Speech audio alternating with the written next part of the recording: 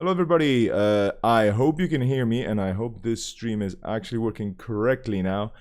What a morning here. Let me just tell you, excuse me. Oh, that's the coffee kicking in. We are streaming live today on the Nisei channel, the Asia Pacific Continental Championships, already happening on JNet.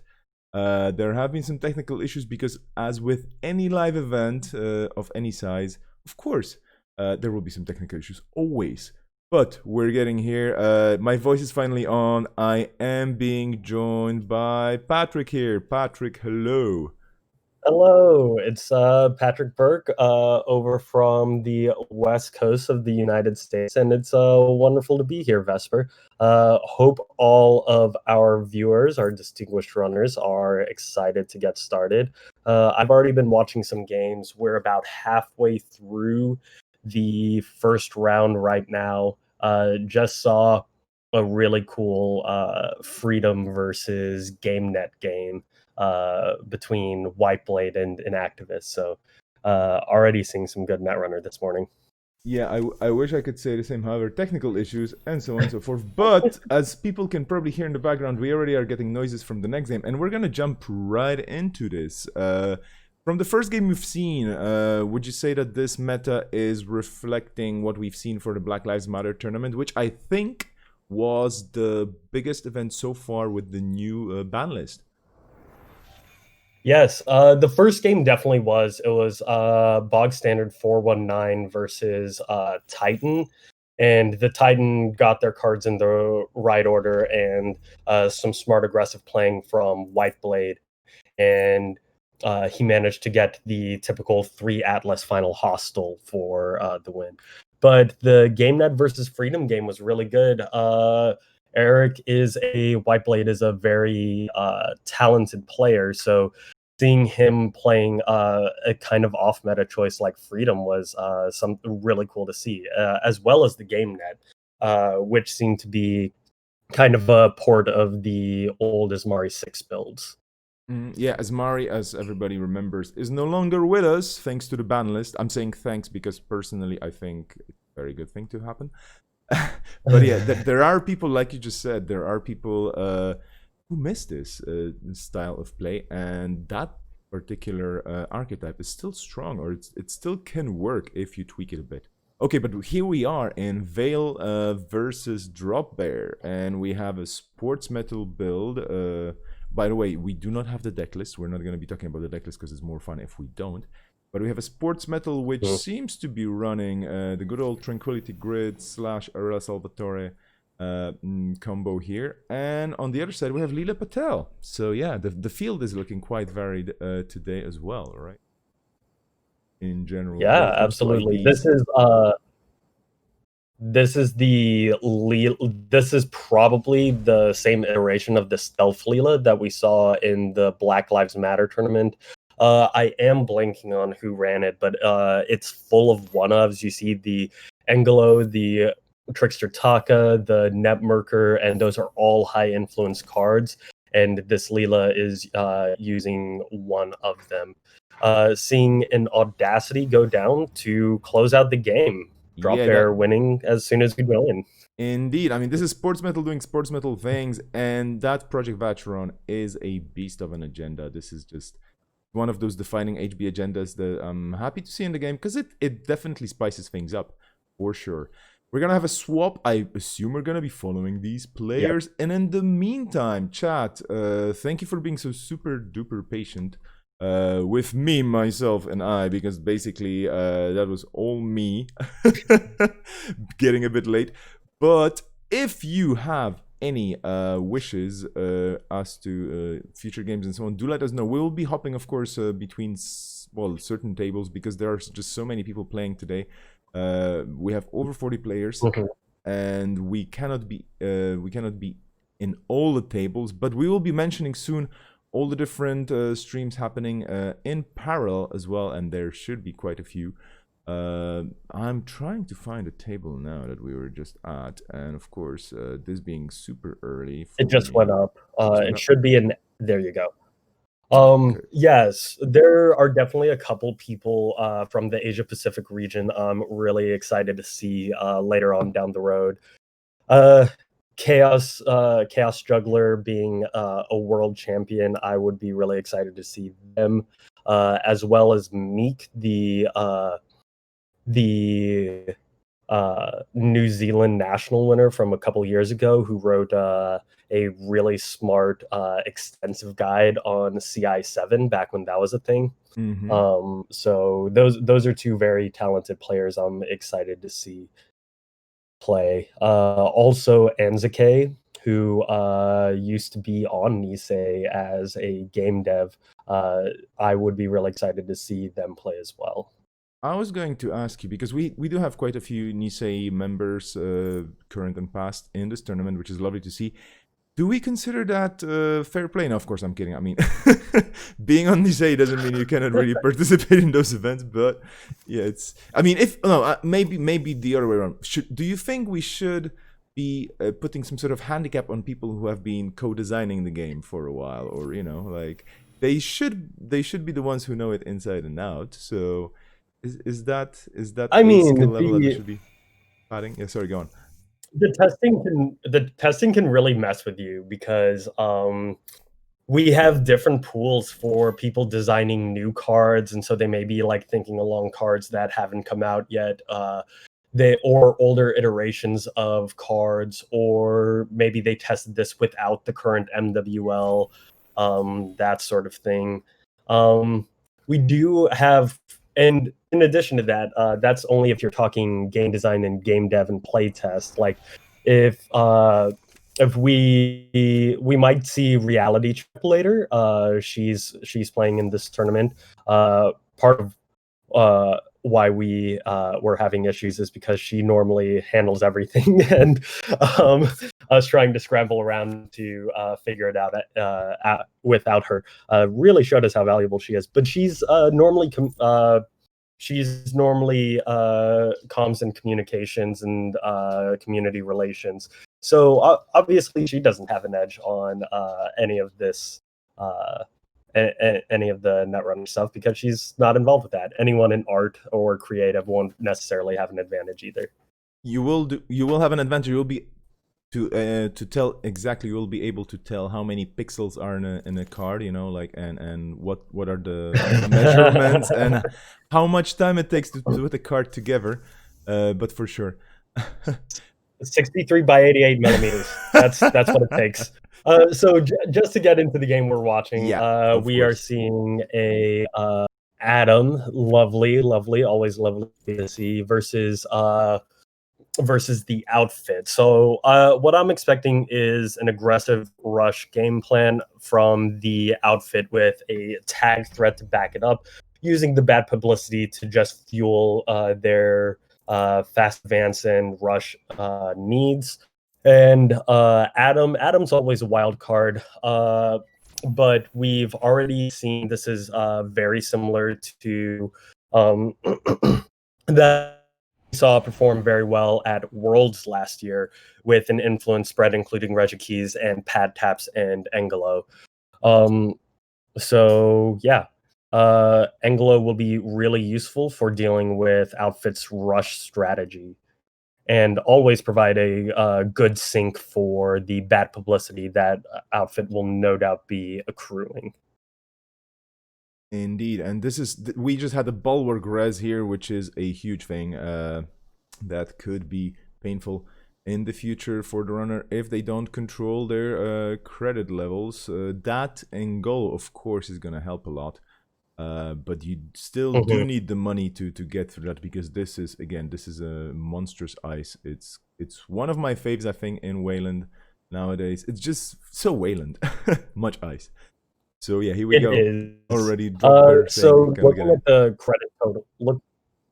looking at the credit totals, Drop Bear has enough money, credit perfect, to boost and break all but one subroutine on Bulwark, and they decide not to. They just face check it, and that's probably the smarter option here, because the threat of hard hitting news and falling behind, especially as Adam, is too potent to ignore. Indeed. I mean, if the price for staying in the game is just a copy of your Rozeki, that's fine, and you can always try and get it back somehow. But that bulwark standing in the way. We have a CityWorks project hitting the table here.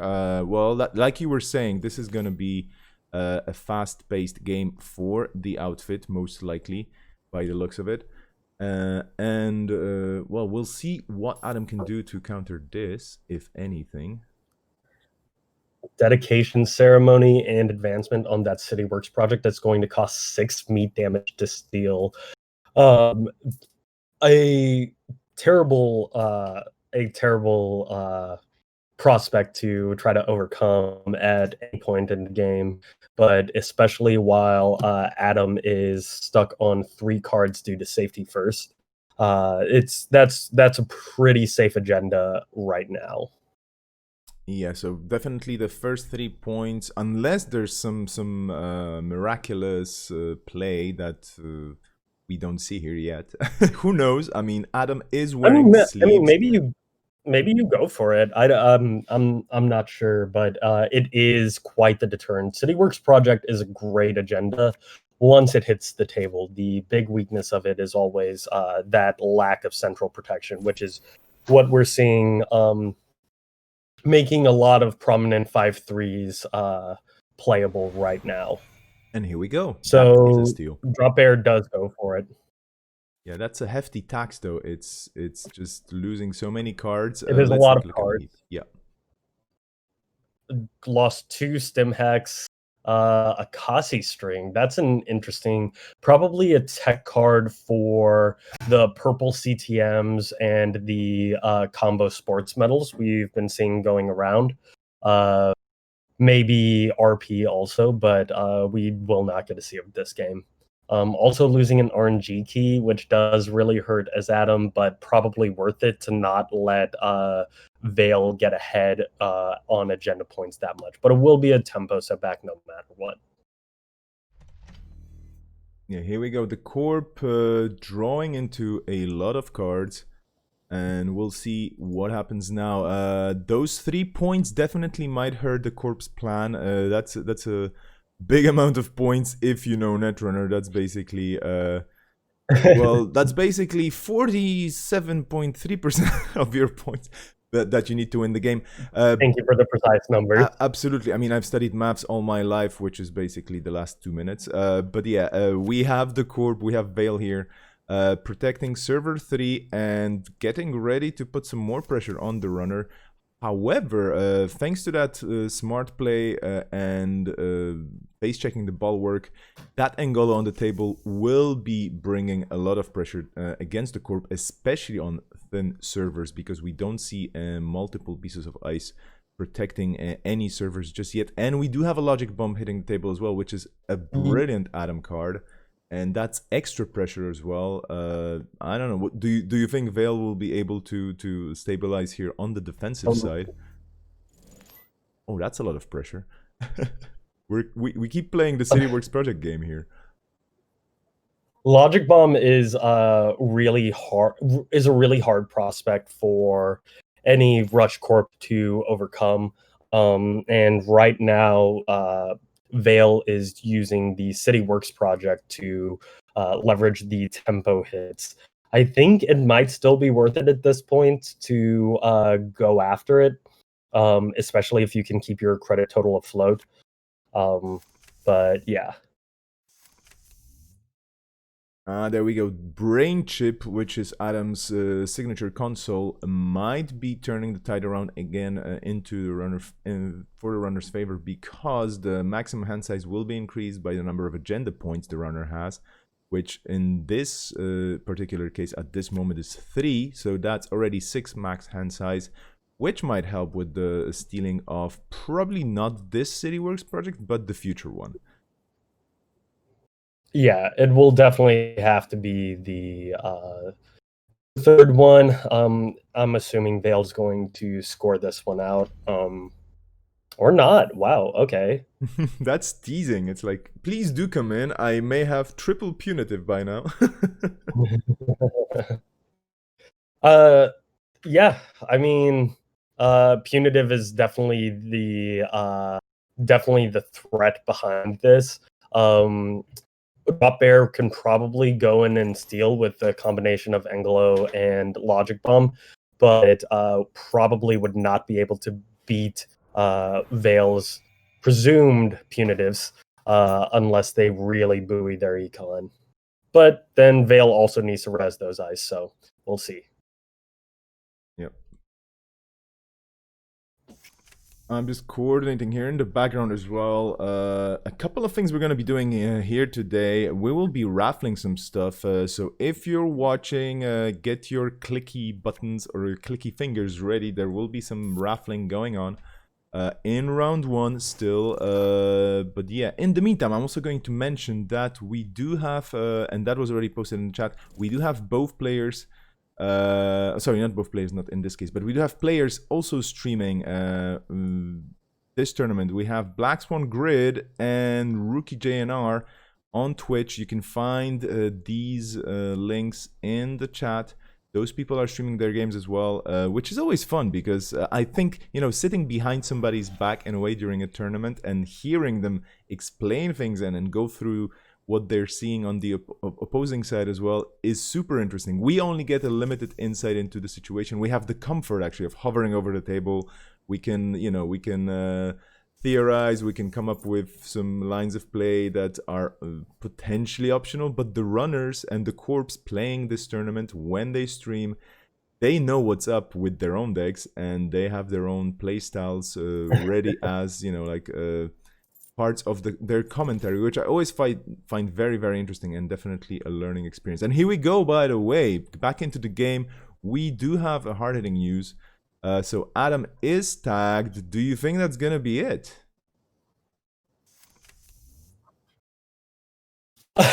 Apparently not. You just laid down a misdirection. Oh, yeah. That's a quick answer. I see your hard-hitting news and I raise you a misdirection, which is just the right card for that kind of challenge that the corp might be posing you. And that misdirection is a lot of value for a paltry 0 credits. Yes, agreed. However, Adam is still behind significantly on economy. And so it will be hard for them to buoy themselves up and not get themselves hit by the next hard-hitting news in trying to continue to pressure the corp. Yep.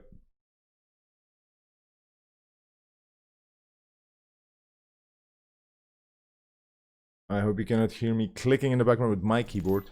Communication is going on in the background. Deuce is wild. 2, gain 3, and well, maybe not draw cards. Who knows? There we go. We have a border control in server 3 protecting that. So that's a strong indication that this corp is definitely waiting for the runner to run and is waiting to stop them in their tracks.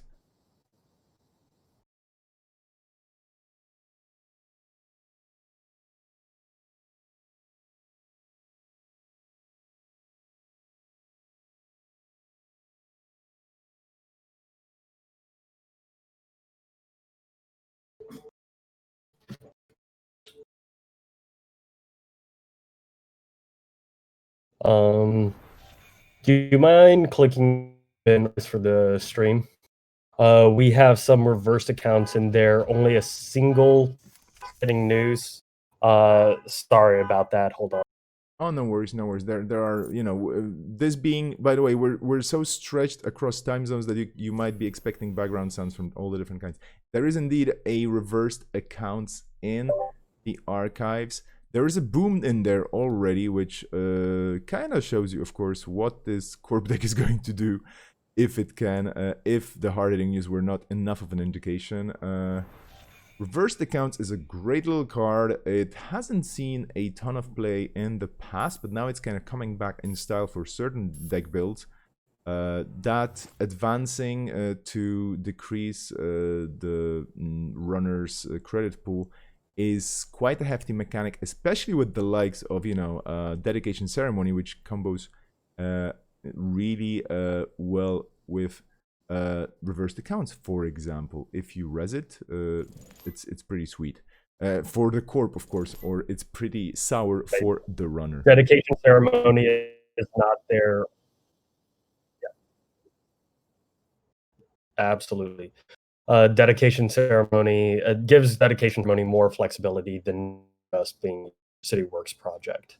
We see Vale going up to 6 points, scoring an SSL.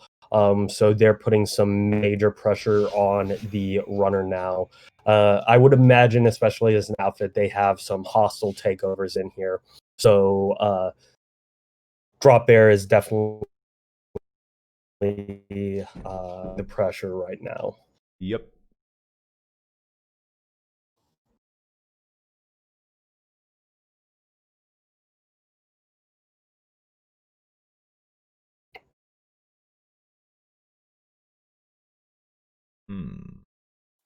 I'm just humming here unknowingly because, of course, I know what I'm doing. But as you can imagine, there are at least 5 different things happening in the meantime in the background, which shouldn't be a big issue for anybody as long as I manage to click the right boxes at the right time. By the way, chat, what are your predictions for the finals? I know it might be a bit too early for this. We will be playing day 2, but it would be good to figure out your thoughts and ideas for this because it's always exciting to try and guess. Pat, who do you think is going to dominate this? I'm looking at Cobra right now, and we're not going to be changing the screen. We're going to be talking about this probably in the meantime and between the rounds. But Sports Metal, Titan, and the outfit on the corp side, and 419 still strong, still popular. Hoshiko Shiro and Nila Patel on the runner side. So out of these 6, if you were to choose, who would you see in the finals? I definitely expect to see 419 up there. I think 419 and Hoshiko have definitely proven themselves to be some of the strongest choices in this meta. 419 is just so powerful and can tech for his bad matchups so easily. So I definitely expect to see one of them two up there. Corp, I think, is a lot muddier. As we saw in the last tournament, there were a wide variety of threats that were being hurled at the runner, and I think that was very essential to Corp performing as well as it did. So honestly, I don't have any designs on what I expect to see in the finals because if you remember, Black Lives Matter was over 100 people, and controlling the message won, and there were only 3 people in the entire tournament on that. So you can't count out some of these less commonly played IDs, especially Cronus Protocol, which is probably on the same complete image deck we saw at the Black Lives Matter tournament. This lone Earth station, which might be on the one that Swifty was on at the Black Lives Matter tournament. Argus, never count out. And of course, CTM. Yeah, that's the thing. I mean, I to be honest, I wasn't making any predictions when it comes to the meta, but it is interesting to see people go for certain tried and tested things. Also, this being the first of the 3 Continentals championships happening, it could be a prediction of what we're going to be seeing in the next ones as well, the ones coming up over the next 2 weekends. But I'm pretty sure there will be a spicy build here and there, and we do have quite a lot of interesting various IDs in today. Like we have Acme Consulting, we have Mirror Morph, we have Replicating Perfection there, we have Saraswati, which has been quite popular with a lot of people in different tournaments, casual ones and experimental ones. So there's a Sunny, there's a Null, there's a Cabonesa, there is this Adam, of course, we're seeing here right now. There is quite a bit of spice. So even though the let's say the evergreens or the current top tier decks or archetypes are definitely strongly represented here today, I'm curious to see quite a lot of experimentation and people trying to surprise their opponents. In the meantime, back in the game, we do have an Archive of Memories hitting the table for an IPO. What is the Corp trying to do here? Outmoney the runner, I guess. And we do have Adam really strongly set up. However, the money game is still on the Corp side. Not only because of that SSL ticking slowly down, but also, yeah, money being Wayland's main source of pressure and speed. And speaking of money, well, we have the runner using a stim hack to get through that trebuchet, which was just rezzed. I mean, I expect the money, the IPO is just because they haven't found their hostel yet. If there was one thing I would guess, that would be it. They're digging deep for their hostel. Yeah, with those 15 archived cards, right? memories Yeah. for IPO maybe means that they want to keep the hard-hitting news or the punitive threat on. Mm-hmm. So you have the runner poking for an agenda, trying to see if they actually can manage to fish maybe another 3-pointer out. The Corp definitely going for the hostile play here because 6 points is a pretty comfy score if you're the Corp.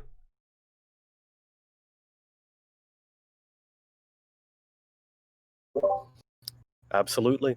Oh, thank you for the mentions. Oh, sorry, just to mention, thank you for the mention. Krusty Spags is also streaming his games. We do have Spags on Twitch as well. I'm gonna be posting the link in there soon. But yeah, sorry, go on. Yeah, it's worth noting that the brain chip is really doing a lot. If this is a punitive deck, the brain chip is doing a lot to keep Adam in the game against the punitive threat. Because you can comfortably sit at 6 cards, so even if you steal a 3-pointer, they have to land 3 punitives in retaliation. There's a hostile. Ugh, must have just drawn that last turn. Yep.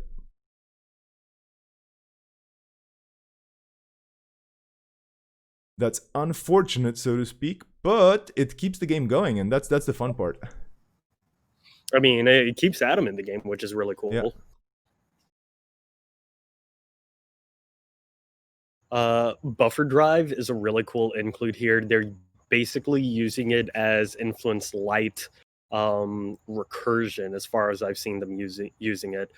We saw it earlier to grab back a brain chip so that they could stay strong against that punitive threat.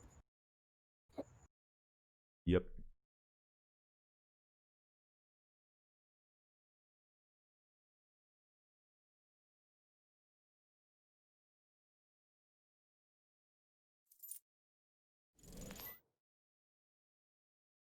Hard-hitting news. Rashida. Oh, okay. He's just trying to dig for one of those hostile takeovers. The interesting part here of the game right now is that Adam, by stealing that hostile takeover, of course, increases the chances of getting another agenda that's a 3-pointer as well. So basically, it's still anybody's game at this point, and it is not an easy game for the Cop, I would say, because Dropbear here has been putting enough pressure through smart plays. That misdirection was definitely key in keeping the runner in the game. And now the multi-threaders and the Angolo and that Corroder, that's a lot of value on the table, pushing hard to make sure that the Corp cannot really just rest on their laurels, excuse me. And yeah, and Vale here saying thinking definitely definitely shows you that, yeah, 6 points is a good point to be at as the Corp, but that definitely doesn't mean you won the game, as that's 7. Yep. And here we go. Look at that. Top decking is sometimes what has to happen. Yeah. That's an oof indeed. They're winning this game. That is an oof, and this was really well played by both players. I mean, definitely an interesting game. But yeah, that hostile snipe definitely saving the game for Adam here. Very interesting game. Okay, let's just jump out of this for a second, and let's just have a Uh, Quick change of tables. We have table 16 setting up, and we have reality check. I think it's just setting up right now, that table. We might be jumping in there.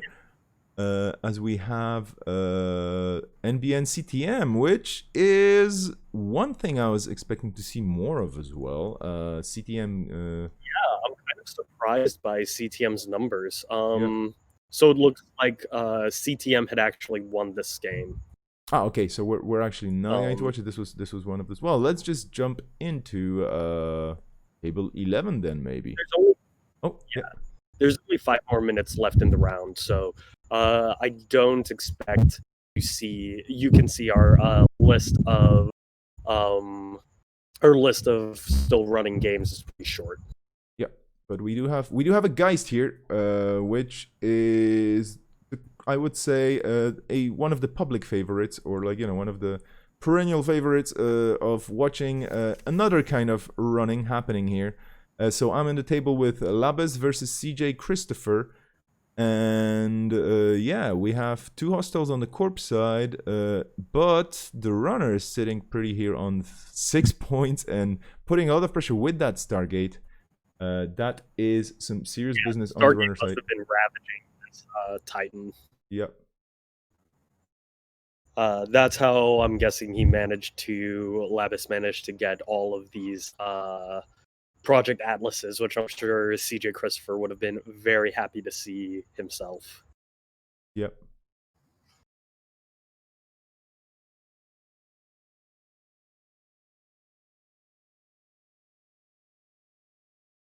CJ Christopher's cat running across his keyboard, apparently. Um, challenges of playing from home, I suppose. Yep.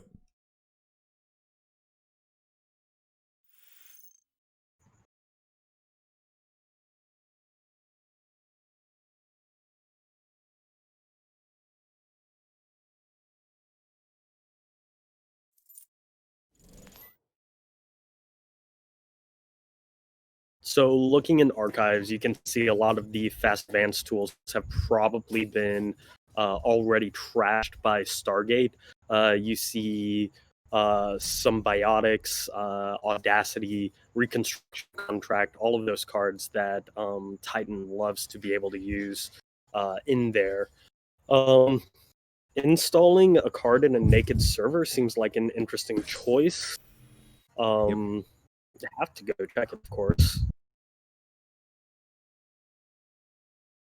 You will not let the corp pull off some sort of a. Well, I mean, with 2 points, the corp cannot really hope for much here, other than trying to trick the runner into some misplay or some tricky play here. But yeah, here we go. That's just a wall to wall. And the corp is really on the ropes here, I have to say. But that Stargate is such a powerhouse of a card.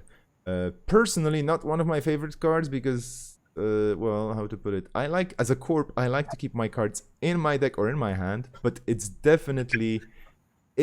well priced. And 2 MU, that's a hefty tax. The 3 influence, definitely also a good cost for this card.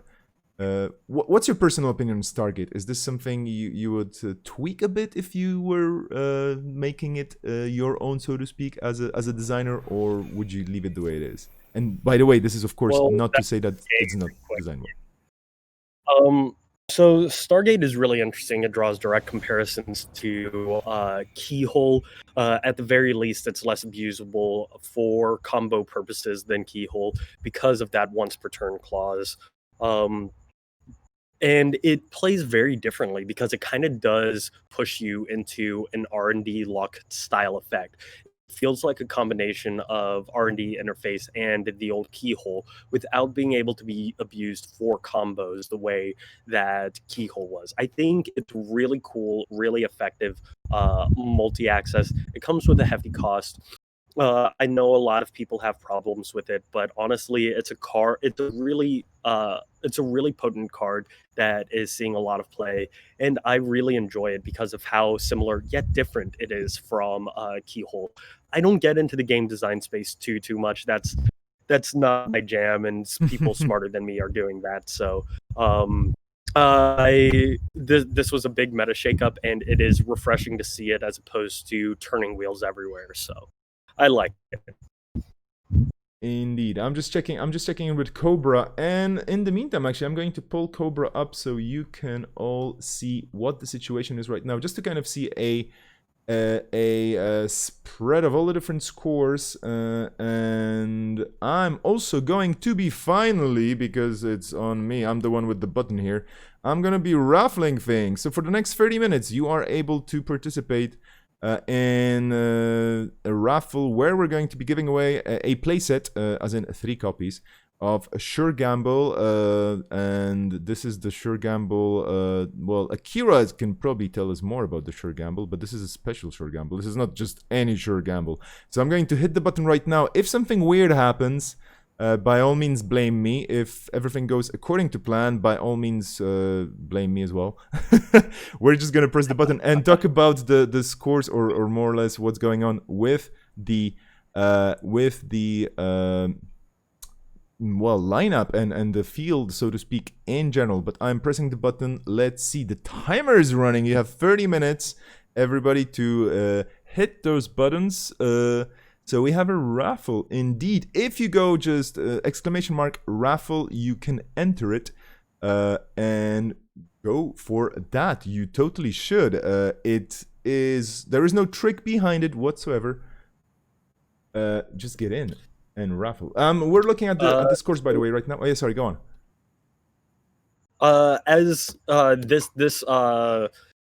This Sure Gamble is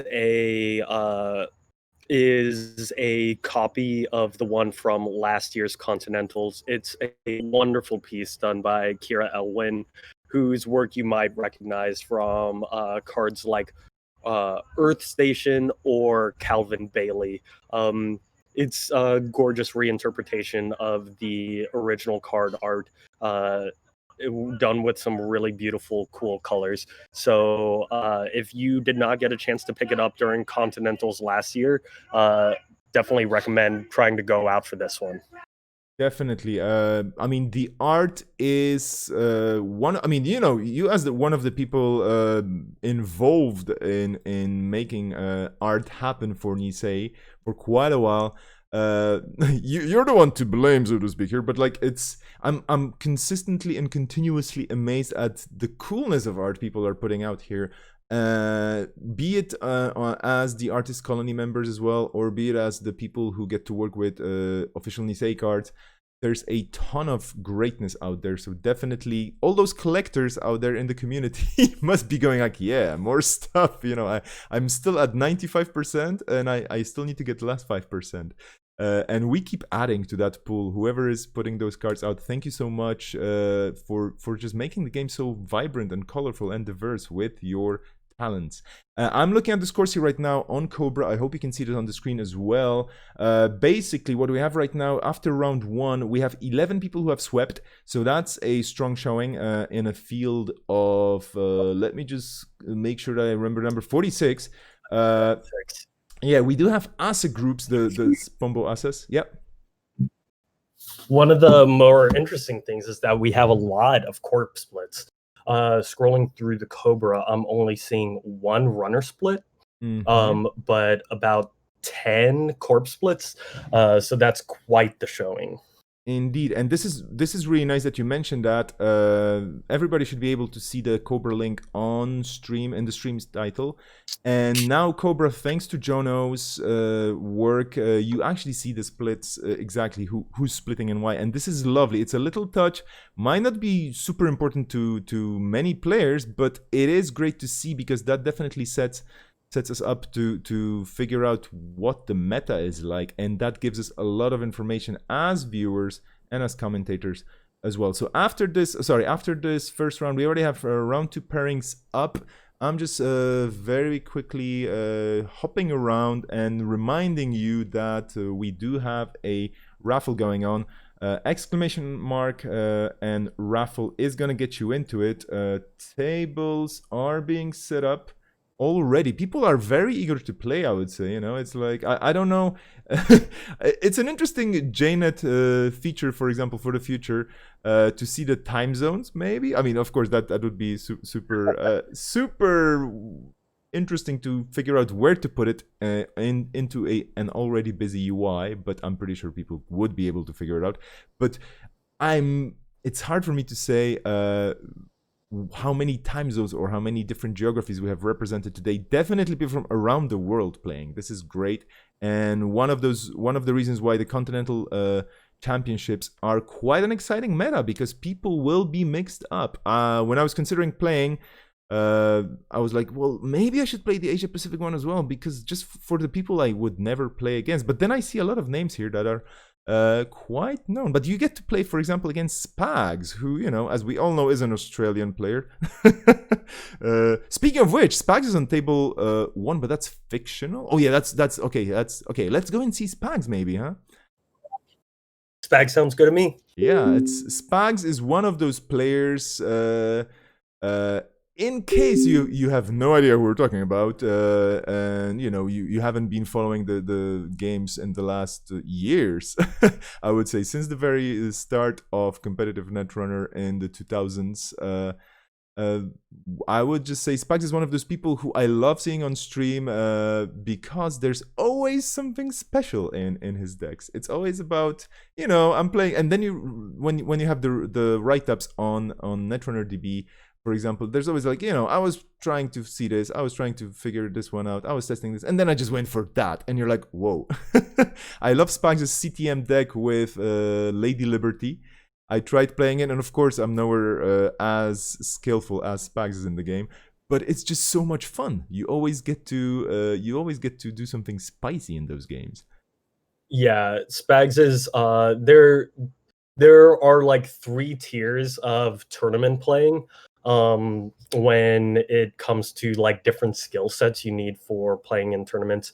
There's 1, the actual playing of the game. There's 2, the meta reading and the kind of tournament gamesmanship of it, which Spags is always good at choosing small permutations of off-meta decks that perform well. He's a really consistent top 16 person at Worlds. And then the final aspect of it is deck building. A lot of people are really good at 1 or 2 of those things. Spags really runs the board. He has, like you said, he made that kill CTM deck that used Lady Liberty and Boom. But he also created the APOC 419 that was running rampant 2 years ago. Right in the wake of the final official FFG Worlds. So this guy is just someone who is basically the Netrunner version of a Renaissance man, just good at everything you expect a competitive player to be good at. Indeed, absolutely. In the meantime, we have Meek and Orbital Tangent discussing the locations of players, and indeed, we have players from Minnesota. We have people from Wisconsin, if I'm getting my US state abbreviations correct, or US state codes. Yep. We have a question from Zero of Maxima. What's Spags doing on Australia? Yeah, I don't know. I think Spags is actually, he's kind of the Chris Hemsworth of today. I don't know about his facial hair, but chances are. Keep getting those raffle tickets, people. Of course, we still have those 3 copies waiting for you. We have a sports metal. I mean, look at that. And Hoshiko Shiro. So definitely 2 of the prevalent IDs here. And I already mentioned that Spags is already streaming this as well. So if you want to have Spags' commentary and his unique perspective on the game as Corp, do join his stream. If you go to the Netrunner category on Twitch, which I'm going to post into the chat again in a second, you will be able to see his game from his perspective, but like we were mentioning this in the chat with Spags, in the game chat on JNet, we want to have all the cameras on him, but actually on fictional, of course, because Spags is one of those super lovely, humble people who do a ton of great stuff in the community, but then, they never take the credit. Anyway, we're off to the races here with Sports Metal, and it's always a race with Sports Metal. Probably my favorite HB ID. I just love the theme. I love the stadium. It's a stadium floating on top of a skyscraper, which is quite something, I have to say, even for Cyberpunk. I think it's the first stadium I see floating on top of a skyscraper in all the different Cyberpunk art that is, out there in the wild. We do have a lateral growth, so that's gonna be a horizontal game, I assume, indeed. Server 1 getting protected, and a cheeky advancement counter. What could that be?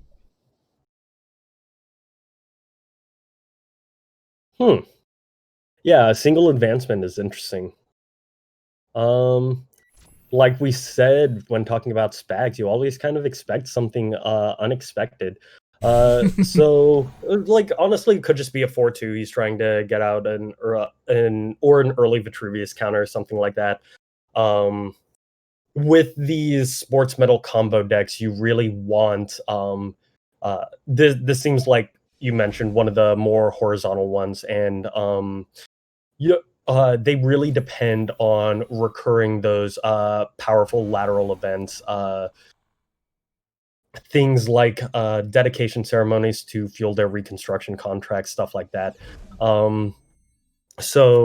I would be willing to bet that is probably a Vitruvius. Yeah, this is also the guess in the channel. We have T. Landerson 11. I'm sorry for misreading anybody's username, by the way, in the chat. If I do so, that's all on me. But that is most likely a Vitruvius. Indeed, that's a Vitruvius getting scored with a counter, so that recurrence is gonna happen.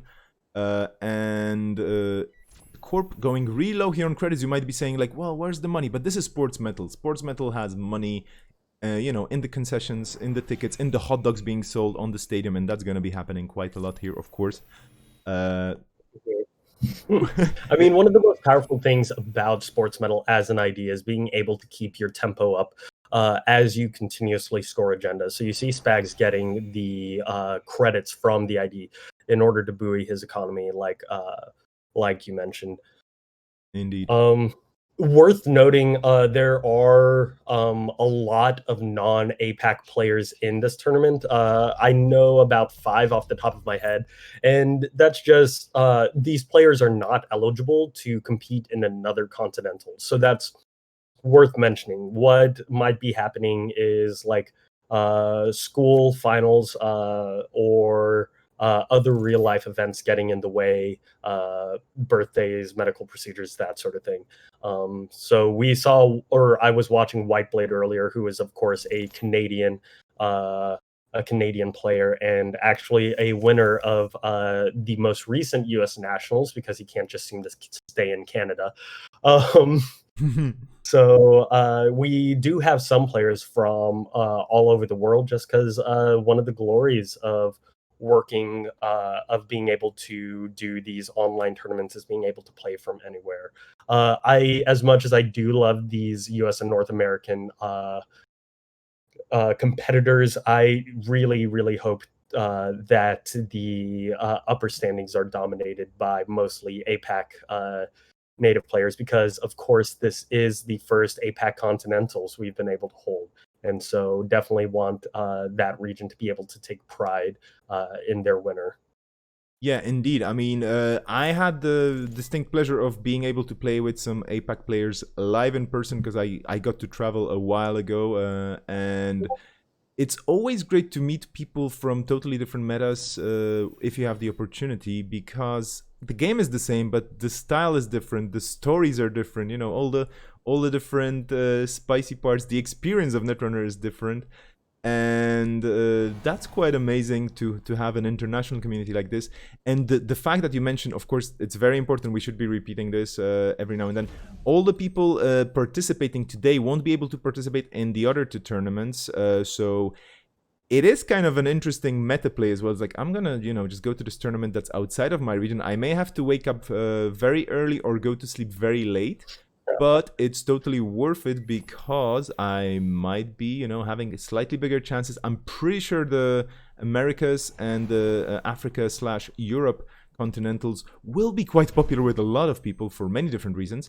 And so this field of 46 players today, is quite attractive for a lot of people who might actually pull it off. I also see Longi, for example, a European player from Czech Republic, one of the how to put it, like iconic players here as well in Europe, and he's playing today as well. And he, you know, I don't think anybody moved to Asia particularly nowadays, you know, but like just for his tournament.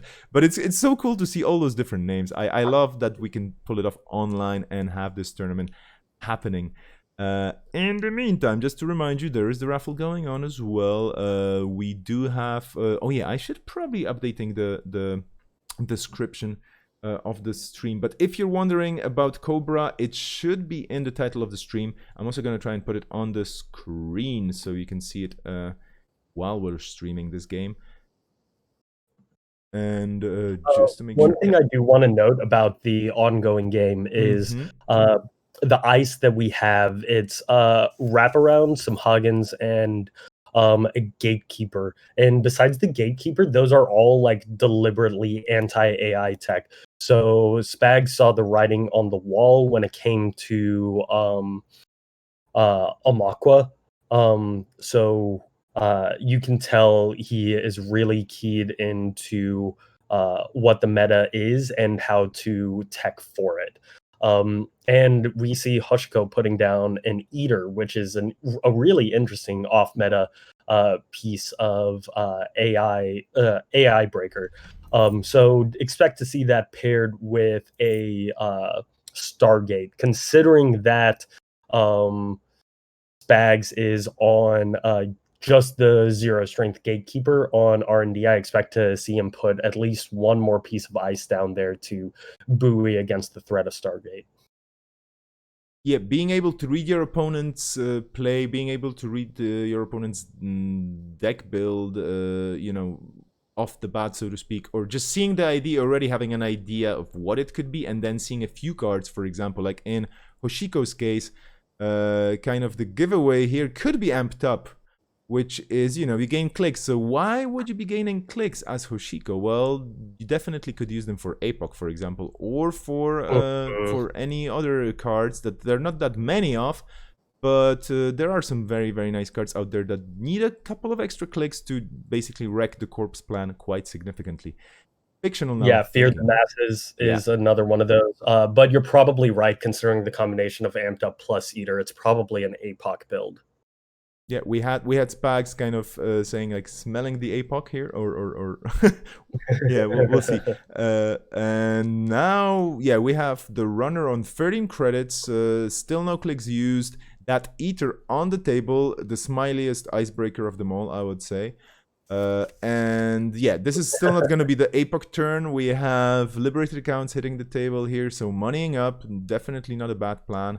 Spags probably on a bit of a timer here, but then again, this is Sports Metal is the ID for tempo and is the ID for fast play, like you were mentioning earlier, Pat. Server 1. So yeah, the question is this going to be an APOC turn? If this is an APOC Hoshiko, that's the question. I mean, they're definitely gaining the money necessary to do that. The wraparound, I'm sure, is something they wish they didn't have to deal with, but it's worse than it could be. Yep.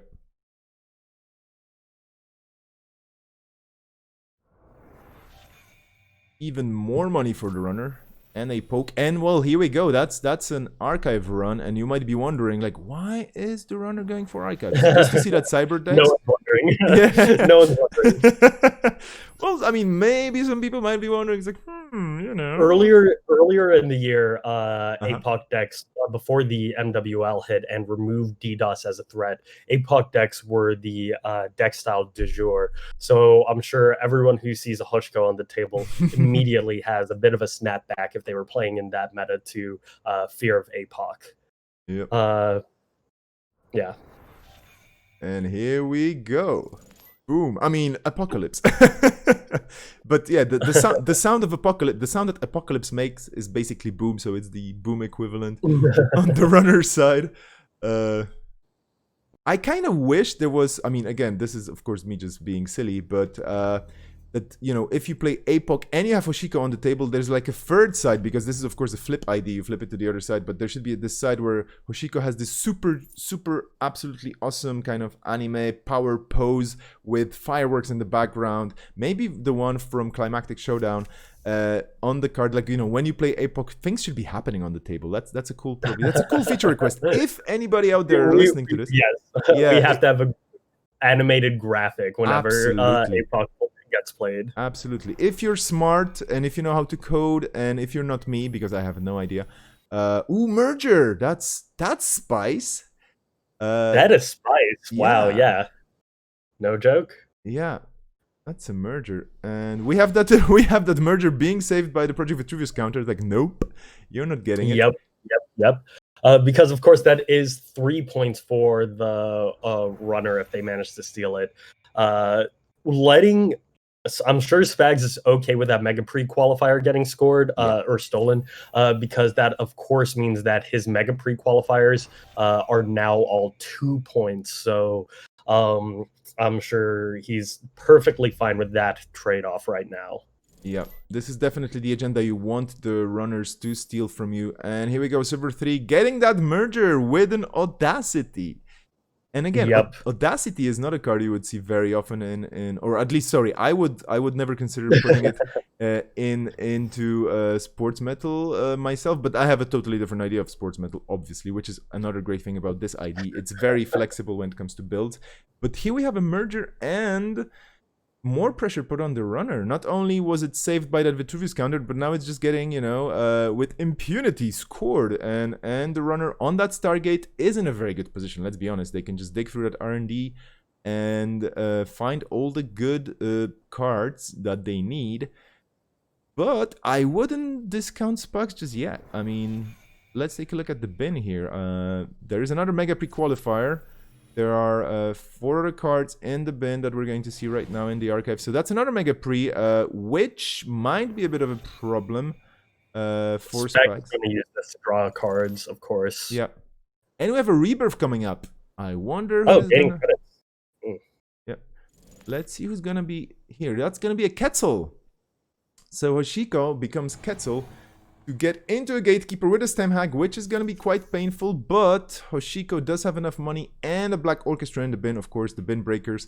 Server to getting... Okay, this is getting interesting now. That's a Vacheron. So the Corp is not really on a timer just yet, because that's going to be 5 points, but there are 2 pointers in that Corp deck, and that R&D is wide open. So Spags now playing for... extra draw, definitely tempo needed here for sports metal. Do you think Spags can still pull it through? Do you think Spags can still get that game with 4 points on the table? I mean, never count Spags out. That is a mistake. He is probably one of the trixiest players out there. Just a guy who is like full on galaxy brain. So I can easily see Spags pulling something through here. Yeah. But he's really starved for more ice. That Stargate is really going to hurt him run rampant during this game. Yep. We have in the chat, in the meantime, by PM Evers, like, Hoshiko going full Madoka if you play APOC. That's definitely one of the effects we're looking for.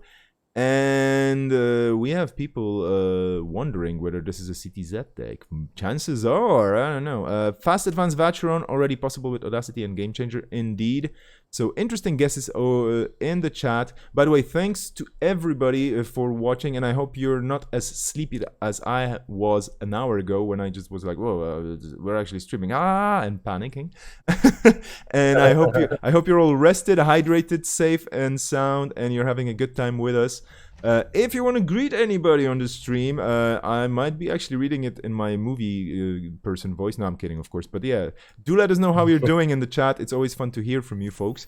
Thank you so much for being with us. Running HQ for that single card. And that's a game changer. Might as well be what it is. Yeah. And that game changer is going into the bin because it's 2 credits. Oh, Stargate. This is really tough now. This is really tough. Yeah. I think right now you just Stargate for agendas. If you don't see an agenda, then you trash their recursion, their archive memories, and their game changers. So that, and you just let the agendas pile up in archives to prevent sports metal from starting to gain that tempo. They're trashing a Turing, which is also a good choice. Another piece of anti AI ice. Of course, to help keep the Stargate as potent as it is right now. Yep.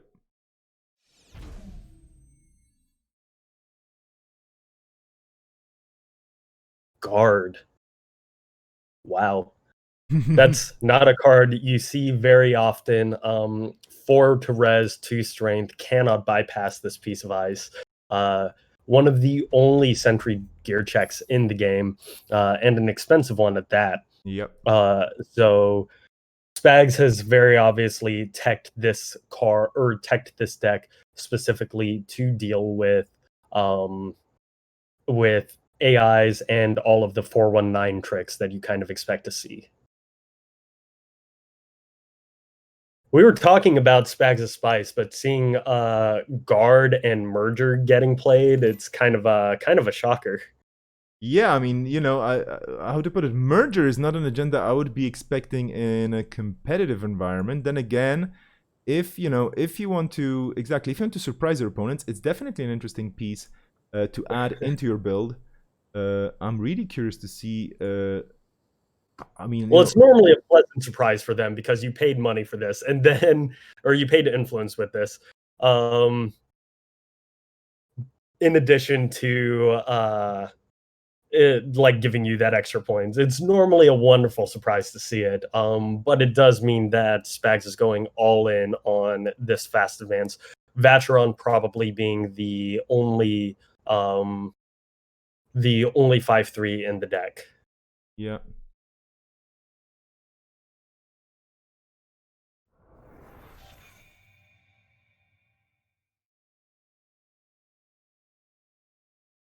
We are now in this kind of a nail-biting situation where Absolutely tender the hooks. the runner is on 1 click left and only 2 credits, and that remote is looking mighty fine for the corp. And we'll see if this is Vacheron. That's game. Yeah, This is yeah, where it is. absolutely. It seems to be advanced, and bam, that's a Vacheron. There we Yep, go. pulled it out. Told you, never count them out. Yeah, Never count them yeah, out. that's definitely a thing here right now. And yeah, look at that. The corp being really pushed here hard to the limit, but pulling through. And we're gonna jump into the rematch, or in the chat if you want to see another game, do let us know. We do have a lot of interesting IDs out there today. Watch this .jpeg Spax 2020. Indeed, cranked. Very good one. But yeah, that Stargate, as much as it's a destructive card or a disruptive card for the Corp's game plan, didn't really pull through. But I mean, there were some accesses, and well, Spax just using some magic here, of course, against Hoshiko. So that just happened. Let's get to their game too. Yeah.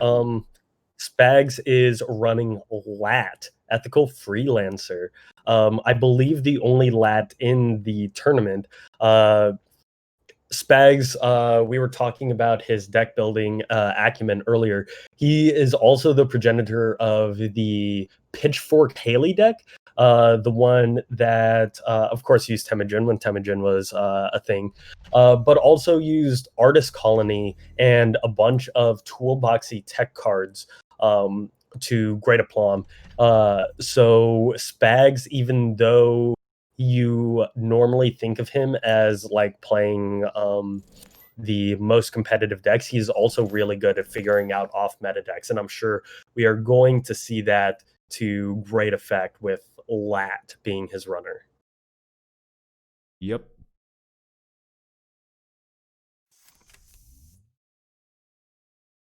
And here Oh we go. wow. Already some And shaper an stuff Ika. happening. Yeah. Out of the ashes. Mm-mm. Okay. What do you think when you see Out of the Ashes? Well, I mean, I don't know if there's gonna be hyperdrivers in here. I don't know. I don't know if this is some sort of a click intense or action intense multi-axis shenanigans deck. When I say out of the There is ashes, I'm thinking there's gonna be a lot of runs, basically. there's exactly one card I think of with Out of the Ashes. Do That tell. is Apocalypse. Sorry, can you repeat that? I think you cut off for a second. Yeah, the only card that I think of when I see Out of the Ashes is Apocalypse. Apocalypse. Okay, so Apocalypse Slat. Yeah. Very very possibly. Cards like Ika kind of push it towards that, right? Mm-hmm. Um, because you don't need Ika as your standard breaker. You don't want to use Ika on a multiple stack surveyor. There you go. See the APOC come down. Yeah. So Ika is definitely one of those cards. It's a transient breaker, so you kind of expect to just see it. If you also expect to trash it, as this lat does. Also expect to see some APOCs to take advantage of those trash cards. Some shenanigans with Simulchip. Really cool idea, and I like using lat to get that +1 draw every turn. Yep. So this was, I don't know, Apocalypse Lat. Wow.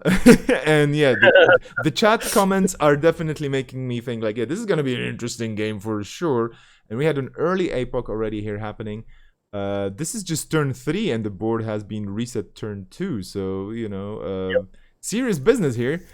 But I think now with Aesop's, yeah, the game plan is changing. But you mentioned Simul Chip Oh, is man, already hitting I'm the table. telling the future right now. You're seeing the Aesops and the Simul chip go down.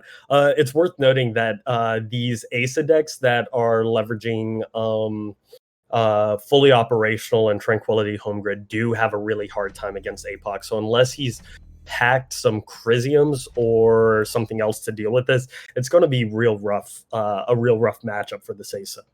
Yep.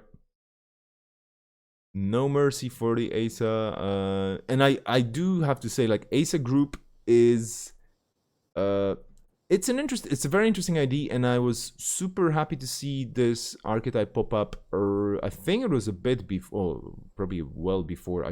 I wasn't following the meta, but like it did take Worlds 2019 by storm, and it was quite an interesting thing to see. And that famous Pinzel combo play deck, which was just quite a it's probably one of the most spectacular corp decks to see, just for the speed it has and for the combos you can pull off. A lot of people would say it's like, yes, cerebral imaging type of, or the infamous CI7 build out there. In a way, it's, yeah, showing definitely HB strength at manipulating time and space, as they usually do with clicks and whatnot.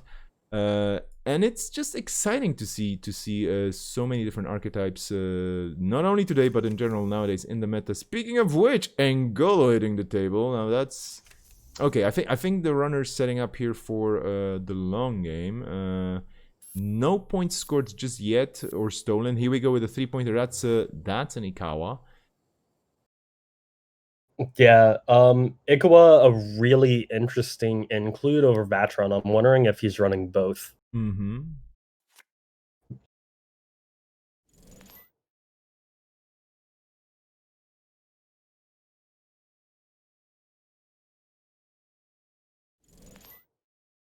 Um,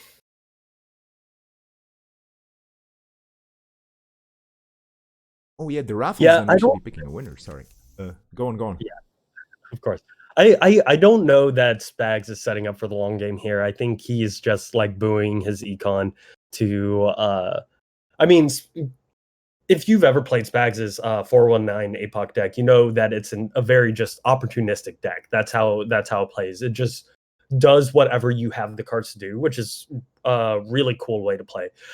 So Angelo keeps him flexible. It can let him kind of remote bust a little bit, and it also keeps him flexible for being able to do the APOC when he has the econ and the money to do so.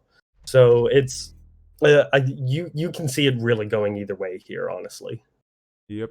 Putting the two simul chips down, that's just one of those cards you always want down when you can. Yep. Here we go, out of the ashes Removing, run. yeah, removing out of the ashes to start up that APOC, I'm assuming. Yeah.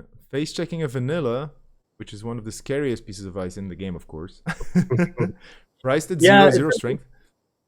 yeah, it's an interesting prospect for this lad, because does he burn the Englo on this, or does he let it fire? It looks like he is going to spend the 3 credits to break with Englo. And if he runs into a drafter or something later, you're going to see Spags playing some hopscotch with his breakers to make sure he can pull out a Nika. Yep.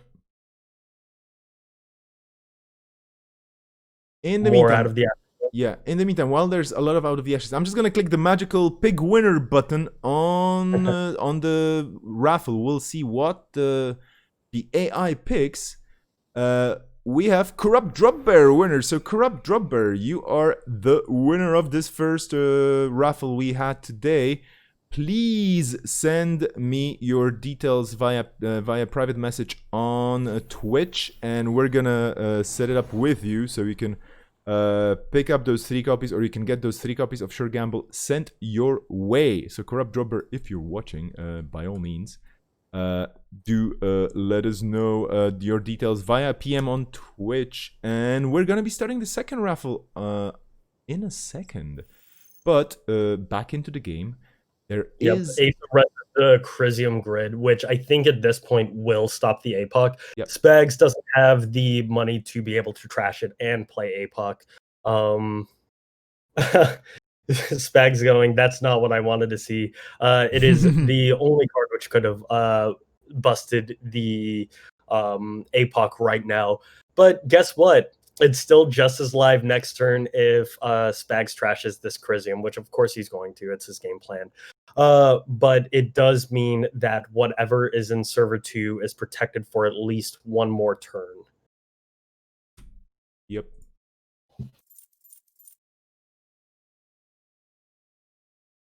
If Spags had just one more out of the ashes, he would have gotten it.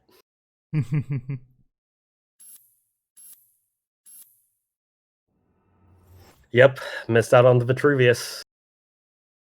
That is unfortunate, but that keeps the game going in the Corp's favor.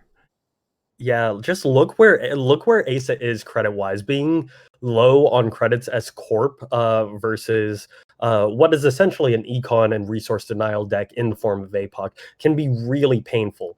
Especially now that Gatekeeper is 0 strength, it's going to be trivial to get through with Englo on future turns, and they're not going to be able to build up their servers to make the APOC less desirable. So hopefully this Asa has some fast advance shenanigans. Otherwise, they're going to be in deep trouble getting 0.7.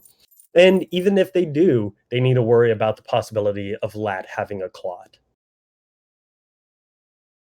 Yep. Clot is a card, dear folks, and it is in the game, and it is still useful, in case you were wondering, like, nobody is slotting the Clot. A lot of people might be today. We're starting a second giveaway, 3 copies of Maryland Campaign. Again, exclamation mark raffle, you get into the raffle, everybody has a chance, and then we're gonna use our resident AI to pick the winner in around 30 minutes. And if you're just tuning in, this is the second round of the Asia Pacific Continentals official tournament by Nisei. We're running this today. We had a bit of a delay due to technical issues caused by yours truly, but we have a second vanilla being raised, so I think that's spicier than me explaining anything whatsoever. 2 vanillas protecting the archives here. That's mighty, because, you know, that Angola right now is a bit sad. I'm sure Spags will have the Spags will find his barrier breaker eventually. Mm-hmm. It's out there. It definitely exists. And like we mentioned, there's no threat of fictional being able to score out a card this turn beyond an audacity, which is still a possibility. Mm-hmm. Single access on HQ, Tranquility Home Grid, running again. Digital Rights Management, that's an Okay. NBN card. It does mean that if they're using digital rights management as their agenda tutor, Spags may be okay for another turn. But Spags was definitely pounding HQ hard just to hopefully pull out that agenda that could threaten the game here. Red level clearance. Honestly, of all of the downfall cards, red level clearance might be my favorite one. Uh, I played it in a building a better world deck that utilized that with SES deployment, drone deployment, and punitives. And wow, it is just such a powerhouse of a card. It's also a transaction for building a better world. And it's just such a flexible multi-tool of a card. Love it, absolutely love it.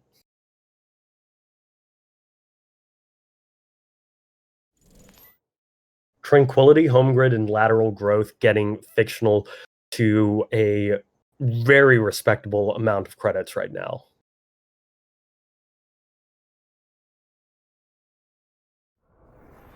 Yep, Fictional is sitting on a good little pile of credits here, which might not be double digits, but I think it's enough, and especially in a combo deck which reses very cheap eyes, you don't really need to run a big bank, and you can still be dangerous, or not dangerous, you can still be just imposing against the runner here. Here we go, server 2 getting advanced.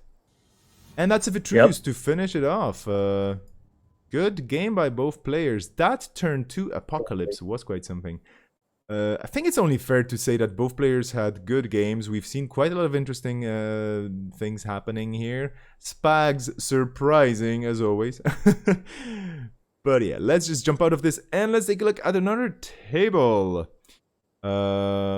Any choices, any picks? I'm wondering who could we see here? Maybe. I'm trying to find some names that are unknown to me, and I think table 8 is that. No, I'm trying to really like go through my player knowledge or username knowledge. Yeah, let's do table 8. Table 8, it is, let me just make sure that, yeah, so we have table 8, we're jumping in, we have Professor or Prof Wako versus Equals D. So that is a 419 versus Kronos Protocol, and that is looking interesting. 419, you can probably guess what's going on here. The Kronos Protocol, though, well, of course, you can also try and guess what's going on here. By the looks of it, we have neural amps, we have snares, we have complete images in the bin. But yeah, so far It looks it very seems to be similar to the Chronos Protocol deck we saw yeah. do very well, get into the top 16 Mm-hmm. at the Black Lives Matter tournament. Really just one of those decks that uses a lot of just standard good cards, good Jinteki cards, and leverages Chronos Protocol to gain information and hit opportunistic cards, similar to how Argus and Outfit decks use hard hitting news or punitive as the backup plan. I think complete image is the threat behind the threat, where not the be all end all goal. Worth noting that this 419 has already played all 3 of their mining accidents, and it looks like landed 2 of them, judging by the bad publicity. Yep.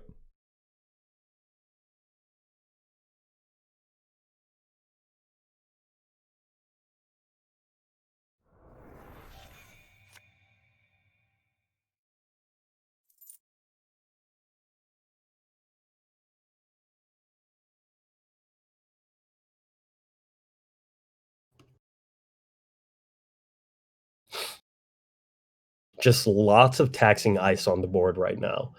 None of this ice is designed to keep the runner out. It's just designed to make it really undesirable to run, which is what you want against 419, who makes a lot of their money off of their runs. This hunting grounds has to be doing a lot of work right now, rendering the slot machine largely useless, or the Sisenton much less potent.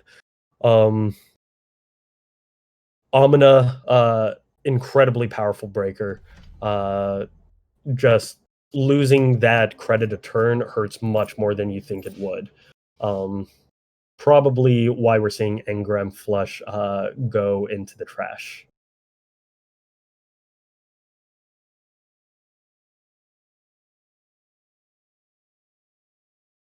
HQ is really weak with that hunting grounds, with Engram Flush being the only protection against it. Wondering why they didn't just keep the Engram Flush along with whatever they put there, because it looks like they have a lot of on-encounter ice. And it would provide some additional protection, but maybe that credit mattered more. Or continuously losing it against Amina mattered more. I don't know. Yep. That hunting grounds is definitely going to be doing a lot of heavy lifting here again against equals D's deck. Running that R&D, the Sisenton waiting there for the runner with those spiky subroutines. Not a problem at this stage for Prof. Wacko here because of all the money and all the counters on Amakwa. So definitely, there will be accesses happening, and the runner here is theoretically speaking on game point, but they choose to just load up the turning wheel, which is of course another good play because the Corp is not really locking them out just yet, yeah, you can just load up on those turning wheel counters, then do a decisive run, hunting down that sweet 3-pointer you need to complete the game to win.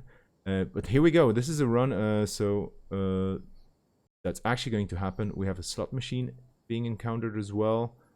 And we'll see. Will the runner here use the turning wheel counters to just do a minor dig, or will they go for a single access? Yeah, one of the things that this equals these their Protoss protocol really depends on is trying to get one of those House of Knives early. We see the turning wheel run managing to steal the second House of Knives, not getting that constant information from Kronos protocol and not having that threat behind the threat really hurts this deck. I bet they're really frustrated right now over not being able to get one of those House of Knives. Yep, the two House of the Knives, that's not something you want to see in the runner's scoring area, not at all. Click for Credit says to me that equals might be flooded. They have enough money to threaten right now and leverage it, but they just don't have anything. Like, the money isn't saving them right now. Yeah. I mean, in equals D's favor here, I should say that they can still, with the 14 credits and with Kronos Protocol being what it is, although we have the runner here playing very carefully around this, of course, but Kronos Protocol kills, when they happen, they're usually quite spectacular, so who knows, maybe equals D is going to pull it off. Maybe they can just have that one moment, even though the runner is on 5 points, that can still happen. We shouldn't be discounting Kronos Protocol's ability here together with those different combo pieces for that kill in this deck. In the meantime, just a quick reminder, the raffle is going on still for a few more minutes. Do enter.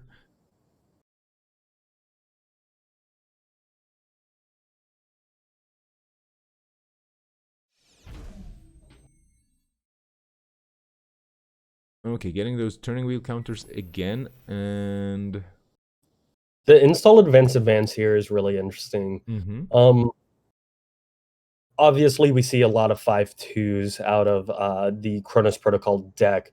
So it could be that, judging from the fact that they have a 6 strength Amakua, if it is a 5-3, they're doing a major just psych out gamble, because the more obvious reads are that it is an NGO front. There's 2 in the bin right now, though, Mm-hmm. Yeah. so that's less likely. Or it could be a bio vault even, Mm-hmm. and they're just trying to leverage the runner's lack of money right now and hopefully convert that into a sincere threat. Oh, here we go. That's a Uh, purge.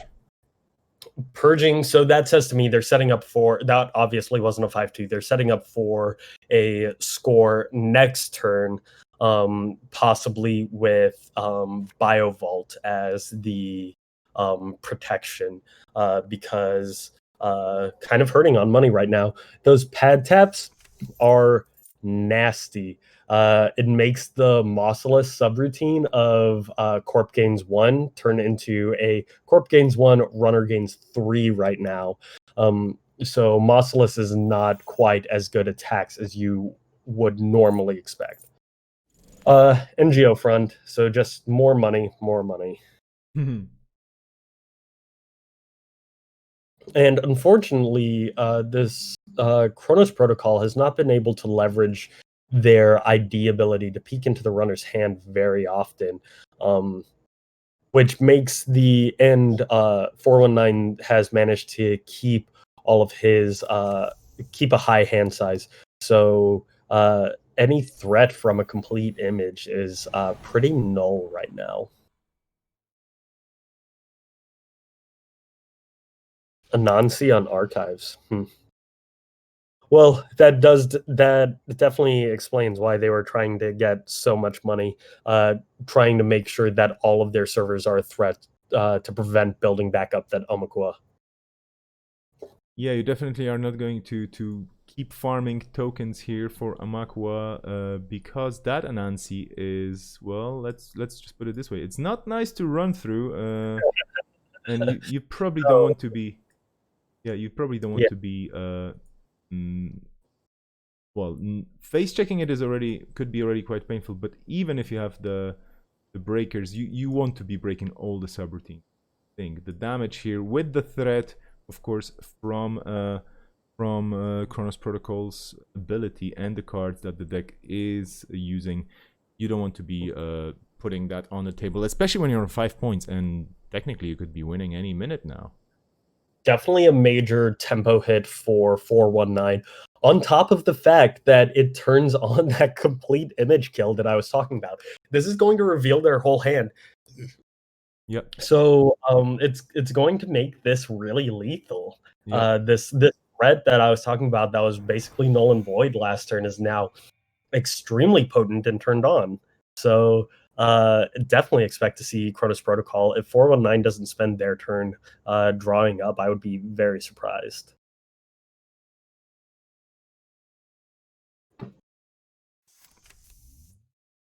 Yep, class act. Very smart.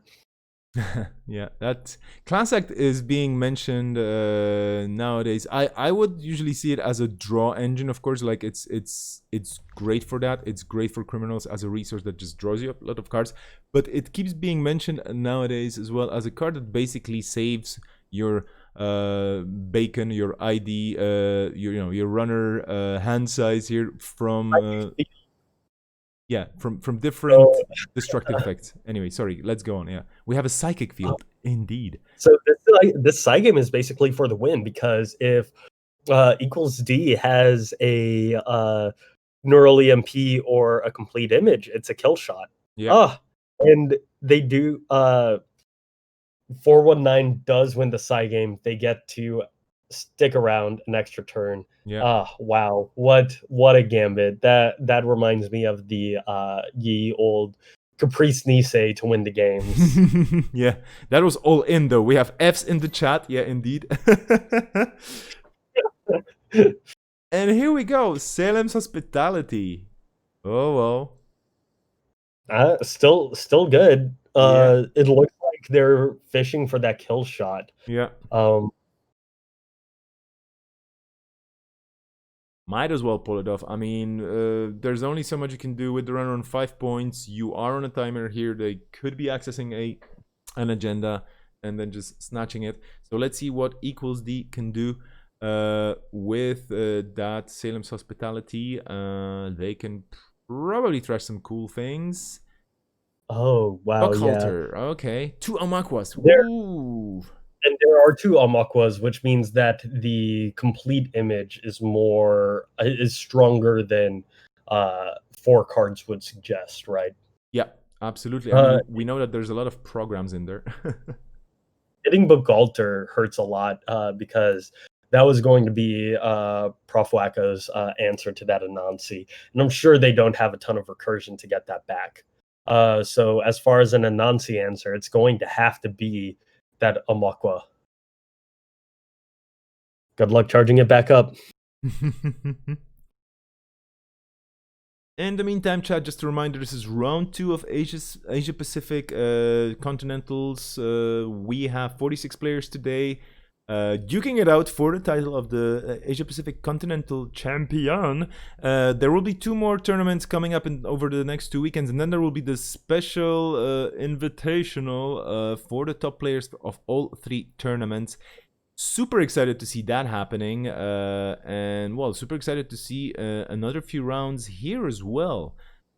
If I remember correctly, we're going to be going for a top 8 here for the next day. So yeah, do let me confirm that with the tournament organizers. And I'm not the TO here, neither is Pat. We're just the happy voices here floating around, greeting you all, enjoying these games quite a lot. So far, we've seen very interesting games. Even with, you could say like, oh yeah, the prevalent decks nowadays in the meta with the current, with the latest ban list, it's still fun to see because it's still fairly fresh. We're not going. This is not like a year into this meta. We're like, yeah, we know everything, and it turns more into a game of chess. Now it's still fresh and exciting. We have Akira confirming that there's going to be a top 8. Thank you so much, Akira. Akira, by the way, in the chat. If you want to say hi to Akira, today's TO, do so in the chat. Absolutely. Akira has been she's been doing so much great work around this tournament. I can just, chapeau bas, so to speak, in French. And remember, dear folks, that we're running this from so many different time zones. Sorry? How many languages do you speak? No, I just speak phrases. That's it. I mean, I can speak any language I can read, which basically is just cheating. Everything on stream with us right now is just prepackaged phrases you happen to be able to pull out. That's a perk coming with experience and being alive for quite a while and being able to meet a lot of lovely people who taught me some phrases. But yeah, here we go with an access. Let's see, 0 credits on the runner side. This is dangerous, to quote a certain Prodigy song. But yeah, R&D access here. I don't know what's gonna happen now. This is everybody's game still. Because there we go. I mean, that's an Obokata. Yeah, I was kind of thinking you still have enough cards for the Obokata. What a steal! Very good game though. Very exciting. Very tense. Very good. Wow. Yeah. Yeah, you shouted out Akira earlier, and definitely she deserves some love. She always puts a ton of effort into. She's the online organizer for Nisei. So any tournaments you see happening online, that's all of them right now, are definitely her babies. So all of the great work that has been done into organizing these events, she definitely deserves the credit. There's a bunch of people on Nisei who have also contributed to this. I believe Mar Payaris is helping TO this. Adam Marastika does a lot of work. Mike Papadopoulos was helping set up this stream. Of course, Reality Check being our community liaison, always a super helpful person whenever it comes to this stuff. She's wonderful. Speaking of which, table 7, we're going there. There's the Reality Check playing, yeah. So that's Serenity with the NBN. Hopefully the game is not over yet. We've seen Labas already a bit, but we can definitely catch up with what's going on here on table 7, where we have CTM. So some people are already getting very big smiles here. And Geist. How has CTM been doing? Let's see. How did CTM perform that first game? Well, it was a corp split that first game, so CTM at least has put up results. This is a gross. This is a gross looking. I was waiting for your comment Wow, on this. Yeah. wow. This is the dream. Yeah. I can't imagine anything more you want. Although Geist does have tech traders out, so Yep. Geist is getting 3 credits every click, pretty much. They have infinite money. Corp has infinite resources in all of this. Yeah, this is wild. That Lady Liberty heftily protected right now, and Geist needs to have an answer to that. Because otherwise they're going to be able to score Serenity will be able to score that whatever 2-pointer she needs to score Yeah. next turn, because there's no way without some bypass tech that Geist is getting around this tour guide. Although I guess that's kind of what Geist does with it looks like all of the grappling hooks are in the bin right now, which would normally be the answer in combination with like Gabali or Kongamato or Boomerang. But if all of the grappling hooks are gone, it really hurts those options. Yep. Lab is here, not giving up though, running into that toll booth, ready to pay taxes for being brave and whatnot.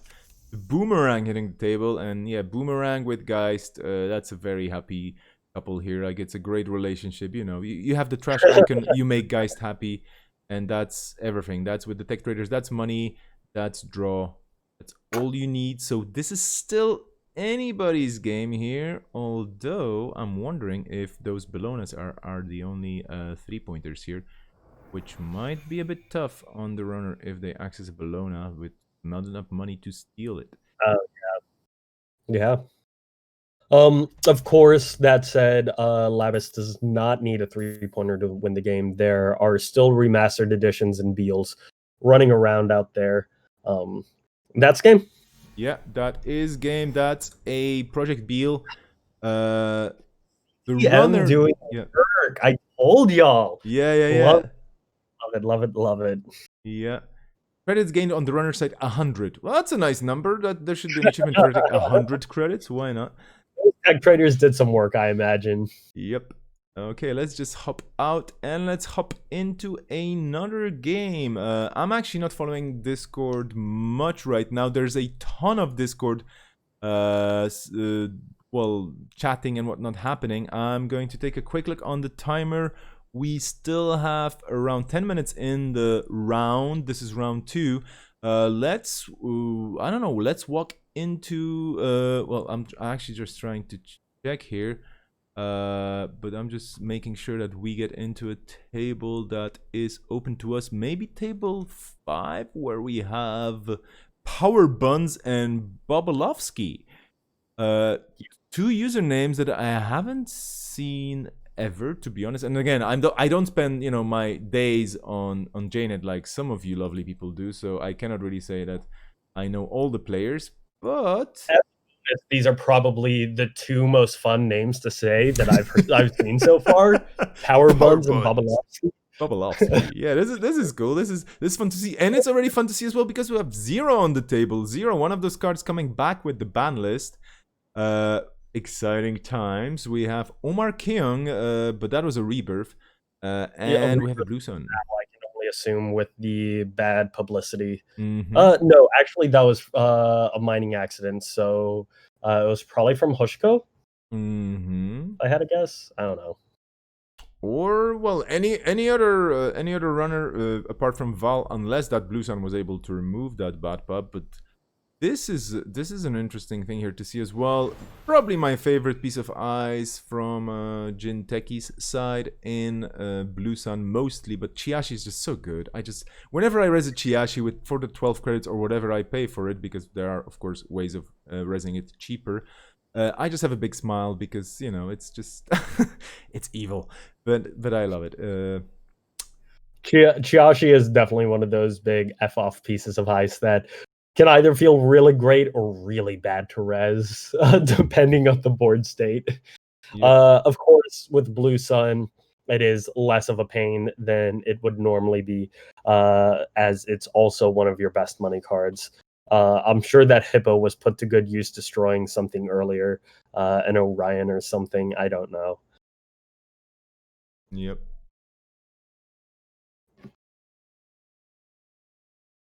Let's just see what's gonna happen here. One click, many worries. Indeed, I mean, with 2 tags against the Blue Sun deck that might be packing some nice Wayland or other corp cards to just wreck your game plan if you have a tag or maybe 2. Yeah, definitely power buns here in a rough spot. They can still do something about it. I don't know. The runner is not out of the game. Both players on 6 points, which is good to see. But there is that SSL ticking down. We have a Deuces Wild. Okay, so there will be a tag removed, I guess, and drawing up just to potentially. No. Oh, there we go. I think. Oh, advancing a card. Yeah. Just this game. Okay, that's a hostile. Okay, so this is basically a vegetarian Blue Sun just saying, I'm not gonna do bad things to you. And again, 100, both players around 100 credits. It may have been just a punitive Counter-Strike build. So that's what he was obviously, Mm-hmm. Power Buns was obviously trying to deal with, rather than the tags. I think the tags were less of a priority because of the punitive existence. Yep. Let's take a quick look at the table 15 still happening as well. We have Defver versus Inactivist. Inactivist being Nisei's own Luke, who is on the OP team. For sure, he's one of the people involved in sending stuff around the world.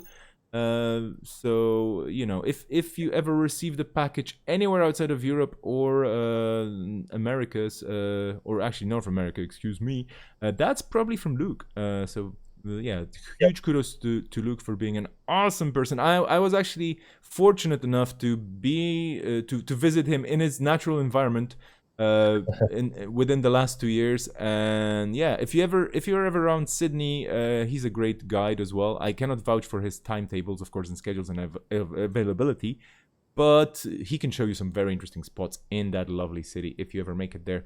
And yeah, I mean, now that I said it, I'm like, yeah, right, traveling nowadays. Oh well, here we are online cyberspacing, and this is one thing I should bring up. this is not gonna be a spoiler, but we were in the chat in the preparation for this event, just kind of riffing around ideas and whatnot. Like we were like, well, how about we make it 3D and VR, and people have goggles and stuff, and it's even more cyber. And it's like, well, that potentially is possible. And then some very interesting photos or some very interesting ideas of reusing those old school 3D glasses with the blue and the red lenses popped up. And I'm not saying it's gonna happen, but chances are there will be some sort of a in the wild extension or some sort of an in the wild CSS hack happening at some point to make JNet Games 3D for all those lucky people who have those glasses. I don't know if this is gonna happen officially ever, but we had quite a laugh at this because that would be quite cool. So just as a point, this is the GameNet deck I was talking about. I was spectating on in round 1. It is a version of the Asmari 6 that used to be run with daily quests as the econ buoy in the early game. So that's where you're seeing the Echo Chamber come out. It's a high tax deck. And we see a CyberDeck's Virus Suite already doing an HQ purge just on access from the 419, and it's going to make archives less appealing to run in the future. Yep.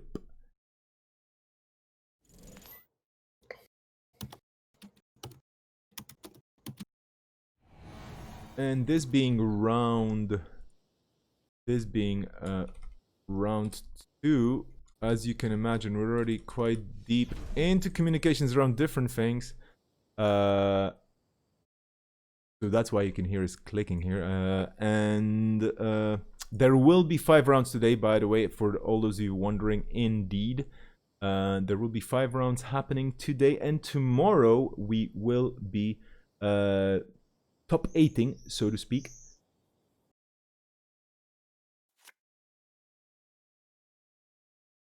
Absolutely. I will also be joining you tomorrow for the finals. I believe Akira said that it would be a top 8 for this size of a tournament, which seems Yes, fair.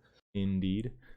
So that actually means that everybody qualifying for the top 8 today, apart from getting a shot, at being the top player in Asia Pacific, will be playing in the Intercontinental tournament happening in 3 weeks, more or less. So that's August 8th, if I'm not mistaken. My calendar awareness at this time of the day, I will totally take a break at some point to make a second coffee, by the way.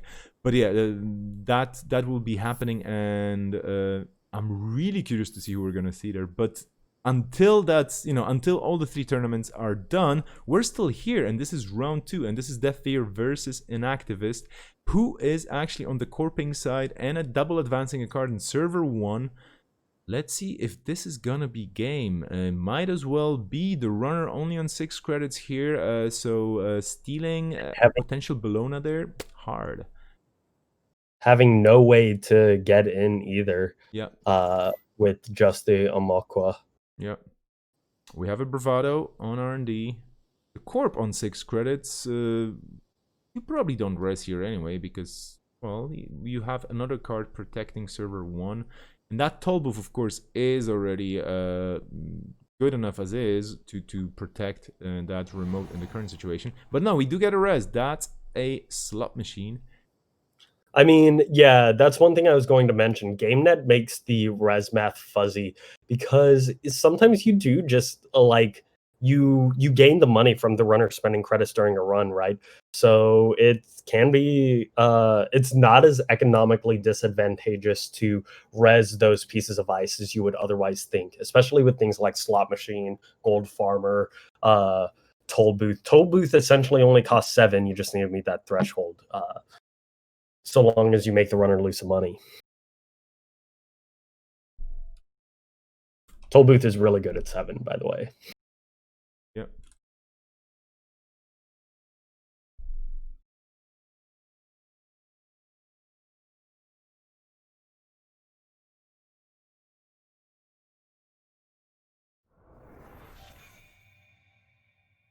Bravado, such a good card. Lets you be really aggressive with those pokes because you're guaranteed to make some money back, even if it's something you can't break. Much less fear than a dirty laundry or some such. Diversion of funds going down. Like I said earlier, GameNet as an ID makes this math always so much fuzzier because he's going. Deathver is going to drain 5 credits, but GameNet is also going to gain 2 credits from breaking the gold farmer in the first place. So if there is a threat of that being a 5-3, this does not stop that threat. Deathver smartly leveraging that credit deficit into a mining accident. If this is not a score, well, it is a score. If it weren't a score, it would have been a great move. But Yep. there's always the chance it's going to be an NGO. Yep, we're getting very, very close to the end of this round, so I might as well pick a winner using the magical pick a winner button on the raffle. Let's see who gets the 3 copies of Maryland Campaign deal, folks. It's gonna be Scatotonic. So Scatotonic, I'm gonna message you on... Perfect. Yeah, we have a winner here, and we're gonna be going into round 3 soon. This was the last game, by the way, right? Yeah.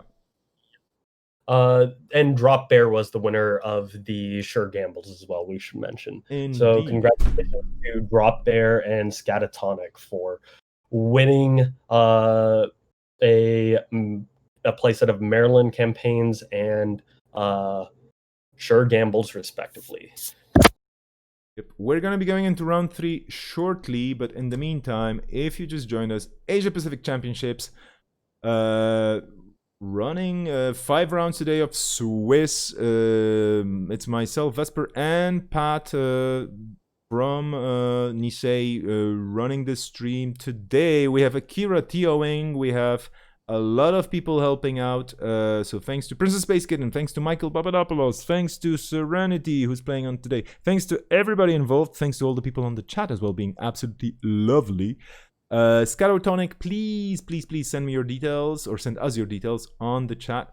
And Krusty, thank you for the kudos for the gift. It's totally not my work. Thank you, Krembler, I would say. So Krembler has been doing an amazing job in the background as well. I love it. I was just like, I don't want to use the visuals I would usually use because it's kind of like my private things. And you know, we have a big event coming, or we have a series of big events coming up. And Krember was just like, yeah, well, let me just try some things out and get back to you. And then wham, we get this lovely Tyr animated. I'm like, you know, jaw dropping. I'm like, okay, this is nice. Yeah, like so talent is where, you know, like kudos to the people with the talent. And this is just so cool. Tyr art by Ligas Mieszkalne, of course. Probably one of my all-time favorites. Oh yeah. This was one of my favorite pieces ever to commission. If you are in Stim Slack or somewhere, you might see a picture floating around of me providing a reference pose for Liga for this picture. But it is a wonderful piece of art. I was very happy to be able to commission the Queen of Cyberspace herself to do us some art. I believe this is the playmat also for Continentals, right? Obviously not moving, but I believe Tyr is the playmat for Continentals this year. Let me double check that. It okay. Should be Akira, indeed, yeah. Providing some backup for me. Thank you so much. Yeah. But yeah, so if you are hankering to see this fully on a table in front of you, play, do well, do some work. Love to see it. Yeah, that's the thing. I mean, we cannot guarantee it's going to be animated, but who knows?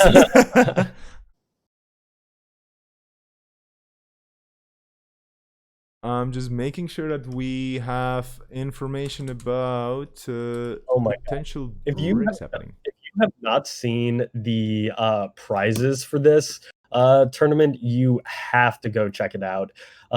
They are absolutely gorgeous.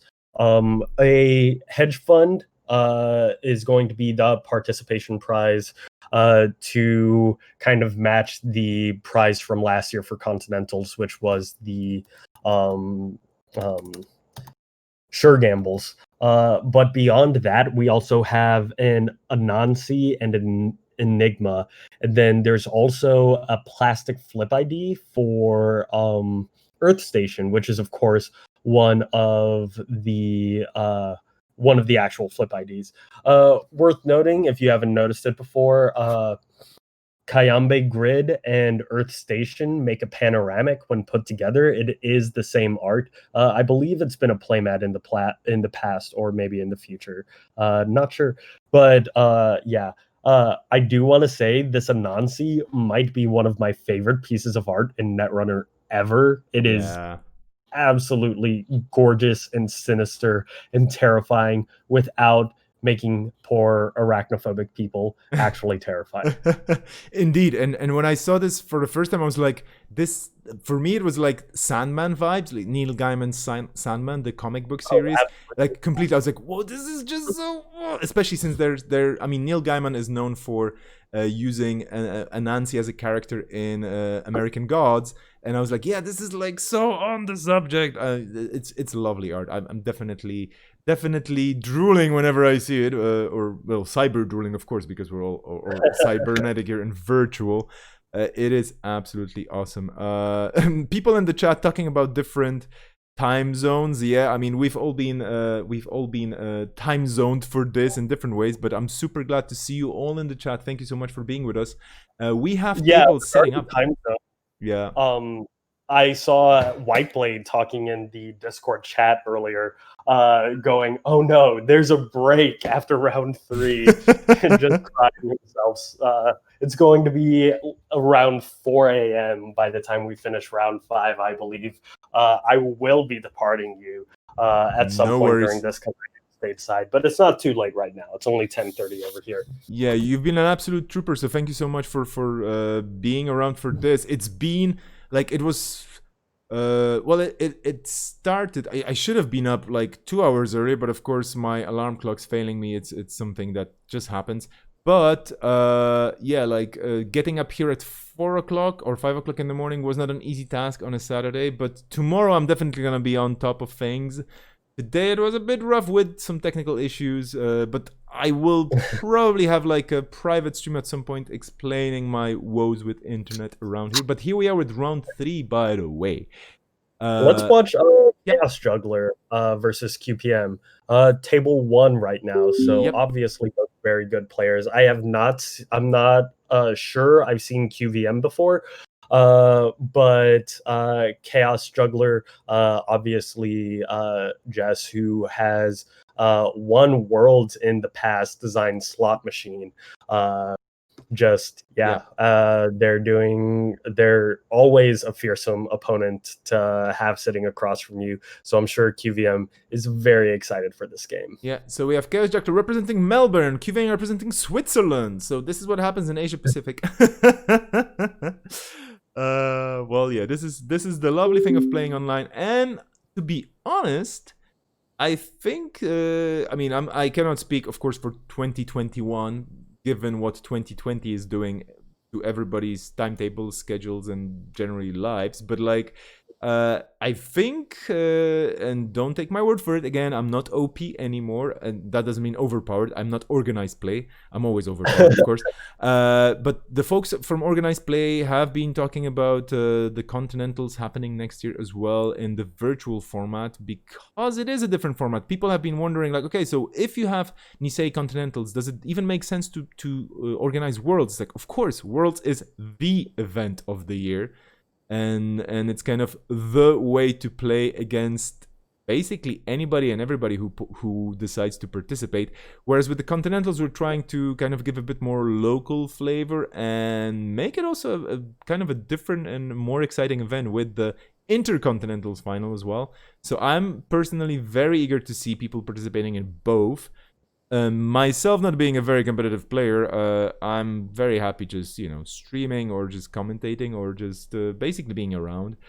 But all these formats popping up online right now for obvious reasons, I'm very eager to see next year's Continentals as well online with more animated GIF goodness, obviously. Yeah, Continentals is interesting because it does require a lot of travel, especially for these more disparate regions like APAC. So this is the first time we've been able to run Continentals, and really it removes the economic barrier that is players getting to participate in the community.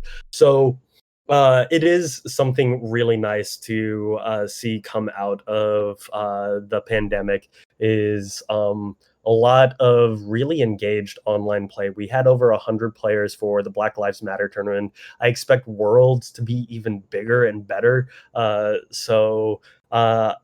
much as I do enjoy the in-person events, I'm also excited for the increase in accessibility that comes from online tournaments. Yeah, and there's a ton of great work by people in the community. There's a ton of good work by people developing JNet and all the other tools, Cobra, and Always Be Running. They can only get better. I mean, they're already quite amazing at what they allow us to pull off, and there will be more happening on that front. But again, no spoilers, because I think it will be best to we should be getting Noah on stream maybe tomorrow to talk about things, if that's possible. Let me think about that. Anyway, we're into the game here. Chaos Juggler on Asa Group versus Leela Patel by QVM with a Miss Bones. That's an interesting include. Oh, wow. Right off the bat. Yep. Miss Bones being huge for booing your economy against these asset heavy decks. Um, just starting with the 3-card Money that we're used to seeing from CTM. Apparently, they did not have ice to protect any of these. So we see a Jeeves get trashed. Cybernetics Cord is being accessed right now, which tells me it's going to do a lot of that big hand combo style play. Basically, Moonless Moons, like from Worlds last year, where using Asa in combination with Violet level clearance and heavy recursion. It's a very, very high skill ceiling deck to play, and so I'm really excited to get to see Chaos Juggler play it now. Yeah, for sure. There will be some interesting plays here to see that Cybernetics card. That's another card, kind of a blast from the past, because it's been in the card pool for quite a long time. It hasn't seen a lot of competitive play, but with certain builds like this one, it definitely shines. And the version of funds here, so of course criminals are gonna do criminal things because they can. And those doofs, they might be a problem for Chaos Juggler here. If you don't protect your servers, and there's a Vacheron as well, things are happening here rather in the runner's favor for now, at least. But let's not discount as a group, because this is definitely a high-powered deck that can do interesting things. It's a deck that does run pretty low to the ground. I definitely never counted out. It can do a lot of combo scores from low amounts of credits. And it makes its credits back pretty quickly too, especially if they can set up that fully operational, a big fully operational. Using Miss Bones to trash another Jeeves, gosh, that has to hurt. Jeeves is such a linchpin card for a lot of these acid spam tempo decks. Yep, even with that 9-card hand size, it is a big boon for the corp to have a big hand size, especially in a combo deck. But without the ability to put all your tools in play and keep them on the table, with that Miss Bones doing a ton of work, it might be hard. Bravado hitting a vanilla, so well, that Bravado is going to get some credits, but no access here. Vanilla, which is my favorite flavor of ice cream, by the way, just some random information here related to the game. What's yours, Pat? Do you enjoy ice cream at all, or like? I have been chowing down on some Ben and Jerry's during this quarantine. Okay. Americone Dream is my favorite, the waffle cone. So Jess finally managing to put down a protected server, and then an inside job going in directly afterwards.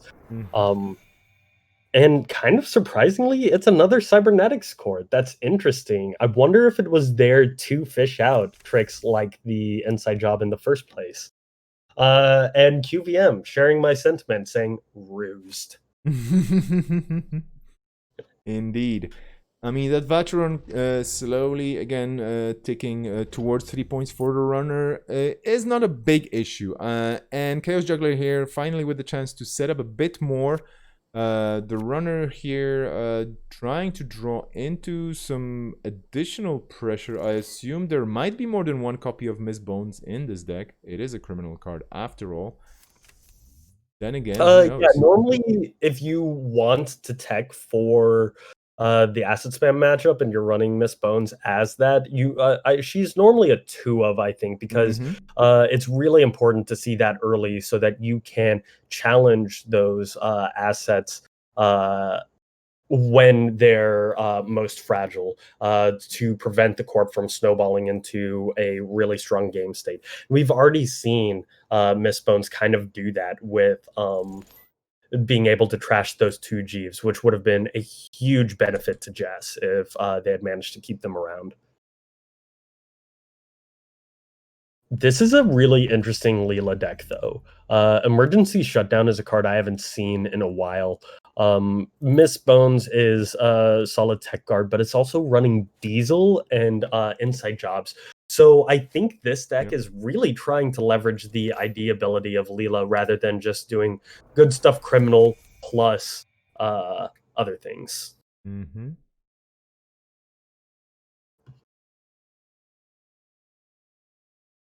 Let's see what we can happen. Oh, sorry, what we can have from Chaos Juggler's side here with additional servers going down. That kind of sets us up for a certain HB card that's a lot of value if you have a lot of remotes with ice protecting them. I'll let everybody guess what the card is, obviously, Oh but my gosh, that is going to be a juicy, fully operational. yeah, that is Uh, definitely going to be a lot of good stuff. Wow. But I imagine Jess might hold off on it until they have the tempo to deal with this tapeworm.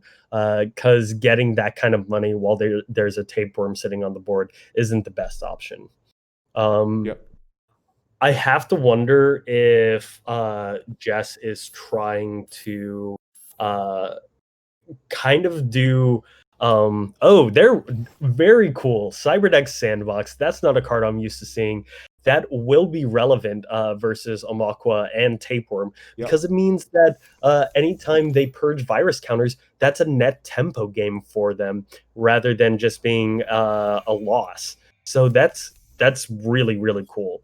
And I don't remember if the change in game state rule affects this, but I believe they can purge even if there's no viruses just to gain 4 instead of click, click, click. I believe so as well. I mean, yeah, we would have to. Okay, Yeah, we have a Akira, confirmation. Yeah. our rules guru here, judge extraordinaire, telling us I am indeed correct, which is always nice to hear. Thank you, Akira. Um, Pull up going down. Paperclip in the bin, so those vanillas aren't going to do too much good besides just helping your fully operationals. Um, but political operative is really really good for this matchup because it makes the reconstruction contract so unreliable, and that's a lot of how this deck does its fast advance. But uh again, Jess was the person who won with CI7. So if there's anyone who can galaxy brain their way through this, it is Jess. Yep, for sure. We have a fully operational for a lot of value. Absolutely. I think that was a net 9 credits from Yeah. it. Yeah, Wow. Leela thinks the same. So QVM here, of course, with the third doof, I believe, and that means I that think it's yeah. second actually. Second. Let me just Yeah. see. Oh, it is the third. I just checked the Oh, bin. I checked. Yeah, no, I checked the heap. It is the third. And this is one of the things I learned over time. I wasn't really paying too much attention when I was playing, and we still had account siphon back in the day. But with diversion of funds, I was like, no, this card is painful. You have to count them. So I have this kind of ticker in the back of my mind always, even if I'm not playing. It's like, how many diversion of funds again? Even if it's not a criminal, if there are no diversion of funds in the game because they're just not in the runner deck, I would still have a counter running. It would be at 0, but it's still there. So, fully operational might be a very good counter card to this. We had 1 copy so far used. There are probably still 2 in this deck. I will be zooming out, so apologies to everybody, or actually maybe not yet, but just like, I definitely want you to see all the servers, and this might get fairly horizontal, so because of my screen limitations, I will be zooming out in case that makes things a bit too small for your taste. I'm sorry. But we want to see what's going on here. There's a server 9 Project Vitruvius. So that was a good guess here. That was a good push by QVM. Just smartly resing Rashida right before the steal so that it couldn't get bounced back. Keep that tempo up. Yep. And the runner on 30 credits, so I don't think you need Miss Bones anymore. You are probably able to trash quite a lot of stuff. The thing is, though, You need some breakers for that. And that paperclip will help you with those vanillas, but the vanillas are not the only ice pieces you're going to be encountering. So I'm really curious to see how the race towards or between the Corp for protection and the runner for 4 accesses is actually going to play out here. Still anybody's game, pretty much, even though the runner's on 5 points at this point with the Vacheron counters gone. Absolutely.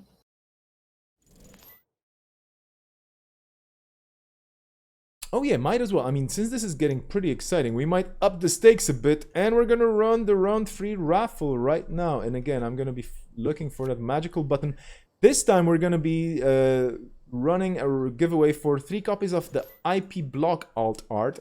So again, exclamation mark raffle in the chat. If you want to participate, everybody's welcome. Oh, this IP block alt art is so good too. I believe it's from Continentals last year as well. It's made by Justin of the San Francisco Land Meta. Just absolutely wonderful. Shows a sad turtle getting locked out behind an electric chain link looking fence. Just hilarious. I find those pieces of art that are kind of, you know, like big winks towards the people playing. I think that was just game. I think QVM. Sorry. QVM was accessed the Cyberdeck sandbox, but was not able to steal it because of Lakshmi. Yeah, that was a res that I did exactly the same thing. I was like, wait, that's game, but then there's the Lakshmi on the table, and that is so cool. Yeah.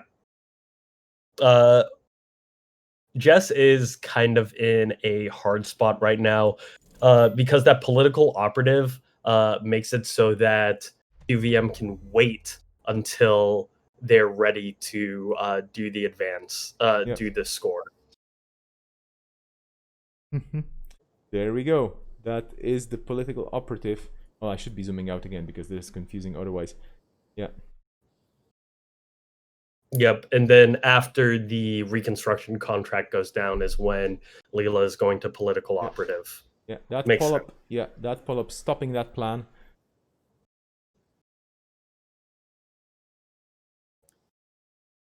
Pull-up is a card I expect to only see one of, but who knows? Maybe we'll see more. It is a good card. It is a great card. It is the card, so to speak, against controlling the message, against as a group here, against possibly some Wayland build as well if you're going horizontal. Sports Metal, of course, would be suffering from this as well if you're playing horizontal. I mean, basically, it is a good card to have, even if it's just about, for example, destroying that Earth Station's wall to wall. That's just, you know, very annoying. I mean, it's always useful because every corp is running Rashida right now. Yeah. So it's never going to be a sad include. It's just deck slots, you know.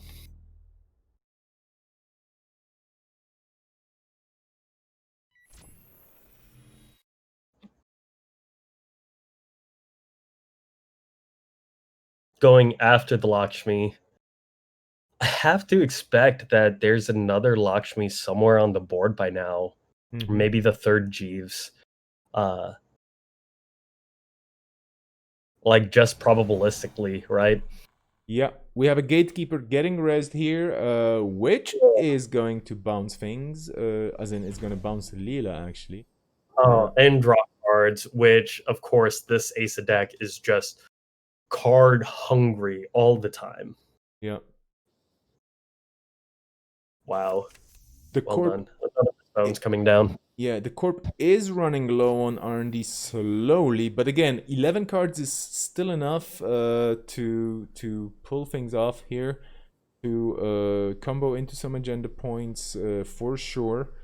The runner now just taking advantage of the corp's low credits, because you will need some credits if you want to score points, and that server 7 probably will not be getting its defenses rezzed. But then again, well, there's a Miss Bones on the table. The runner is sitting on 22 credits. That's a Cybernetics card number 2.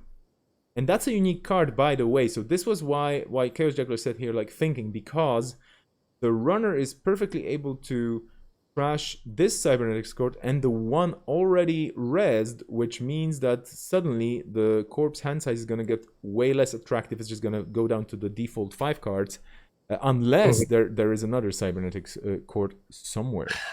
Would you trash both of these Cybernetics Courts, though? I honestly don't know. It could be... It could put Jess in a really bad spot. Yeah. Or they just have another one. Yeah, the Miss Bones is trashing that. Yeah. Yeah. Server 6 is a Cybernetics Court as well. Thank you for the info, Akira. It's always good to have additional pairs of eyes on everything here, so yeah. Very good, very attentive player, Akira. So absolutely, it's good to have her on board to double check and fact check us. Yep. Oh, and by the way, if people are wondering on the in the chat, like, why are cards popping in and popping out, I am trying to highlight all the cards that are being played or rezzed or used or relevant to what we're talking about. However, it is, of course, that I also am running things in the background and typing stuff into different places, so the cursor might be floating around, and that's why you see cards blinking. Apologies for that. But yeah, we'll do our best to keep you informed visually as well about the cards. Gosh, that Lakshmi doing some work right now. Yep.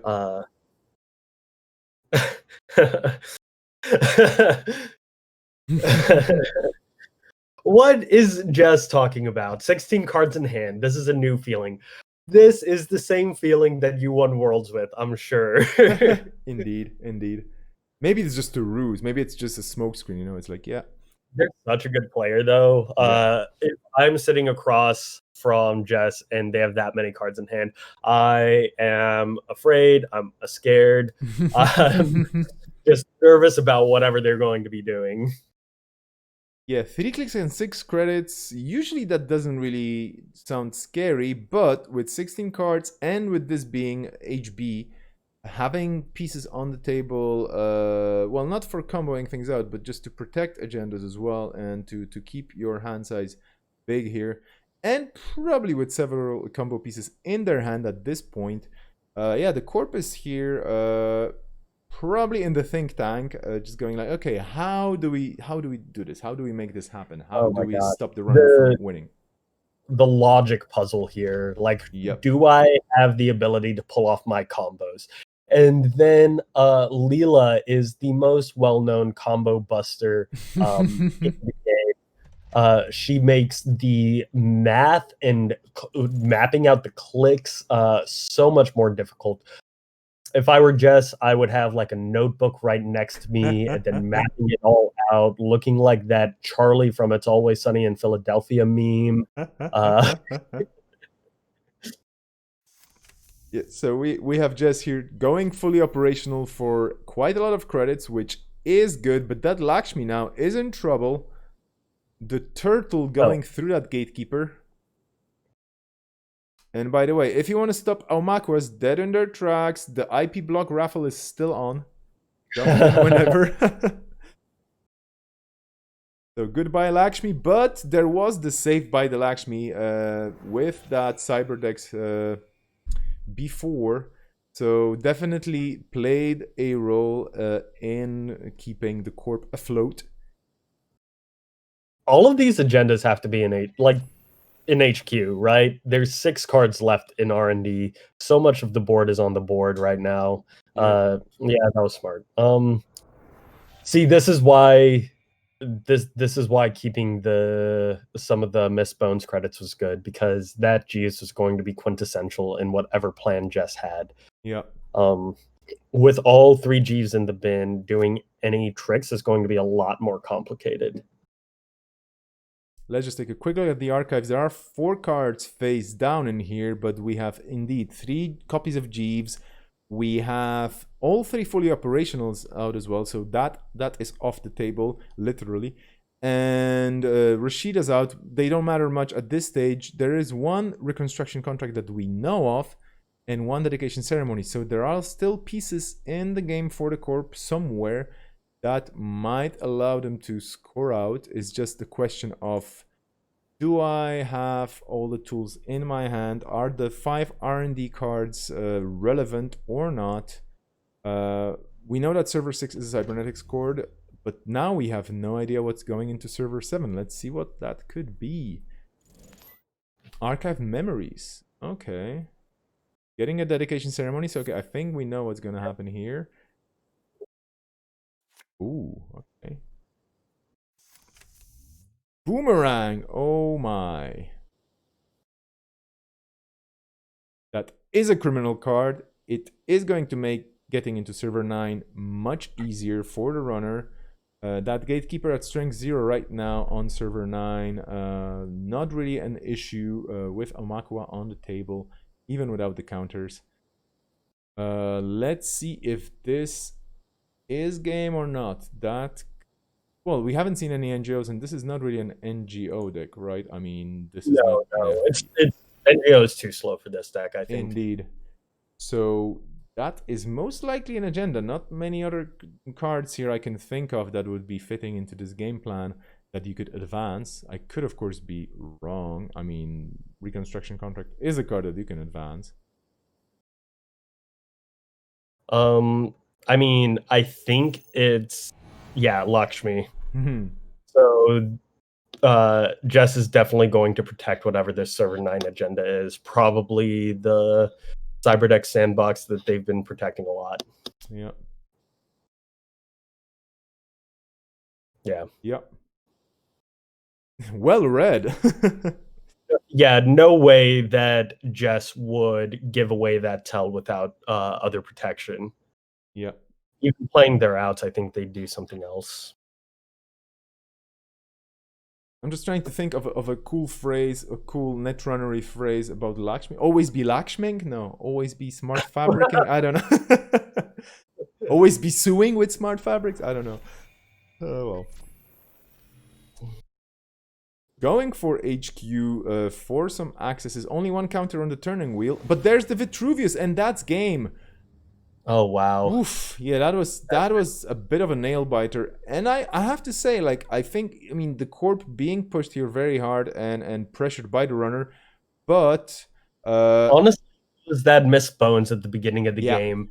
If QVM had to pay real credits to trash those uses, it wouldn't have happened. Yep. For sure. Let's take a look at the rematch. Oh, sorry, I'm still jumping into the previous table. Apologies. There will be a remake of Table 1. And in the meantime, if you just joined us, there's still the IP block raffle going on. We are in round 3 of the Nisei Asia Pacific Continental Championships that I have the distinct pleasure of hosting for you. And we have a Titan Transnational and 419 here. So that's another classic in a way. Speed everywhere. I mean, you know, Titan is known for being a fast corp.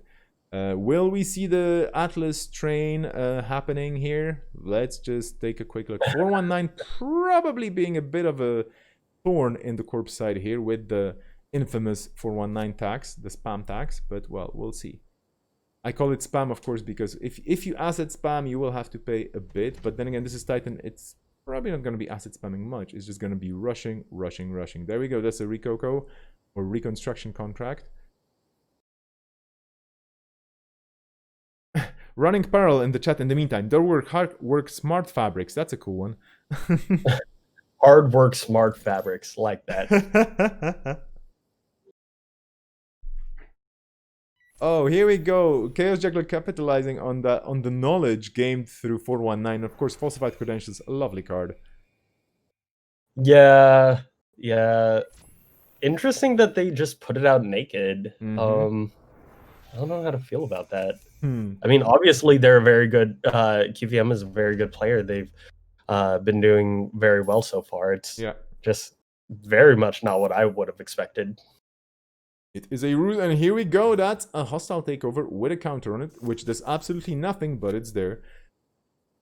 Meanwhile, we have the runner responding in kind with a class act just to drop after their turn ends, and a dirty laundry run into HQ to see Audacity again. So chances are this is the same Audacity, or maybe there are two copies. But, well, I don't know. Well, there's a Rashida going out. Would you play two Audacities in Titan?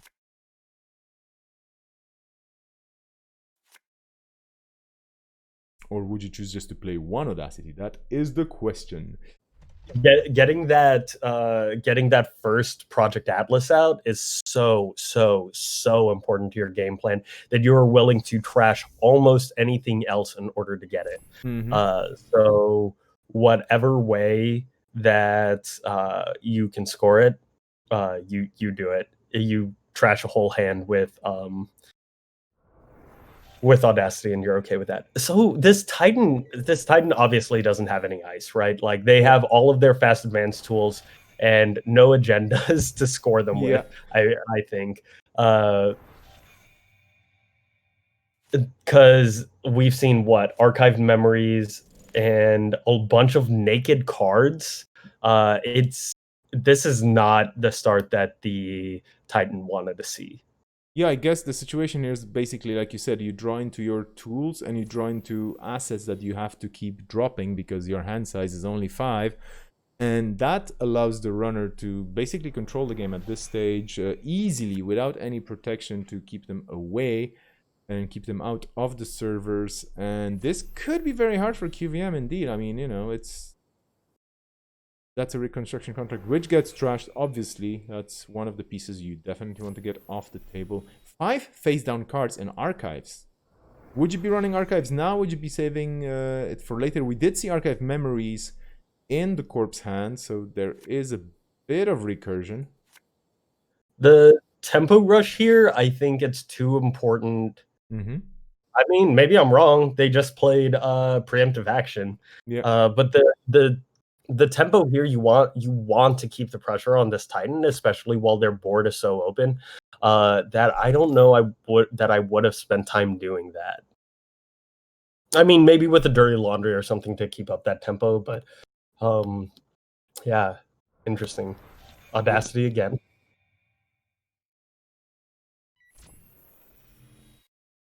Whenever I access the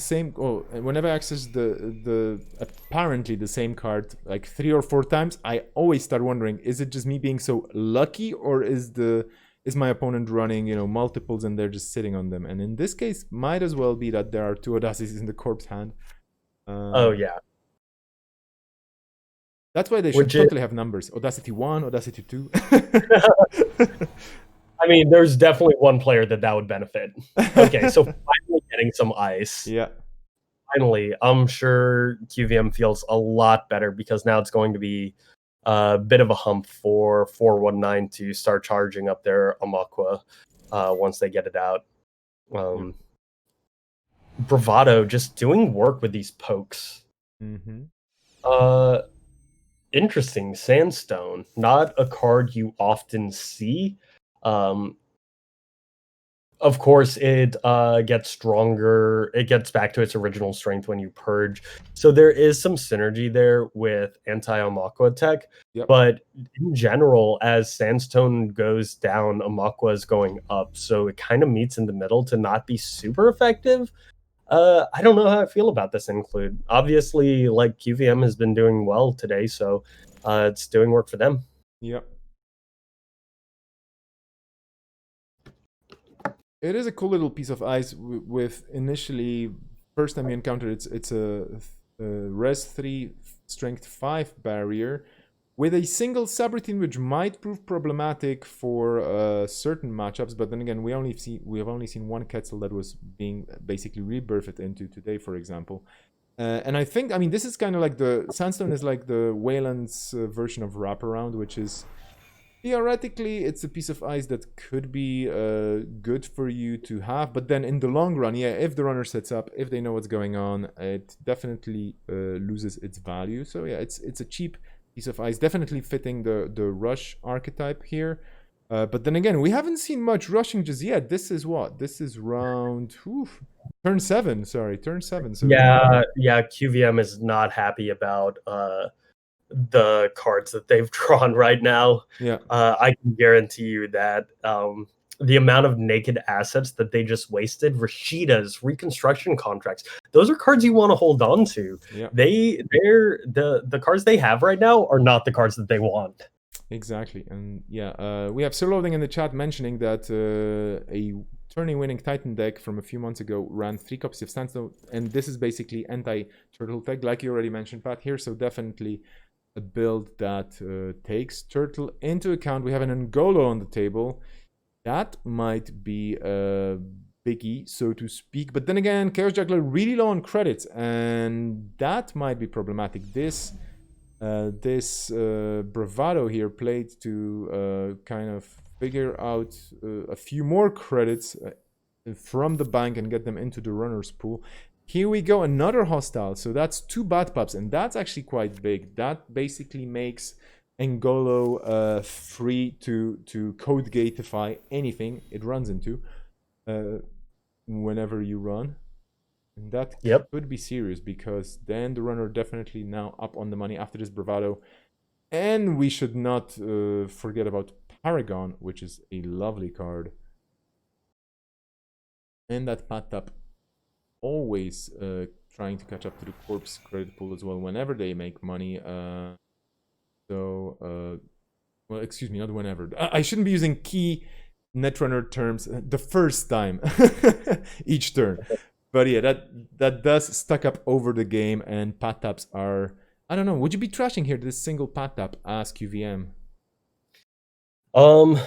No, probably not. Honestly, you need to keep your tempo up. They're doing whatever they can to keep moving forward with the game, and normally the plan with pad tap is to just outspeed them. I mean, maybe as slow as this Titan deck is going, maybe you do, but yeah, it's just such a weird board state with this Titan. The only agendas they have scored are hostile takeovers. The bad publicity might end up doing 419 better than the single agenda point does in a deck full of 2-pointers. So it's interesting. Yep.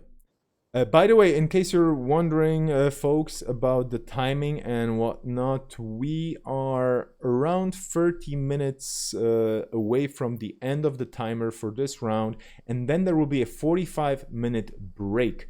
So we will definitely keep the stream running. In the meantime, there will be some sort of an intermission happening, but there might be, of course, some chatting happening as well, and we will be figuring out the last 2 rounds after that 45-minute break. But the players will need their refresher. I will need my coffee as well, pretty sure.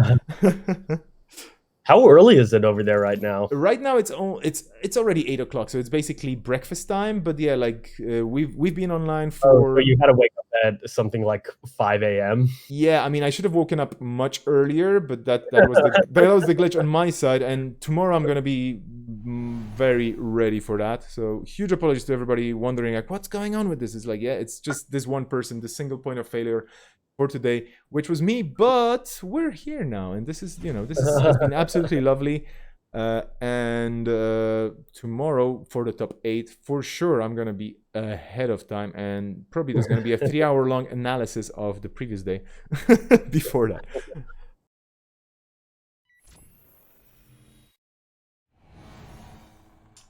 Here we go with an owl. Oh wow. Okay, fun.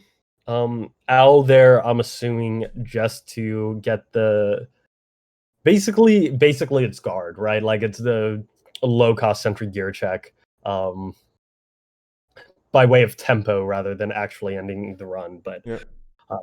Another wonderful Liga piece. Absolutely love it. Yeah. Cute little owl boy. I have a terrible joke or a terrible pun for everybody. What does the runner say when they face check an owl? What? Ouch. Well, anyway, that was terrible. I said that it's gonna be a terrible. Yeah. Well, anyway. I can't believe you felt comfortable enough with that joke to say it out loud.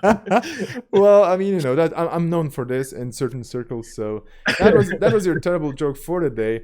Yeah, that's indeed big oof, yikes, and whatnot. Ouch. I mean, well, that's let's forget about it. Let's move on. The game is on.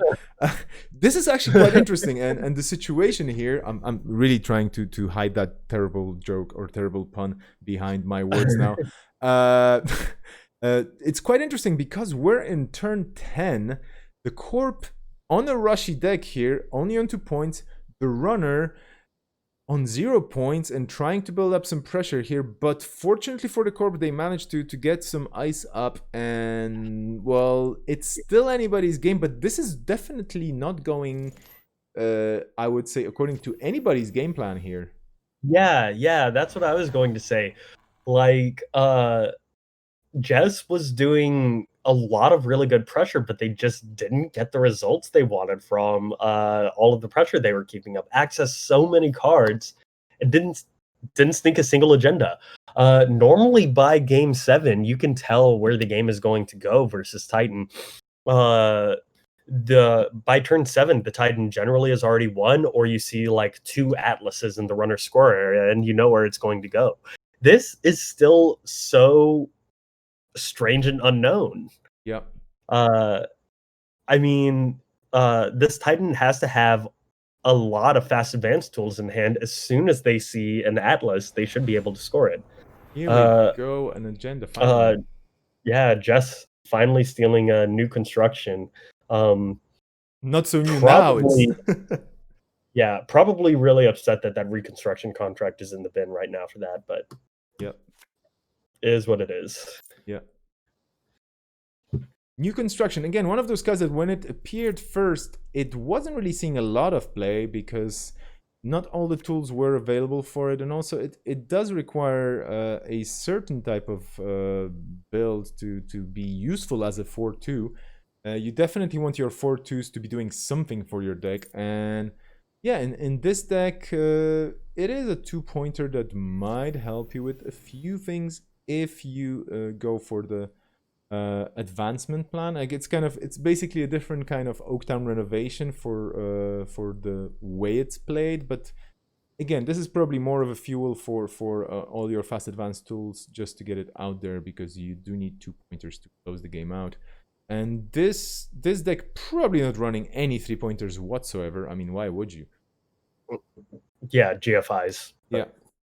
In the chat we have TCP Dump Enthusiast, which is a lovely username, by the way, saying that the new construction is the 4th Atlas for reconstruction contract. Indeed, I mean it is. Yeah, it's a combo card. It's less flexible. The combo is playing new construction, advancing it, using that to get out your Rococo, then play dedication, and then move that over and score. Here comes the Cyberdex Virus Suite. Okay, well that is painful for the turtle. Yeah. It looked like they were gearing up to possibly go into archives. That makes archives less appealing too, which is worth saying. So now, yeah, Jess is not going to go into archives unless they smell blood. Yeah, and Princess Space Kitten in the chat with a question that we all have on our minds, I guess. And yeah, where the heck are the Atlases? Well, that's still not an Atlas. That's a third It's a $1 million question right now. Yeah. Okay, all 3 hostiles are scored now. Yeah.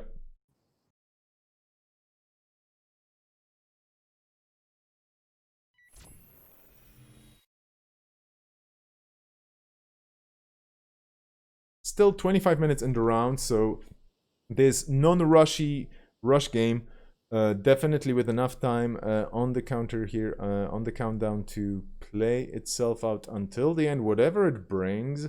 I'm kind of favoring the runner here actually right now, even though they're low on credits. Their board state is just much better. Yeah, like I don't know though. They do not have the ability to lock out the corp, which is normally where you see the Titan game just going downhill. I stand corrected. There is a food in here. That is a 3-pointer. Just does take a food. Yeah. Which is big.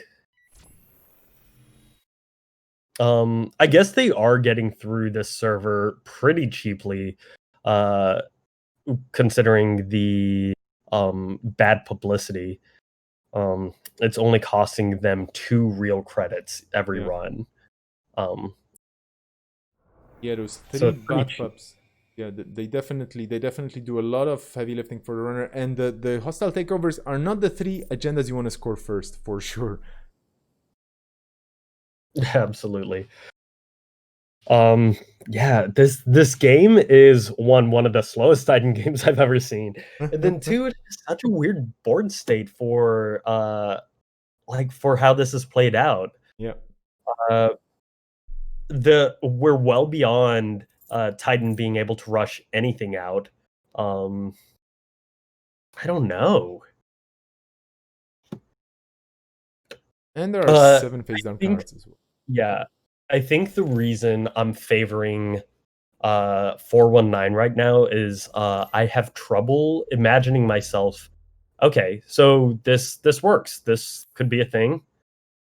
Double yeah. Mm-hmm. Using 2 fast advanced tools to finally get an Atlas, and now suddenly it's a game. Yep. Um Atlas or Titan, of course, still needs to be able to um score that last point, so they'll still need a fast advance tool at some point. But this game is a lot more competitive than it looked before. Yeah, but you could definitely see QVM here going like, okay, I mean, this is it. Like, I cannot really delay any longer. I cannot really wait for this game to play itself out longer because the runner's slowly catching up on points. And those atlases have to start happening. That fast track, definitely a clutch card here. And we'll Worth see. noting now Yeah. that Amakwa is at 4 strength, which means that all of these R&D runs are free. Yeah.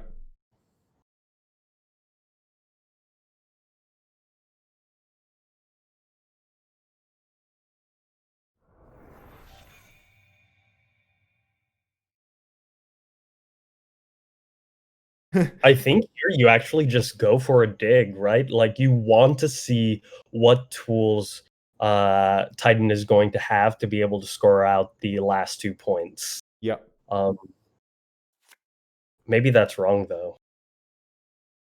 Jess is a much better player than me, so whatever they're doing is the right decision. Yeah, it's always hard as commentators, even if we had like the players' hands here without the deck list. I mean, well, okay, this is probably a deck list that's pretty obvious more or less.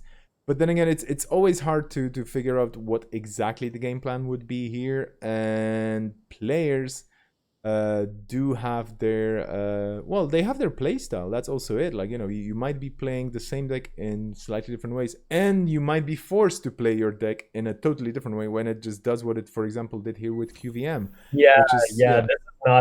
This is not the Titan game QVM wanted. yeah, absolutely.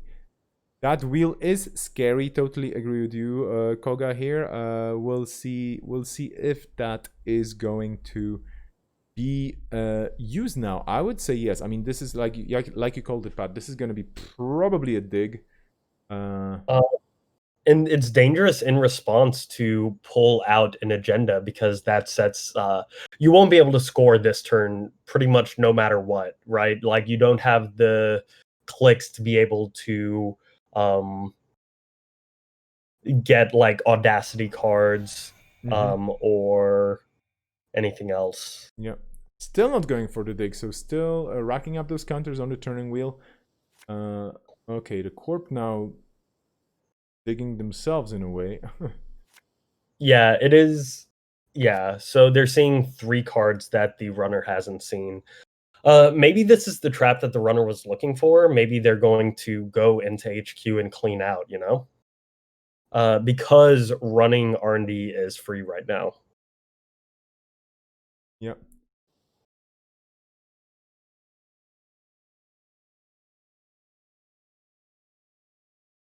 It is going to cost them 1 real credit to get into HQ, which will, of course, be refunded. Oh, no, that's what they were going for. That Yeah. seems smarter.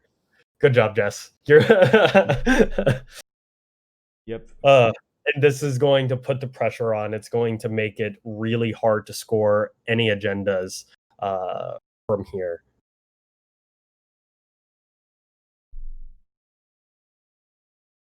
In the meantime, we finished the raffle, and we have a winner. It's it's That's No Moon with a U, not a double O.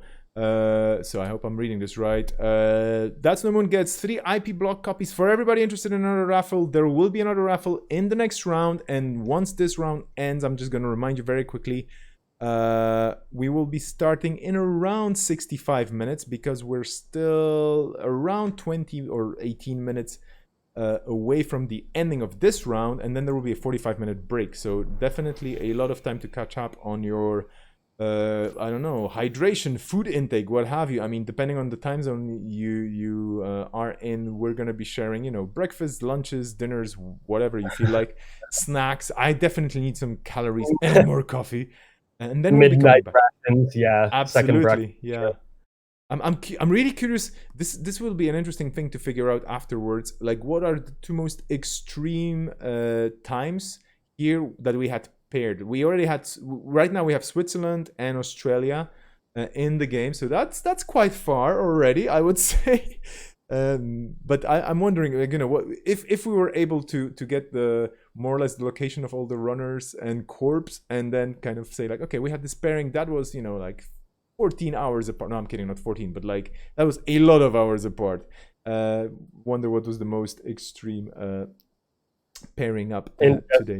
just going in right now for a hand clean out, making sure that QVM is left without any options. Yep. At the end of the turn.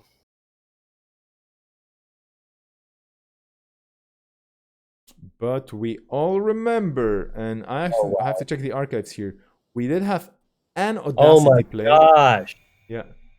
So QVM just wins. Obviously missed an Atlas or something, right? Yeah, that Audacity there. That I was going to just say, Audacity is a card. There are more copies than one. Audacity is in there, and maybe not though. Oh wait, no, they need another credit in order to score out and Yeah. But obviously they brought the Atlas, used the Atlas counter to bring Rococo into hand, so that Jess would not hit the one of agenda that was in there. Yeah. This is exciting, but yeah, this is definitely not on the fast advance side of things. It's more like now we're just playing. This is not what anyone expected to have to do. No. Yeah, now we're just playing poke the HQ and poke R&D and be lucky, and this is more like a lottery now. See, honestly, at this point, this is where I'd almost go into archives. Yeah, but you can only use Anglo once per turn. Yeah. So, like, Sandstone is going to prevent easily getting through, whereas you can keep hitting R&D pretty easily. Oh, I'm pretty sure server 8 right now is just Atlas installed naked. I'm pretty sure that's... Okay, no, it's wall-to-wall, never mind, but like, you know... I mean, it's definitely a card you have to go after and trash, so that's just taxing a click at this point. Yeah. While QVM sits with that unassuming Atlas in hand and the Audacity ready to fire. Yep.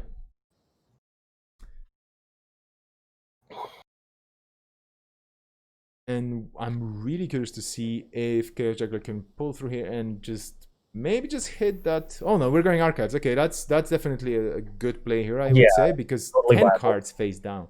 Something has to be there. And it affects what you want your next game plan to be. Like, trying to pick 2 agendas out of R&D is unlikely. Trying to just pick one seems a lot more plausible. Oh wow. There is a food. Okay, CVS. So one more agenda. They have enough clicks to poke HQ, do it. And poke HQ. Why? No, they can't go into HQ. because they had to use Engelo. So yeah, you just go after R&D and do a 2 dig, right? Thing is, yeah, you will have to, you have to go for R&D at this stage, I guess. 6 credits Yeah. for the run is enough to get in. Maybe you could draw and hope for another diversion. Yeah. But then you would need to trash the wall to wall, otherwise they would have the money. Yeah. Taking a quick poke at the archive just to see what's in there, and yeah. Mostly just like ice that was going to Yeah. be not useful. The had to toss a GFI that was just clogging up their hand. Sinchling in the chat coming up with a line of play that's also interesting. Like you can run a remote for a counter for Amakwa, run for a turning wheel counter, and then run R&D and look at 2 cards. That falsified credentials. Okay, so that's Powering up Amakwa. Yeah. Yeah, so that'll get them into R&D, and then they can 2 dig R&D. Going for HQ. Yeah, interesting. I'm assuming just bouncing. Yeah.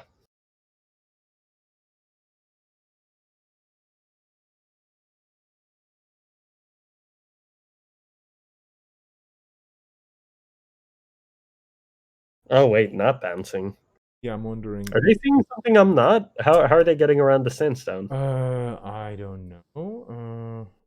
Maybe they forgot that it was already used. Like Angola was already used for the archives run. Well, yeah, I'm thinking that's actually, what happened. Was it used for the archives run? Maybe I'm wrong. Calling up to be honest, I just chat. You have more brains than I will ever have at this point. So.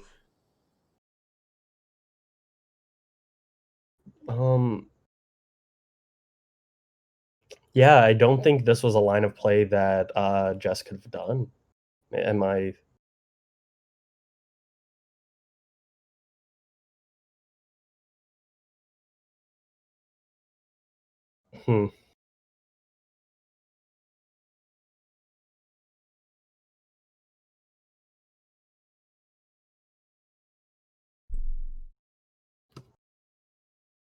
Okay, I should probably. Oh yeah, okay. They're gonna be undoing, I think, and I'm just gonna. I mean, scrolling up while people are typing. Yeah, it's kind of hard, but I'm sure during this run they'll realize like, oh, I can't paint because I already used it on archives. Yeah.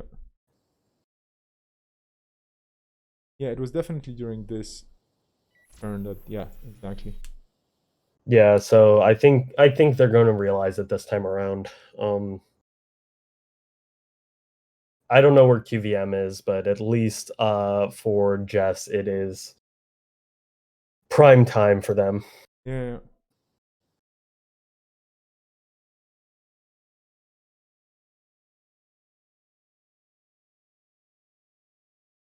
Yeah, I'm just wondering, can Angola fire?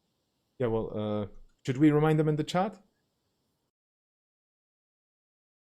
I don't know. Well, Akira? I don't know. Akira, feel free to. Yeah, yeah, okay. Exactly. Yeah. Good point.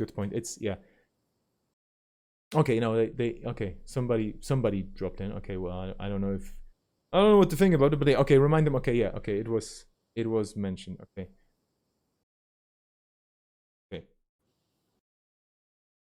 So we have Jack Whalen himself stepping in. Okay, cool. From the beanstalk, but okay, yeah. All good. No, this is yeah. It's not perfect, but it's fair enough. We've talked about the mental tax of playing in tournaments before. Absolutely. Especially with a Titan game, you expect it to go smoothly and go fast one way or another. And I think this is more mental energy than the two of them were ready to expend. I think this is another interesting. Whenever I commentate or play on JNet, like I always think of like really cool features that somebody else who's very good at coding could just put in there if they had the time and energy and whatnot, and if it's possible. But like, imagine if you had triggers, for example, like Engolo trigger that would be kind of marked on the card itself or somewhere on the side. You would have like an event, kind of a log on the side, like this happened this turn, like a well, anyway, I'm just shutting up right now because of course everything would be awesome if it had all the things forever always, but it is what it is, the way it is, and JNet is already an amazing platform. Whenever I talk to people about playing online and I Yep. mention how JNet works, and people are just like, "What?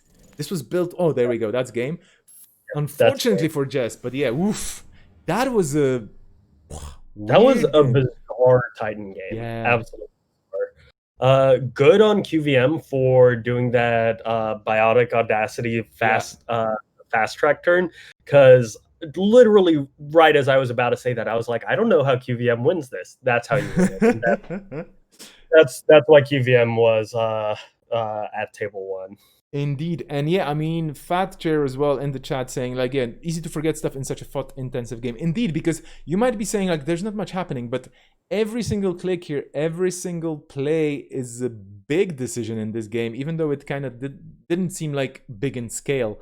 Every single play here was definitely mentally taxing. So, yeah, a lot of like the stats for this game show you how hard it was on both players, I would say. Anyway, let's hop out of this. Let's see if there are any other games we can just jump into. I think what we could do is take a quick look at, I'm just going to confirm with the information I have in the background that we're still good to go, just to make sure. But yeah, we can take a look at Magic Head 94 and the Patrician, that's table 18. If they're still playing, of course, because the game might have ended. Who knows? Who knows? Let's take a look. Oh no, there was a flat line. That already happened, unfortunately, for the runner. We had a kit there. That was cool. And then we have table 21. Table 21 with equals D and Ghost 0 0. Let's take a look there then. And it seems that players are finishing their games faster. We still have quite a lot of time on the clock. Yeah, this is also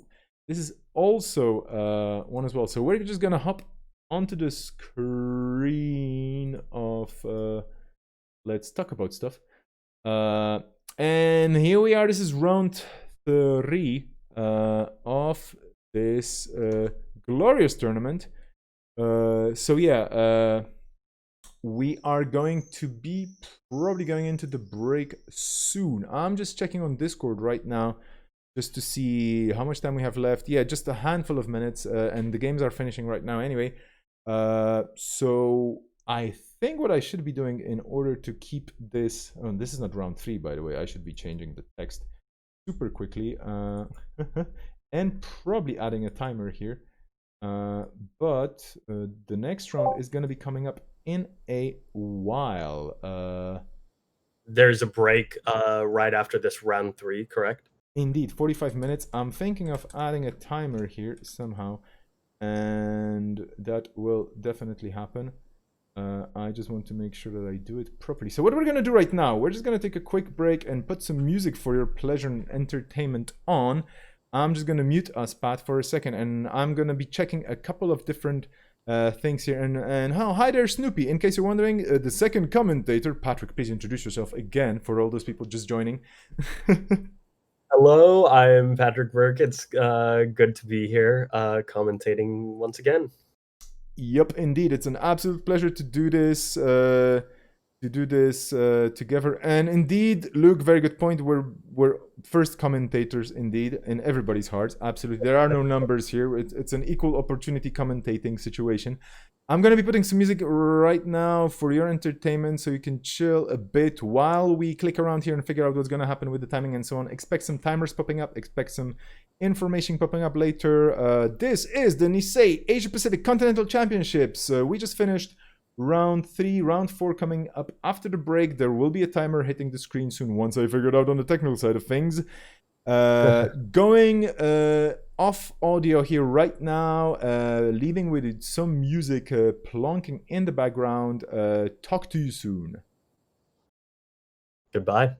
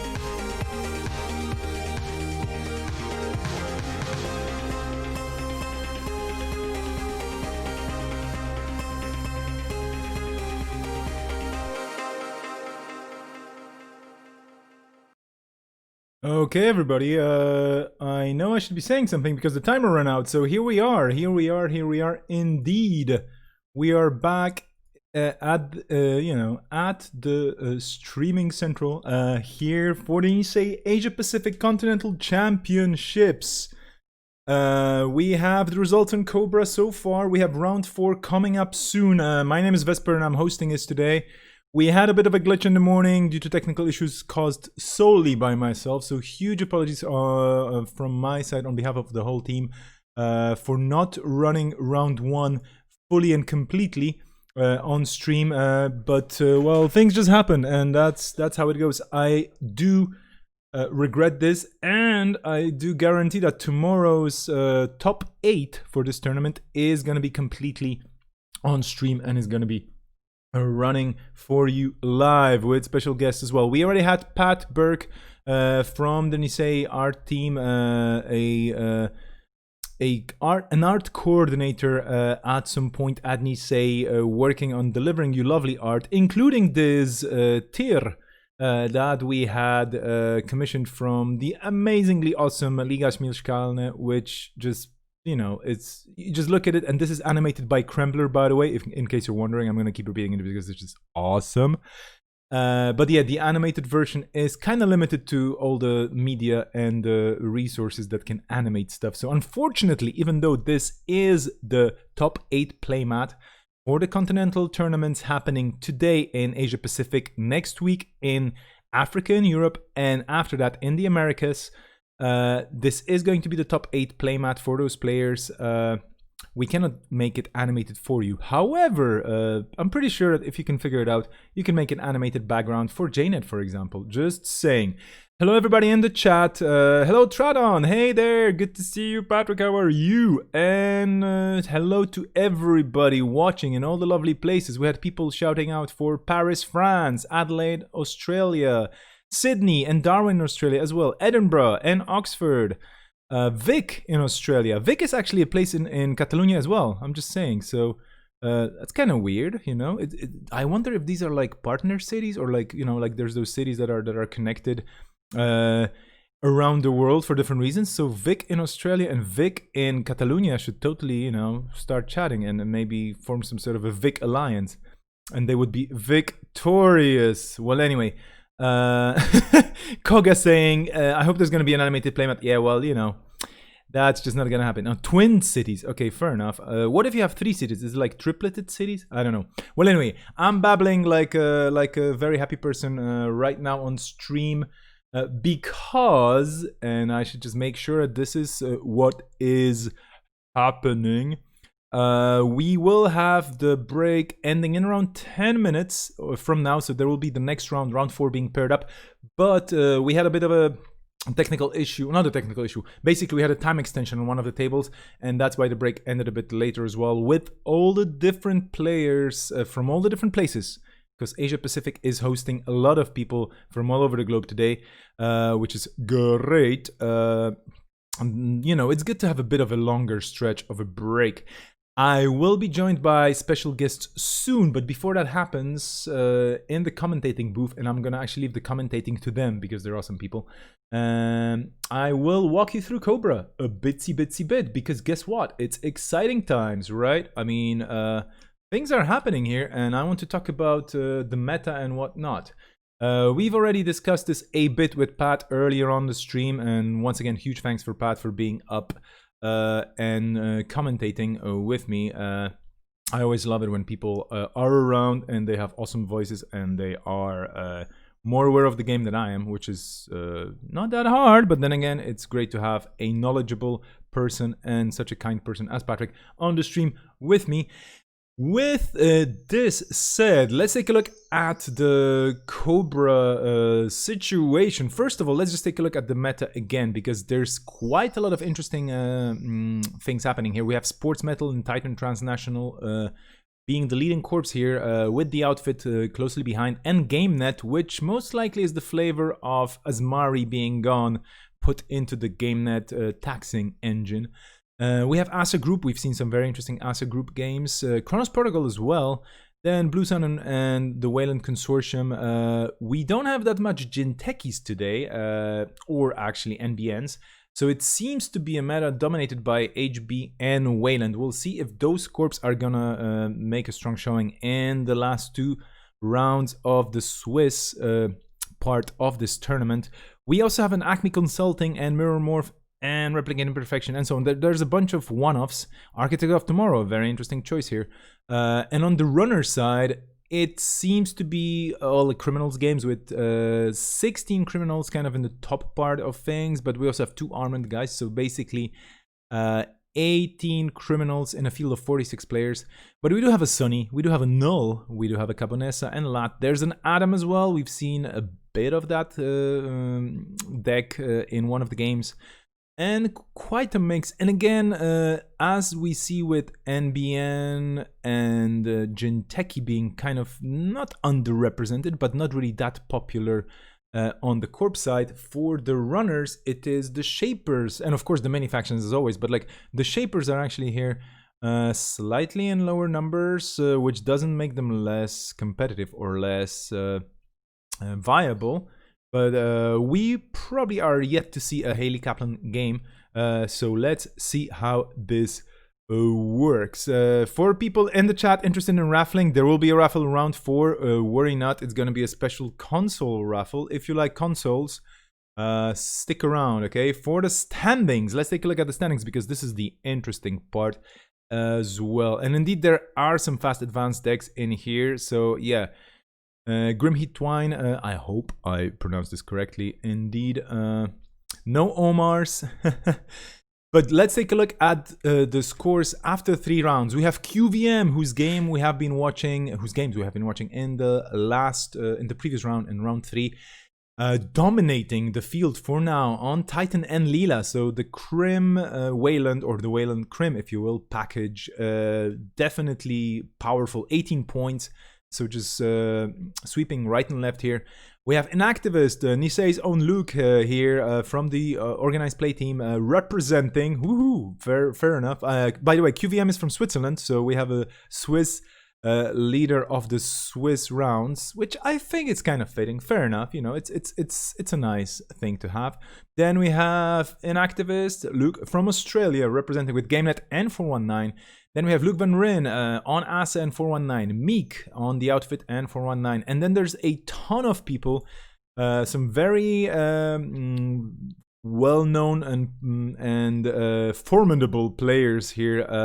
A lot of people on 12 points from all over the place. And this is the lovely part about it as well. Like, you know, you have people from down under, people from up under, people from, left yonder and right wonder, I guess. Well, anyway, all the different parts of the world competing today.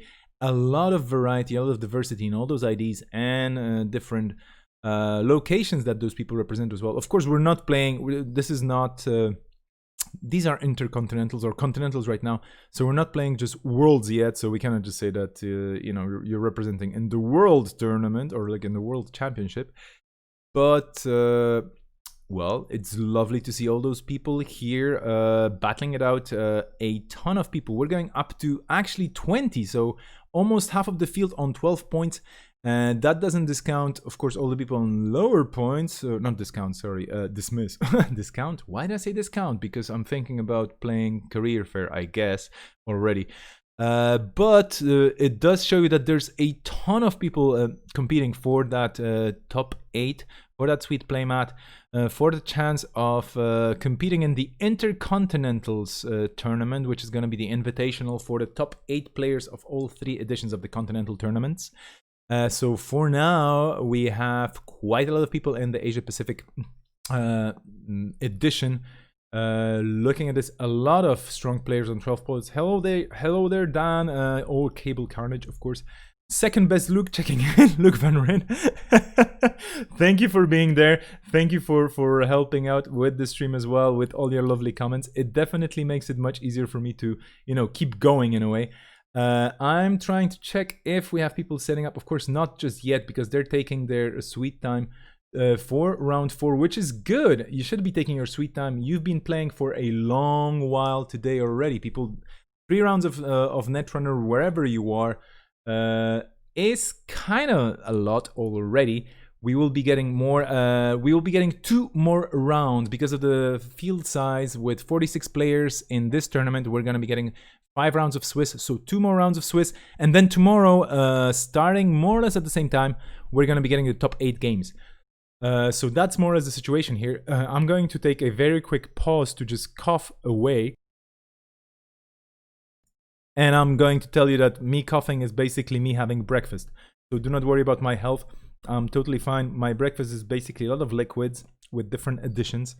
It's a diet. It's not for health reasons. I'm just trying to, do certain things and experiment with food substitutes and so on. But coffee is the best food substitute, and I'm on my second one. You can probably hear it in my voice.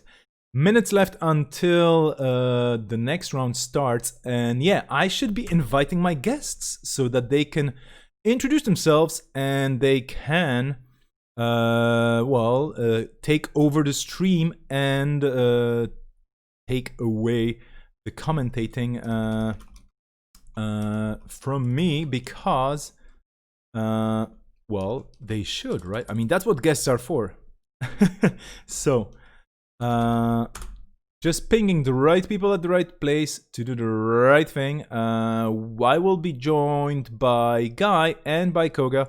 I'm just making sure that they join me here. I'm going to drag some people into the right channels here using force, and I'm going to unmute, so I should be heard in both places now. Calling all stations. Koga, are you here? Hey, hello there. Great to have you. Thank you so much for joining. Well, I mean, it's my pleasure, and it's great to have you here. If you could introduce yourself for all the people who may not know you, and please don't forget to say something about next weekend as well, just reminding you.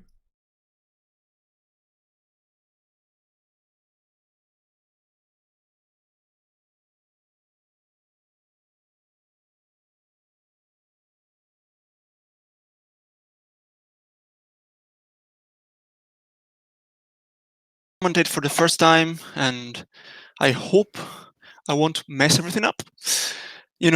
Just throwing it out there. And next week, I will probably be streaming my games in Italian, I think, and I will also maybe be here again for the American Continentals. So I hope everything's gonna be all right. So I'll be back, and everyone is gonna be happy about it. Absolutely. So Paola Koga joining us from Italy and streaming next week's games, definitely. And thank you so much for joining. And of course, congrats on your strong showing as well in the Italian Nats. Thank you. You will be taking over the stream in a second or two with Guy. Guy, hello there. Hello. Introduce good morning. thyself. Good evening. Good night. Whatever time zone you are all in.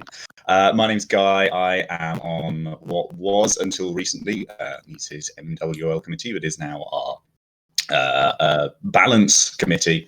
And I won't mention any times I've won any nationals because I can't. Generally known for I think the polite term is eccentricity in my deck building. But, sometimes it works. So, hopefully if we have any cards here that are not usually good, hopefully I'll recognize them and I'll tell you all the times I didn't make them work. So have we got table setting up now, I think, by the looks of things? Yes, we are getting the table set up. And what I'm going to do right now is I'm basically going to ask you to pick a table. We can go top, we can go bottom, we can go spicy interesting, because there are some interesting IDs out there as well. What's going to happen is you're going to be taking over the stream. So there's going to be the two of you commentating. I'm going to be your hands and eyes. You can tell me exactly what to do. And I'm going to be doing all the things in the background. So I'm just switching off from audio here. And you can hear me only on stream if I actually say anything. Okay. Now let's have a look. See which. See if rounds have been paired. Rounds have been paired, so we can start having a look at what is available. So now I know that we haven't seen any shapers so far, as I understand it. So is there a possibility? So I see table 4 has like Kronos and Cabonesa. Yeah, okay. Bing 005, and there's also a Haley, and Earth Station table 6 with CTM and Oshiko on the other side. Yeah, dealer's choice, I think, on that one. Shall we go? I don't know what the Cabanisa Wu is doing, so I'd be more than happy to go and have a look at that. All right. Yep. Table 4 then, I think. All right. Cabanisa, what an ID. I like it a lot. So you said you were like a very eccentric deck builder, basically, right? Yeah, that's the polite term for what I do. Typically, I tend to I look at a lot of cards that everyone says don't work, and then I say I'll show them, and then usually don't. But sometimes you get lucky. Sometimes you discover that there is something that Yes. that has worked. Or does work. I also it was also pretty fun because I think I share that thing a lot, actually. Sure. Okay.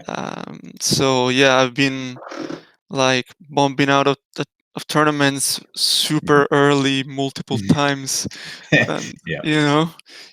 sometimes you get the good placement, but often you get the very, very low placement, which is it's a lot of fun though. Yeah, do you have a similar always be running account, which is kind of like sometimes there's some very high circles and then some really low circles as well? Yes. Yeah, no, Yeah, for example, like in the span of 1 month, like we had nationals like 1 month after Worlds. And at Worlds it was like bottom 40 people, I think. Yeah. So like bottom 200, It's Yeah, like, no, and then, so yeah, it's very mixed. It's and then very winning our fun. It's very nationals, so entertaining. Yeah. yeah, and it's always good to give your opponent, a different game. I think they get to read a lot more cards, and they get to do the face of and of course we're not getting to see faces at the moment, but ordinarily you get to see the face of I need to think now. This is not what I had expected, and that can be fun as well. And also like making people read cards, it's one of the most satisfying feeling, I think. Oh, absolutely. We absolutely take joy in that because it's an education apart from anything.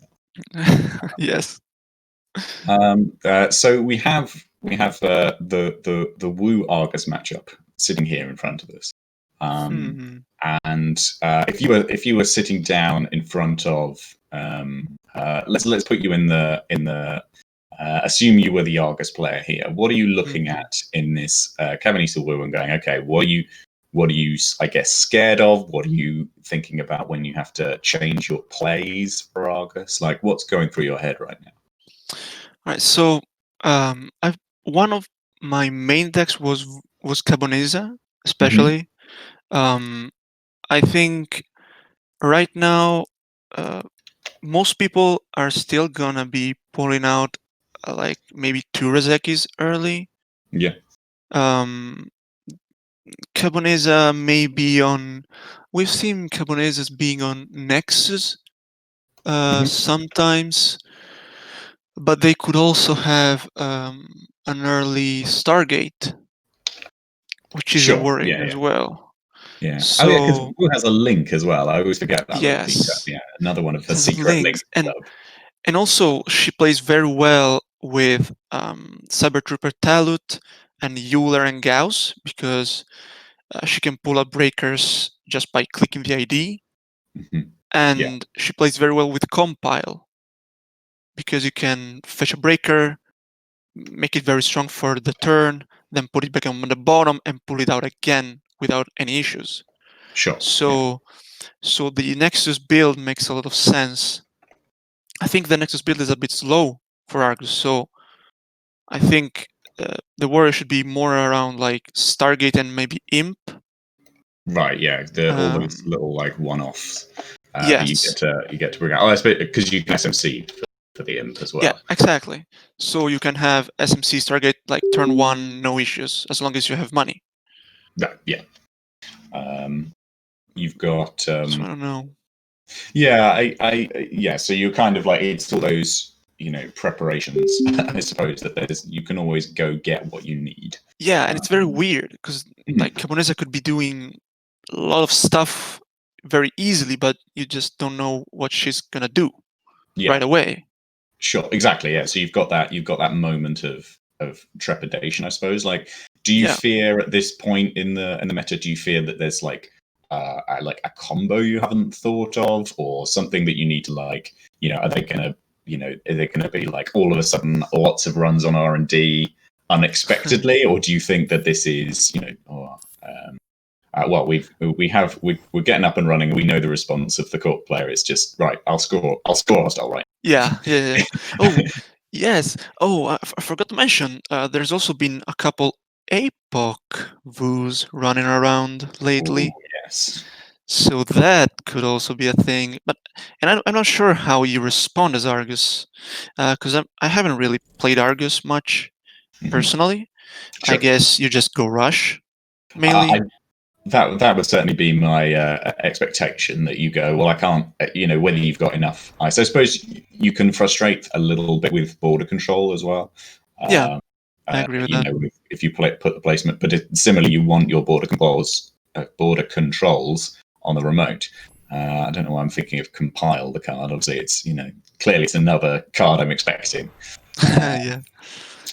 So what do you think about this? Like, do you think it's gonna be like, especially about the VOO deck? I'm very interested about, because Argus you kind of know, right?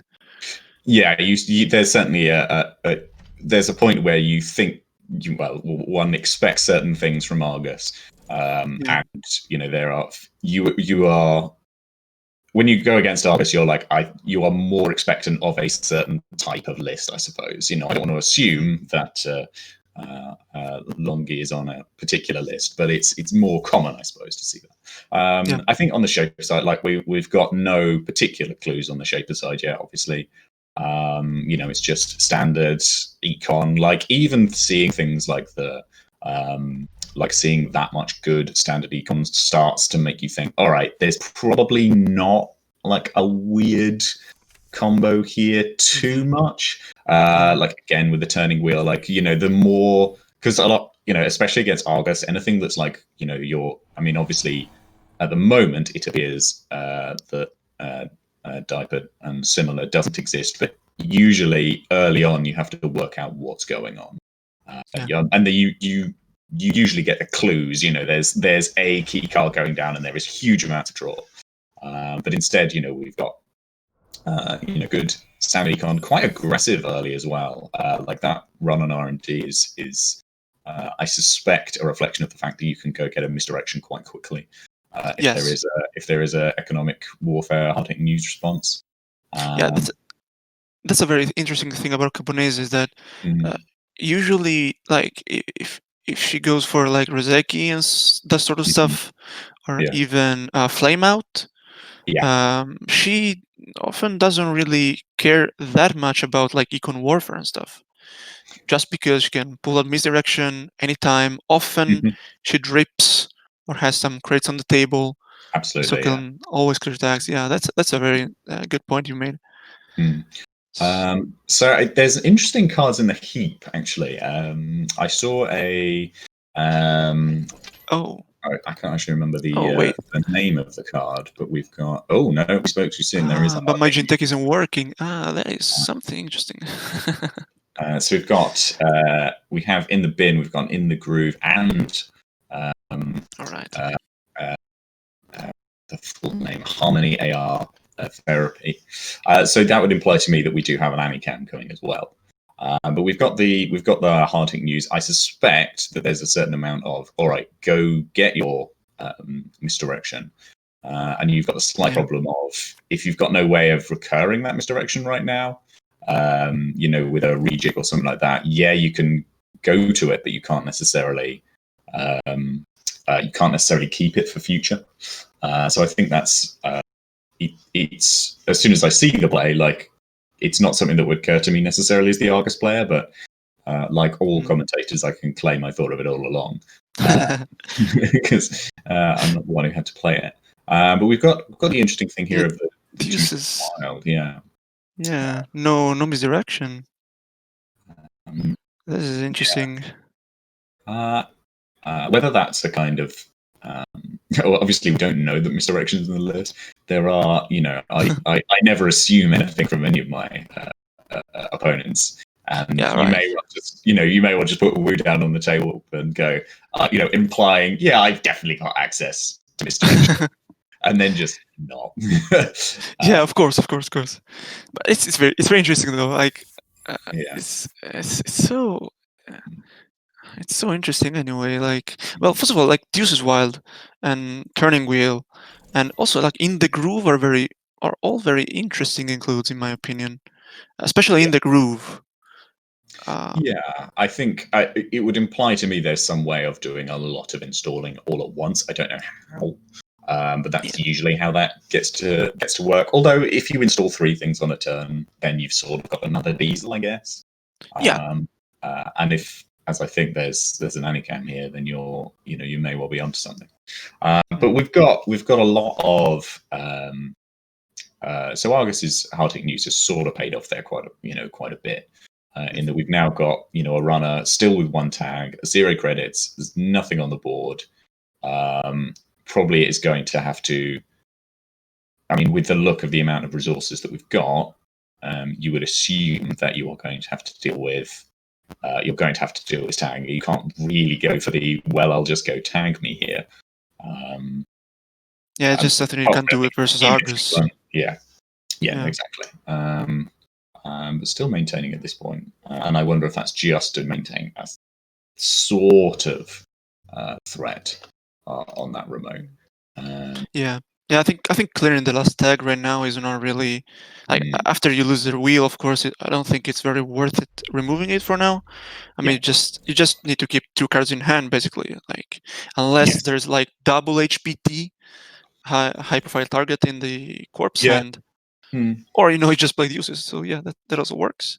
Yeah, that's a nice use of as well. Obviously, we don't have we can't see the hands, so like that. Yeah, you sometimes get. Although no, it was a basic action card to clear the tag. So okay, clearly we are the fools here. Yes. So I'm a bit worried about the Wu right now. I think this could even be an Atlas in the remote with double advancement. Yeah. If that's an Atlas, it's very, very bad for the Wu. Absolutely, yeah. Because I don't really see her contesting the remote this turn. It's a bit.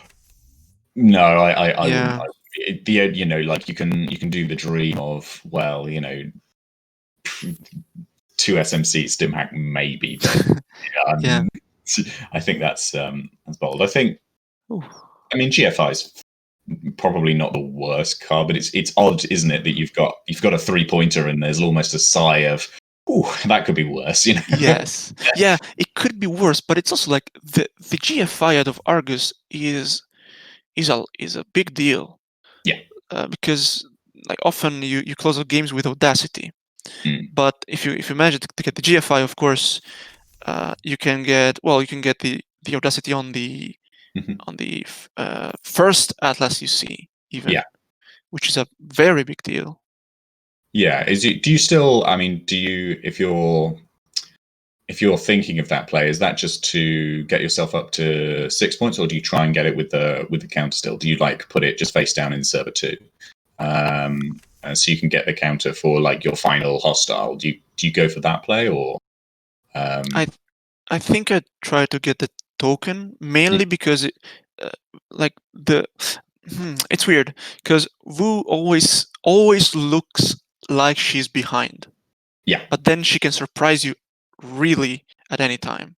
Sure. So it's very hard to understand if you have the space to push the Atlas with a token or not. Yeah. It's really, really hard to determine that. Especially with a hyperdriver on the board, presumably. Especially. You'd assume that's getting popped next turn, whatever, just for the space and the tempo. But if you put something in server 2 right now, you're kind of you're asking that we not run it when there's a lot of clicks. Like, Yeah. I mean, I think I would still like drop the agenda in the remote, also because there's a price tag there, Yeah. and I suspect one of the two remote dice is probably going to be like either Mausolus or Dead or Even. Sure. So even though there's hyperdriver, it's not only about clicks, of course. got the So yeah, and like sure there's a double daily cast, but is that gonna be enough? If it's like, let's say, Data Driven border control, Yeah, that's a very hard server to crack with a price tag in the remote as well. absolutely. Yeah. So you'd have to have a lot of good things in hand in order to make that work. yes, exactly. So if you're in the position of Wu right now, are you thinking your game plan is hope the game goes a bit longer, basically, so that you can start to win off R&D? Or it's difficult, right? Because Server 2 is a big problem right now. Yes. With 3 ice, one of them's going to be a border control. One of them's probably a data raven as well, which just it's just that drag on you, I think. Yeah, 100%. I think it's also like a matter of, can Wu put pressure somehow, right? I mean, if you have stuff like Imp or Stargate, especially Imp right now, I think you can force the corp to res the HQ ice. And so the thing about, and I know this about Argus, like playing against it a lot, is that money is kind of tight. Yeah. Like, and almost every ice costs like 4, pretty much. Like Data Raven, Mausolus, border control. And sitting on 13 credits isn't a lot. No, yeah, 13 credits goes remarkably fast, right? If you're not making money off your agendas. Now, the In the Groove has been played. I've just been slowly just watching 3 Da Vinci's go down and just thinking, hello, yes, something's happening. Being able to install them from the deck is amazing. Right, of course, yeah. That's and now they've all got 1 counter on them, which means that they can install a 1 cost thing. Oh no! And then you've got symbol chips for extra installs. So it's a cool turn, right? It is. Yeah. I think it's the turn that obviously I'm not involved with the design, but I can't help but imagine that this is what In the Groove is supposed to feel like. I think, just that moment of that sweet spot of, all right, we're getting money, we're getting everything. But symbol chip's not used there, which I guess makes sense. There's probably just nothing that worth installing in the bin. Yeah, I guess. Okay. I mean, if there was like a tech trader and DJ Fenris, I'm sure those would get popped. 100%.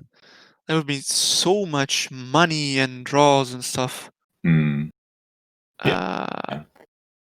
think, I wonder if that's a way you can try and build Carbonese right now. Like, if you could move the Geist at Home, like the pirate shell, in Carbonese for these synergies, maybe? I don't know.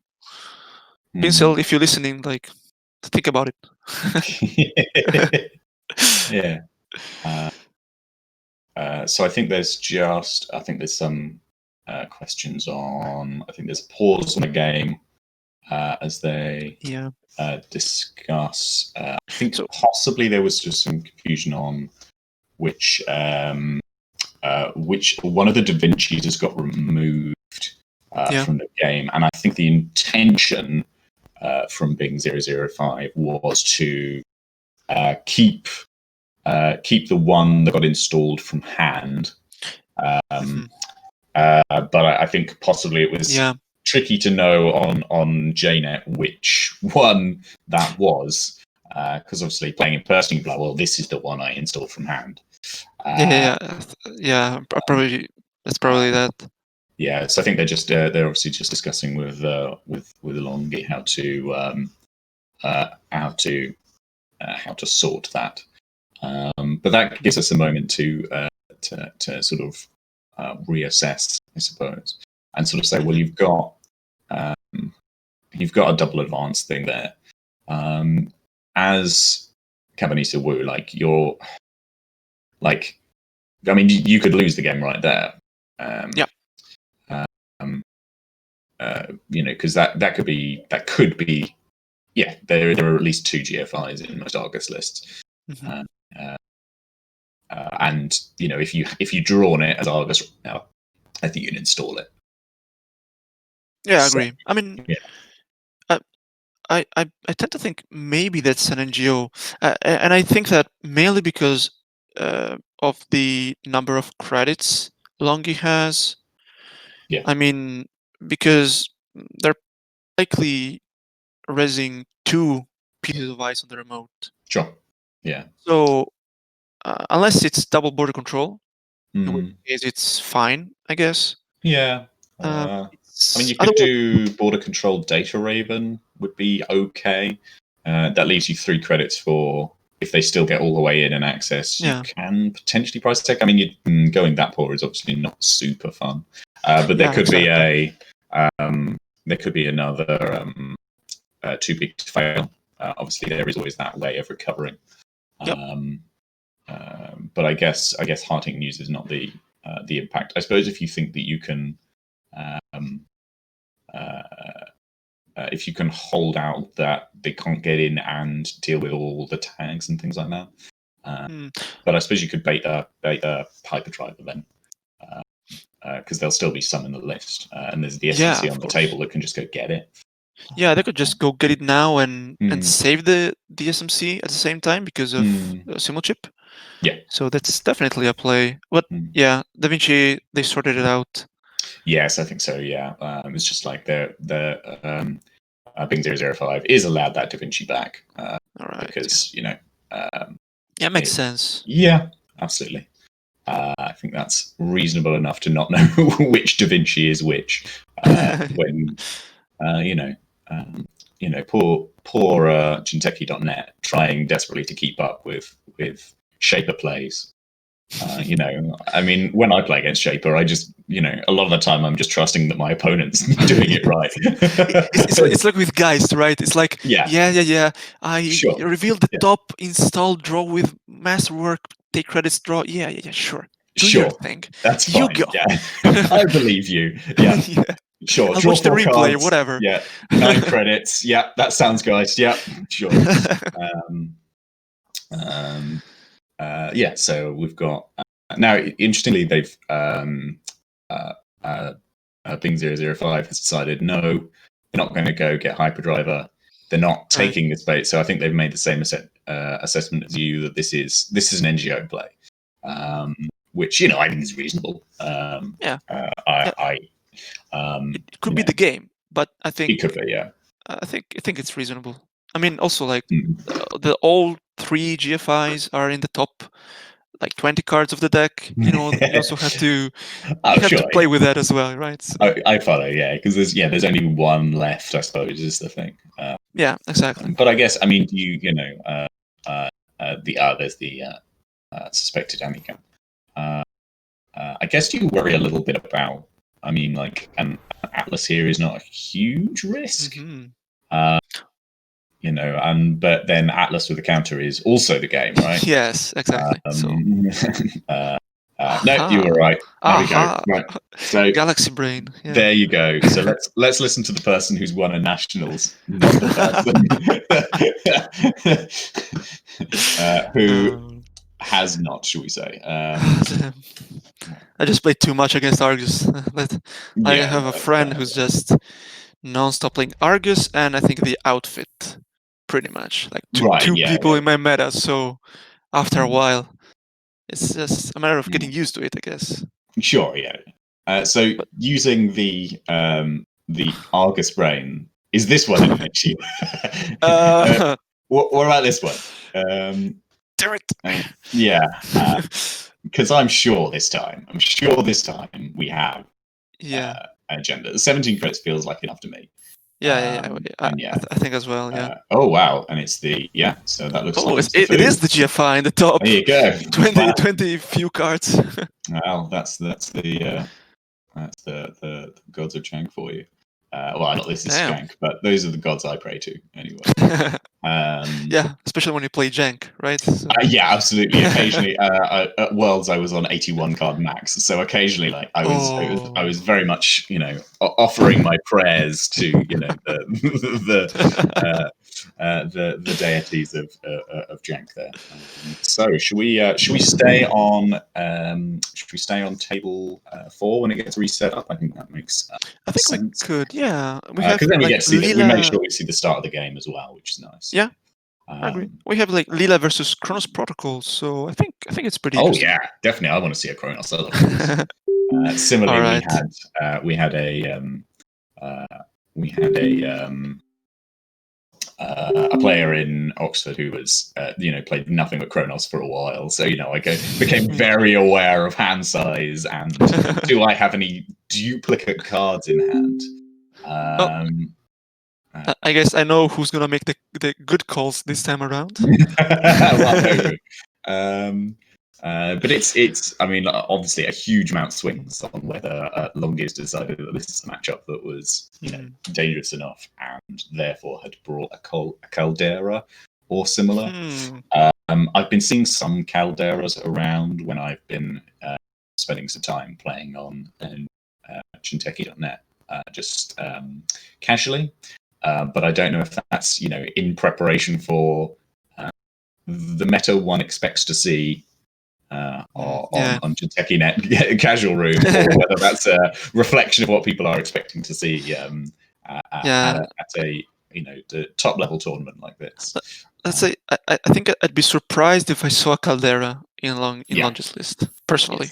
Yes, that I think makes perfect sense. That's okay. So this is a really bold opening hand to me. This is gonna be fun. I can feel it. Because if there's okay, sure. Oh. So I was about to be like, well, criminals leaving HQ open, big danger. And then of course the Maker's Eye, of course. Maker's Eye is like great turn 1 in Leela because it's like I don't want to deal with whatever's in the remote. What am I looking at? We have Hellheim servers. Oh no! This just got extra eyebrows for me with the Hellheim servers, because Hellheim implies you're going to hit a piece of ice at some point and it is going to do a fetal, right? Okay, a lot of damage. So I wonder if there's a brainstorm in this list. That's my fingers crossed. Right. I want a brainstorm. Right. Do you think like Komainu and brainstorm as maybe. Well? I'm not ruling anything out. So we've got something quite interesting as well in that Longy didn't have credits to steal it. To steal the fetal AI, which is also couldn't bounce the card. Yeah, exactly. So that is some nasty net damage that they've just taken for free. Yeah. Which is not fun. What's quite interesting as well is that when you get Kronos, you get to see, well, what are they expecting? What do they think is a bad card for them to deal with? Right. So the loss of the decision to take out the bravado there implies to me, okay, I am going to be icing up, and I don't want you to be rich. Possibly that's just a view of the amount of credits that Longy has right now, but like there's decision points right there. You could sort of learn a little bit about what Kronos is doing, based on what they decide. It's very interesting to watch, but in that sense, it's very interesting to watch that because you don't know what they see, but like you can look at it in many different ways. It could be like the only economy card. Right, it could be the best economy card they have against Kronos. It could be so many things. Yeah. What's really interesting to me is that at that point, I think there was not necessarily Longy to draw after that. I was about to wax lyrical about how not trashing the Begalto was a huge deal, but then Longy drew at the end of his last turn, so he probably just didn't have it. Very close. Yeah, that was very, very close. So here's an interesting one. Like server 1 And indeed, we've now got this R&D, which is Upgrade.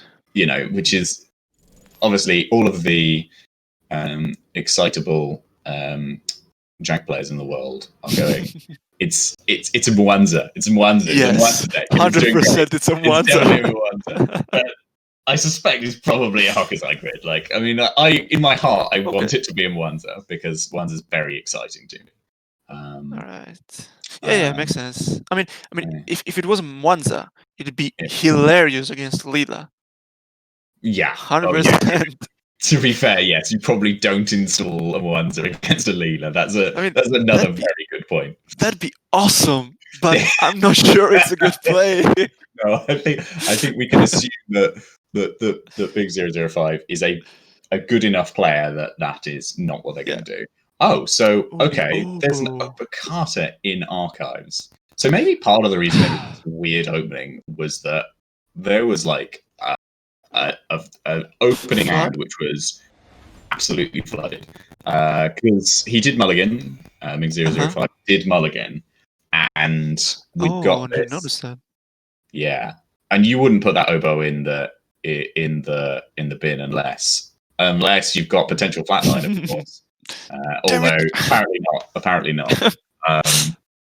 And the install card also got bounced, which is the Bukata there really matters also because of that. Yeah. So that's I think part of the reason you don't. You don't throw it away. Really, yeah, it makes sense. So I think maybe Bing 005 is thinking, do I draw here for the selective mind mapping and sort of like play for that picture, or do I take it as a longer game, and so it looks like they're playing the longer game. The celebrity gets kind of fun because now we're doing reverse Kronos. So we've got. I think going for that that's interesting. All right, complete image. Okay, so it's very hard because the card was drew after the Obokata. Yeah. So they're just guessing randomly any card, literally. Oh, I see. They literally had to just. Yes. Is it that way? Oh, yeah, because you need to have seen the hand first. Yeah, so presumably. Yeah, exactly. Yeah. So it's like if it was anything else, it could have been fine, but like it's a shot in the dark. So they guessed Shuriken got daily cast, which was also like, of course, a nice possibility, but one daily cast was gone again. It was maybe more likely was a Shuriken than a daily cast or anything else for that matter. Yeah, I'm really intrigued by the audacity here. Presumably that's just to like mess a little bit with maybe like people's maths on like if you single advance over Carter, true. It means that people don't necessarily run a single advance card thinking that they need to be ready to steal an Obokata. I guess is your play, if you're on 4 points, you can suddenly deal with that. I mean, could it also? I think it's a good shout. I think Philotic could be a part of it as well.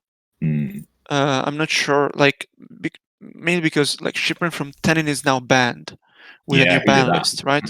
Yeah. So if you gotta play either Audacity or Biotic, I guess I'd be more inclined to go for Audacity if it's the card that makes me win, Yeah, no, absolutely. Like you always have to play an Audacity if it allows you to actively win. It's the same influence, interestingly, as Biotic.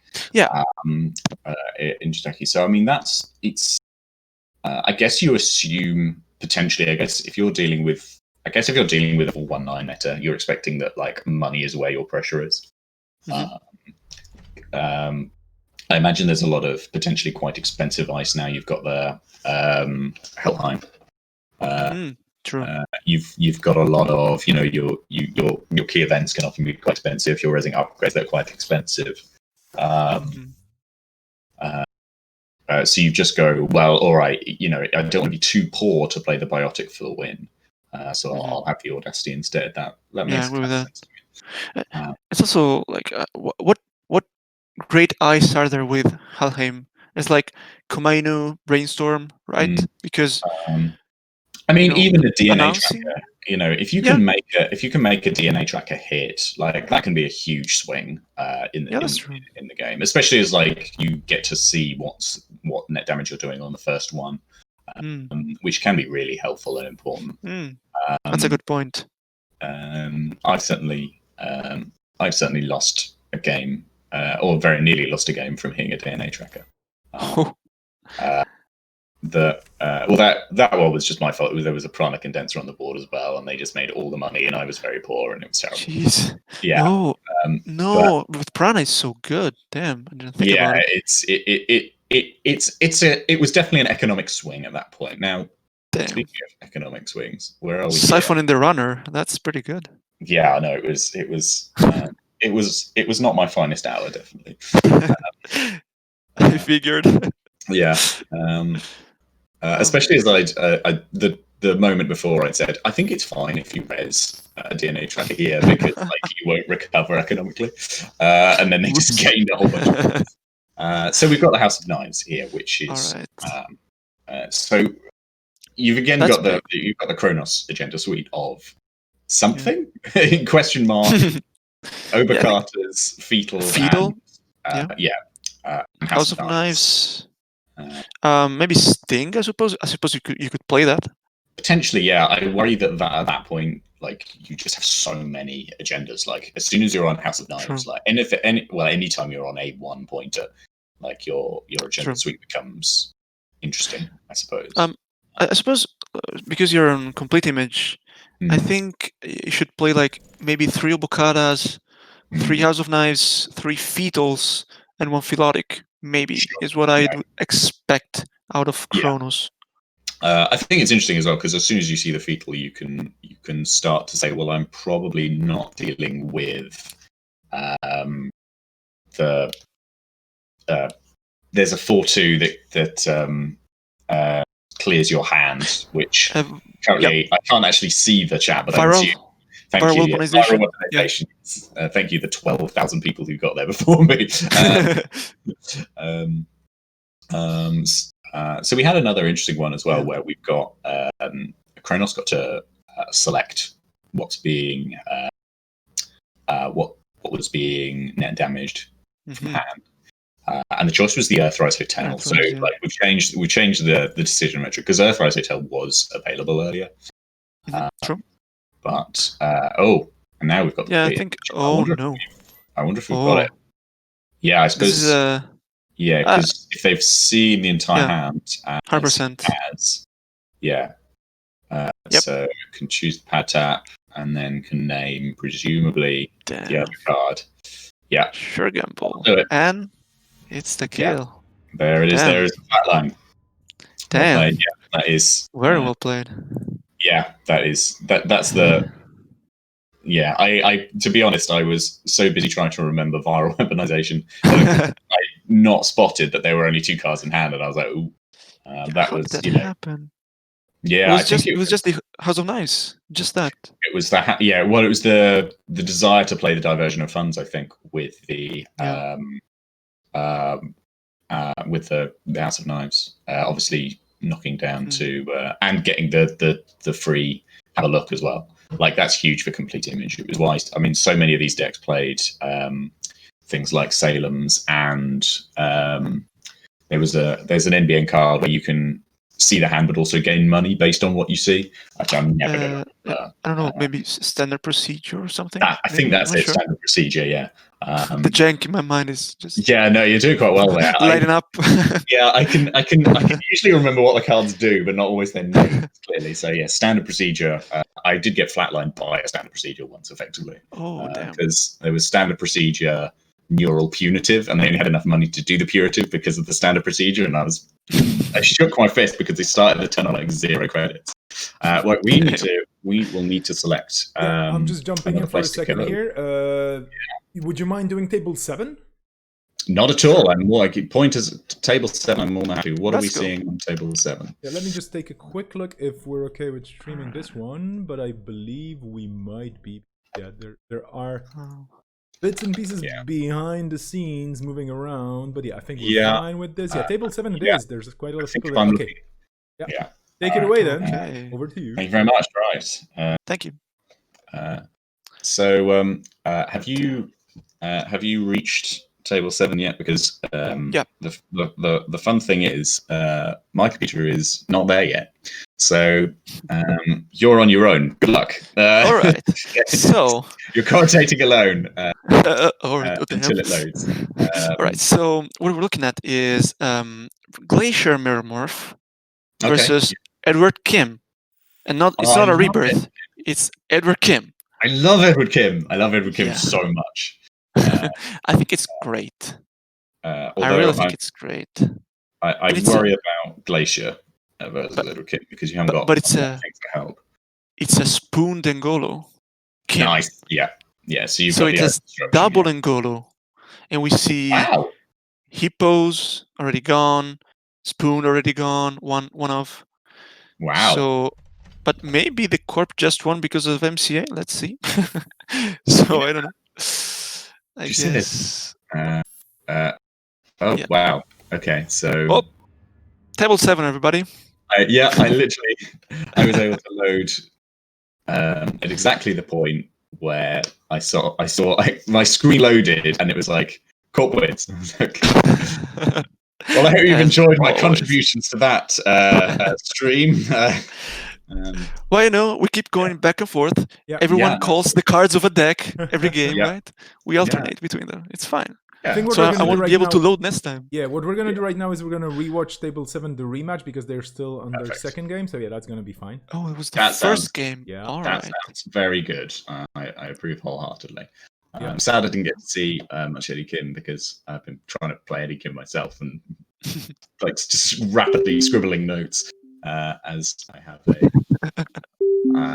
I don't know about yourself, but the Continental Championship I'm planning on playing with is next week. So same actually. Yeah. So all the brainstorming about IDs and what's good and what's not.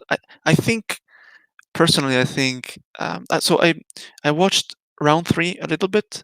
Yes, same. And I saw the Lila versus Aza, and I thought there was a very interesting matchup because the Lila ID goes directly against like the way Aza plays, right? With many remotes with one ice in front. Yes. Because you just don't run every remote, so you always have the ice to bounce. That's protecting the asset. Yes. So it's very. It's not necessarily strong. I'm not sure about that, but I think it makes the game very, very, very interesting, and I think it's a big change for Aza compared to every other matchup, pretty much. Yeah, I mean, what in the various testing groups that I'm part of, what we were finding was that to begin with, like the Asas were very ahead. There were a lot of quite fast, unpredictable plays, and like Criminal had to take a step and go, oh, what's going on here? What do I trash? What do I attack? Yeah. And gradually, like it turned around a little bit, and we found that once Criminal got more of a sense of, okay, you can put some economic pressure here if you really do need to trash the daily quest. And there were a few slots of Miss Bones around, and Miss Bones massively changed the matchup because it was like, I will go trash that Jeeves, and it's fine. Yeah, which is what we saw round 3, if I'm correct, right? Was it like double Miss Bones or something? Pretty right. early. Okay. Yeah. I didn't see that one. I think I only saw the Titan game. So. All right.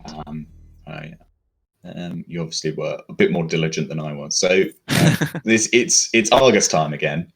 So you're in charge. All right. Call their cards. Call their cards. But we've got a bit more of the. I think it's fair to say you've got reasonably standard openings on both sides, on the assumption that Serval is a Rashida. Yeah, I think no ice on Argus doesn't look that good, but if it's a Rashida, it's gonna get fixed very early. Yeah. Maybe there wasn't any ice. That's rough. Damn. And I worry about HHN now, though. Yeah, you see that's where I would be. If you've installed Because- Redco turn 1. Yeah. Also, Also the because loss of the Citadel as well. Taking the random Oh. meat damage and losing the Citadel is not insignificant, I don't think. Oh damn no, I agree. And also one card in hand. So I think if HHN goes through now, Yeah. it's a huge deal. Yeah, and you can also, if you're Argus here, you can presumably manipulate your hand or your. Well, it doesn't look like they're going for that. You can manipulate your credit total, so there's no tapworm money. Although that's probably that's probably not the best play. I realize going that poor. No. You just click it. Nobody will notice. Nobody will notice. Yeah. No worries. Yeah. Just click on the plus. It's fine. Just click on your plus. That's fine. So, but yeah, I'm really worried right now, honestly, because yes. like if Argus didn't have any eyes, what did they have? Yeah, that's always the fear. So I think obviously Shadow Shot has gone. You know what? I'm gonna do my best. I'm gonna give it a go and see where we're at. So they're just drawing. So, do you think we're about to see flatline? Yeah. Honestly, yes. Yeah, because I guess if you're assuming high-profile targets, they at least have to have 2. Oh no. Which appears to have played out. I think it's because I'm so used to boom. I think is the problem. Oh yeah. But I know that most people don't prefer the booms. Yeah, I've seen people run 2 HPT 1 boom, but some people go for triple HPT, and this was so close. Yeah. And now the tapworm drip is gonna allow Haley to get to 9 credits to clear the tags. Yeah. That's. I think that's not gone the way that I think. I can't obviously speak for the whole display, but it feels like there was an expectation that there would be a possibility of a flatline here. But I mean, you're still, you still have a situation where you're going to be on 13 credits, huge tempo. But I think the problem is you've got to kind of either drag your credit totals lower or you've got to purge. That can't continue, that tapworm. Yeah, it's very interesting. I mean, as Argus, you already used double Rashida, which is useful also later on, and you have to purge.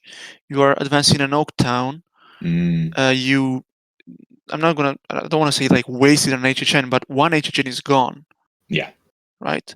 Yeah. And you're also down an Atlas. This is not surely the best for Shaper, but being able to snatch an early Atlas like that, make the corp waste so much time drawing cards, looking for the kill. Yes, it matters a lot. Yeah, no, absolutely. And there's a hyperdriver, so you've got the Runner Rashida. Yes, the Runner Rashida. I mean, with Proco, obviously. I mean, that's huge. Yeah.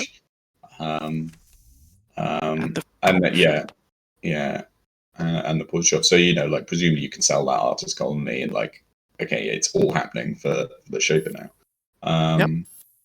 So it looks like the decision is just to let this tapworm happen. Cunningly robbing them of an easy ASOP's target by putting it in the score area. Damn it! yeah, exactly. Wait for credits. Yeah. So I let the tap room live, so you can't get the 3 credits of fan side.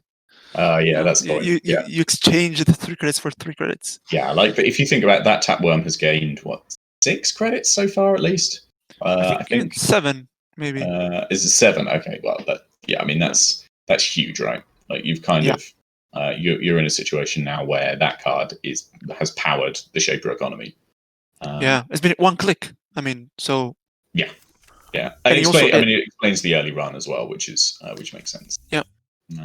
And also, I think about that. They also dodged the damage, so it dodged the tap one with the damage, which was kind of lucky. If you look at that like that, Yeah, no, that makes sense. I think they were so keen to get But yeah, I suppose because they lost the Citadel, but actually the Citadel's not looking as key.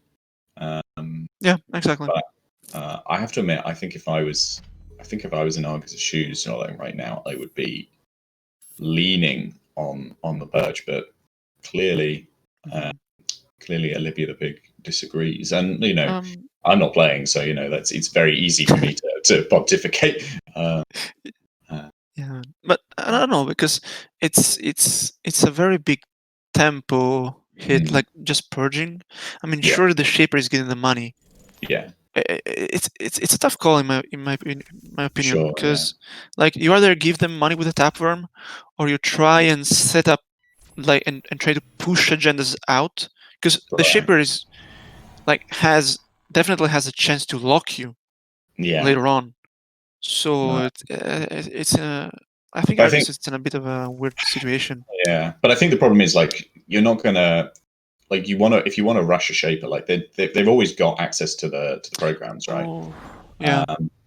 Like the limiting factor on shapers at the moment is money, especially early game money. Like they've got like Rizekis and Aesops and Delicasts and Proco and all those kind of things that like gradually build this money mountain that will get you. But sometimes early on they're like, well, I can't challenge this right now because I need all this money for future. And like just in this game, the tapworm is like without that tapworm, Shaper's on -2 credits right now. Oh yeah, yeah. The tapworm did so much. It's done so much work, and it's frustrating to be in a position where you're like, right, I want to go fast, but I need to purge this thing. But I think if that's the place you're at, then I think you just have to do it. Sort of like the old CTM games where you were like, I don't want to spend the time running and trashing this, Sensi Actors Union or Bankers or something like that. But I've got to do it because I will lose if I don't. But you also like wonder, do you purge it at this point, like after it's done like 7 credits? I think you still purge it, right? I think well, it depends how much money you're going to be on. Like, I think part of the problem has been that, as Corp, Olivia the Pig's been quite rich. With the Oaktown score, with the early Rashidas, with the only ice res as an ice wall. And the hard-hitting news being quite cheap. It's meant that tapworm paying out. I think if you're in a position where you're like, you know what, I am going to, if you're the kind of deck that's like, all right, I'm going to double biotic whatever, and all those kind of things, and suddenly my money's not there anymore, and it's like, a Rizeki I might be able to purge later. Fair enough. But even here, like, that's 2 credits to try and ease back on that hard-hitting news. Yeah, and the Haley is dripping 6 at the start of their turn. So I mean, not clearing this drip economy is really a big deal, because the HHN, like, sure, you got a time walk, like you got a full turn. By using hard hitting, but then you use the second hard hitting now. So the start of the third one is much, it's, you don't worry as much about the third one. And I don't know.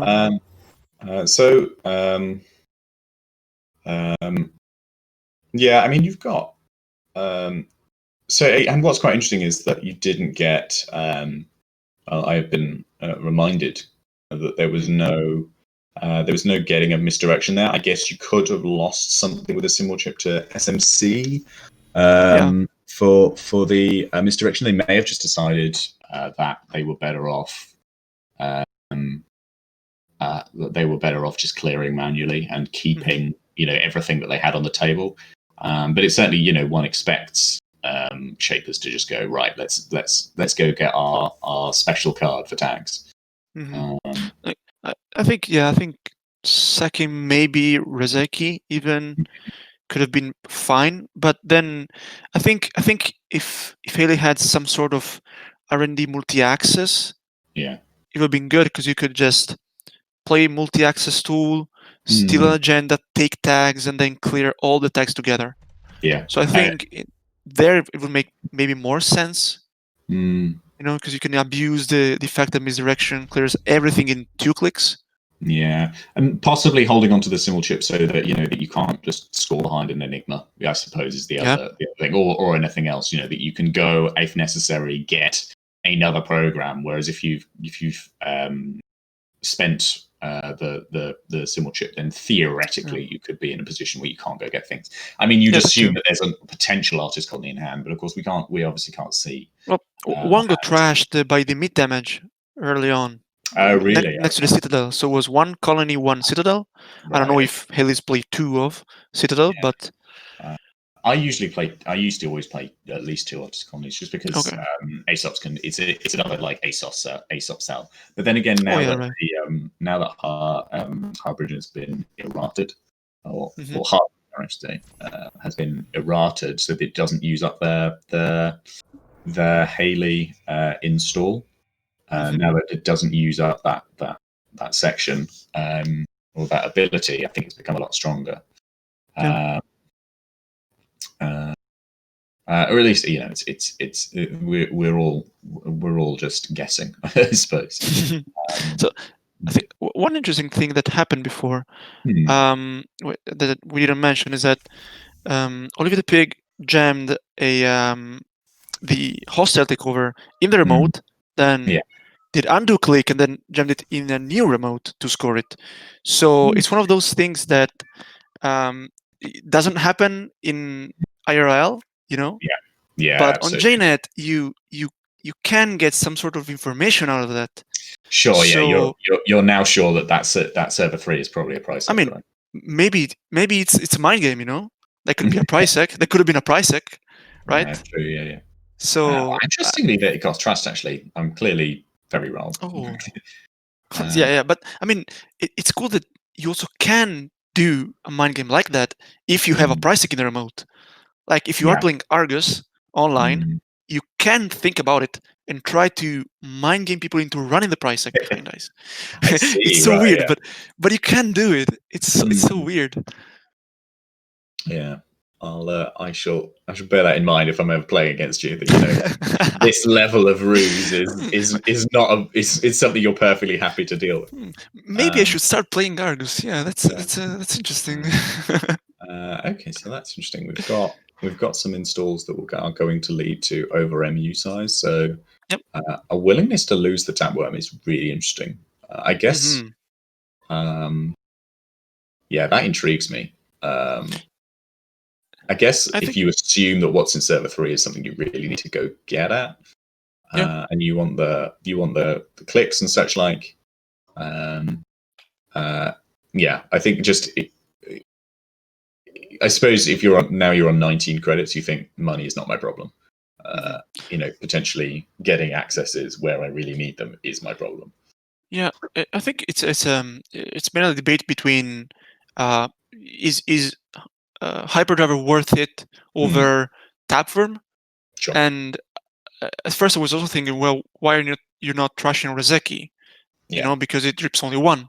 But then Purge becomes a lot more valuable because there's Palangi. So it's like... Yeah, so you change that metric quite a bit, don't you? Yeah, I mean, do you purge a Palangi with 2 tokens? Maybe not. Do you purge Palangi and Tapworm? Well, I guess, yeah. Unless a new Tapworm comes out, okay. Okay, fair enough. Never mind everything I said. All right. Oh, okay. I see what's happened here. Yeah.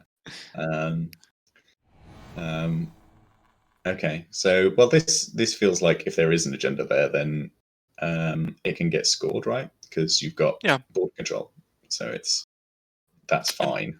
I think maybe if this is a taggy like Dead Raven, if it's a Dead Raven, maybe you don't even have to pop the border control, like depending on what's in the the Argus hand. I'd be very worried about taking the tag there. Just instinctively, it feels wrong to end your turn on a tag against Argus when you're shown, because, like, theoretically, that okay, clearly I'm wrong. I think it's actually I think it's the correct play. Okay. Because you have Super Corridor, which increases the hand size, so you're on 6. Okay, yeah. I So you follow can you. end the turn with 4 cards and a tag if you take the 2 meat Mhm. damage you steal, right? I see, yeah. Because the one tag out of Argus Hmm. isn't really scary if you Yeah. have enough cards in hand. Yeah, because the flatline's not online. And I suppose, like, if you lose Proco here or Aesops, are you losing that much? Maybe? I don't know. Like, Yeah. I mean, I suppose there's a second Proco in hand. I guess. I Yeah. mean, you But I count mean, the number of that's cards, right? yeah, but So that's a big install, right? yeah, That you probably don't even put it down. yeah, You probably don't even install it at that point. yeah. But I mean, if you're if you're Argus here, can you consider trash Aesops, trash Proco, install an R&D, hope for a longer game? But all of a sudden, that Shaper economy is looking bad. But that's not the play they're going for, unless I don't know if that was a Rashida. I'm not sure you can really play for the long game as Argus in general. And No, I suppose. Rezeki Taproom is out, so Well, I was thinking if you're in a position where you have trashed, that Tapworm's actually only 1 credit. True. All of a sudden, so maybe there's something there. Whereas now, you've got like the Aesops provides further value. Yeah, I can see that. I wonder if the Argus credits are more valuable than the Shaper credits right now. Yeah, I think I've assumed that Argus has more ways to recover, I suppose. Okay. And like long game is probably not exactly what I certainly mean, but I mean like that remote is now, I sort of mean in like 2 or 3 turns, where and like Shaper's got that problem that almost like that late game inevitability gone, because you don't have those 2 cards like feeding money back. Those sort of like cards that I think Shapers lean on in order to have that money. The Aesop's going to provide 6 credits over 2 turn. Proco's providing however many times you decide to draw in terms of money. And it enables short gamble to be played in a way where if you were just that little bit lower, you wouldn't be in a position, because I can't remember where they started their turn. Yeah, I agree. I think Proco is that weird drip card. Like you think about it as draw when it's not really draw. Yeah, because you're just clicking for cards, Yeah, But it but is you also no get the money faster than alongside. anything else. Yeah. Yeah. So yeah, I think. Oh, wow. it's Audacity. Yeah. Oh damn. So it's the last hostile. Yeah, so it's all to play for the last hostile now. That was a good play. Yeah, that's it's surprising and interesting. And also, I mean, like to some extent, you can stick a face down Atlas in Serve 3 for win now, which you weren't able to do before, and you still, so long as the runner doesn't take a point of R&D right now, that's still a win, but not the win for then, which changes the question a little bit. Oh yeah, right. That's a good point. I mean, I think R&D interface is likely gonna come out of Shaper, mainly because there's Psych Mic. Yeah. Right. Yeah, so that tells me it's R&D interface or something like that. Yeah. And because there's hyperdrivers and Ngolos and Palangis and Rozekis and Tapworms and all those kind of things, you assume there's no Stargate, because exactly. That's way too much. That's way too much MU. Social distancing isn't really a thing in Shaper rigs. Yeah. Yeah. And we haven't seen net chips, so they can't do the ultimate rig. True. So I think, so we've just got like draw here, right? And be like, well, if I put the hostile in hand, then hopefully they can't just run it over and over and over. Right. I mean, they can run HQ over and over again, but are they gonna? Yeah, I think they can, because Argus is on 4 credits. Yeah. That's a big thing, Like if the ice costs 4, whatever, like they still can't score it next turn, so you gain time. Yeah. right? Unless it's Raven, which is the worst thing that could be res right now, I think, Mm. because it's the hardest thing to run over and over and over again. Yeah. But of course, if you res the Data Raven, then you don't have that money to score the hostile right now. Ooh, Atlas. There it is. But I It's mean, not a hostile though. Yeah, we're still in the position where. Oh, that's yeah. So that's the clock threat, isn't it? Yeah. So I'm gonna be counting the influence right now. We see double tap worm, which is 4 corrodor, so it's 6 harbingers. I expect there to be 3 harbingers, Yeah. so we know 9. Yeah. I mean, it could be steam hacks, or maybe it's 12 with the steam hacks. So I think clot is definitely a possibility in there. Yeah. I would 100%. agree. And it feels like a sensible call in this meta, definitely. Yeah. 100%. With all the Titan, Asa, and stuff like that, yeah. 100%. Yes. And there is the R&D interface that you rightly did. And just get the Akamatsu down for good measure because you can, because you're shit. I mean, it's just still nothing there, yeah. But I mean, if you're Argus, do you consider just install advanced, hope they don't have clot in their bluffing? I mean, that feels like it might be your way out of the game because now the ship's on 31 credits, you're not scoring out of the remote, I don't think. Yeah, I agree. You just have to hope, yeah.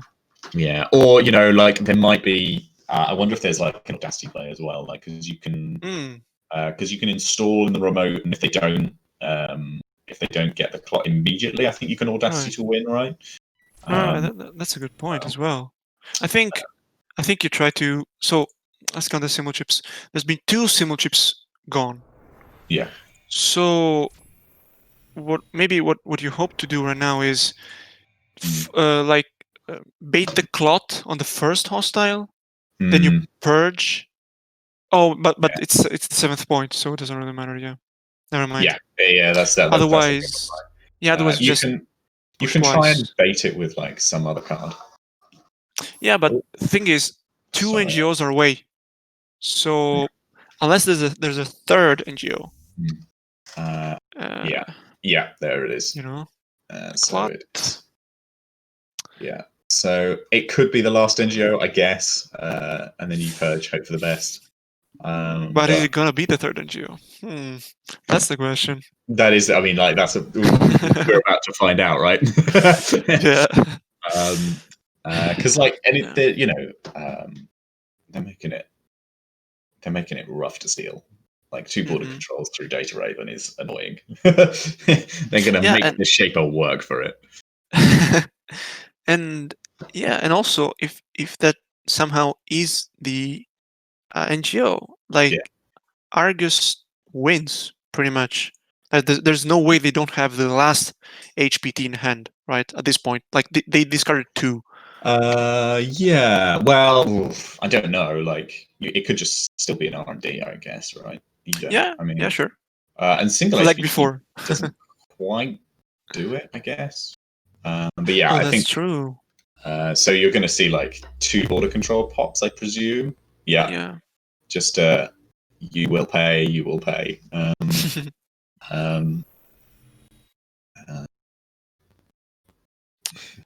Yeah, it's true. This 6 hand size is actually the thing that makes that very unlikely. That's a very good shout because, man, it changes the math so much. Yeah, right.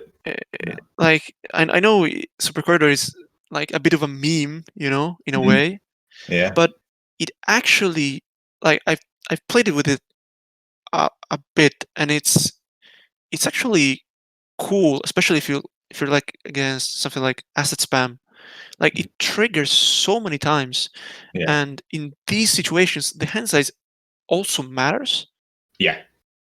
So it looked very much worse early on, I think, as console. But then I'm starting to reevaluate it a little bit. Yeah, I don't know. I mean, if you were only able to have 5 in hand, you'd still be able to end the turn on 2 tags and be fine. Yeah.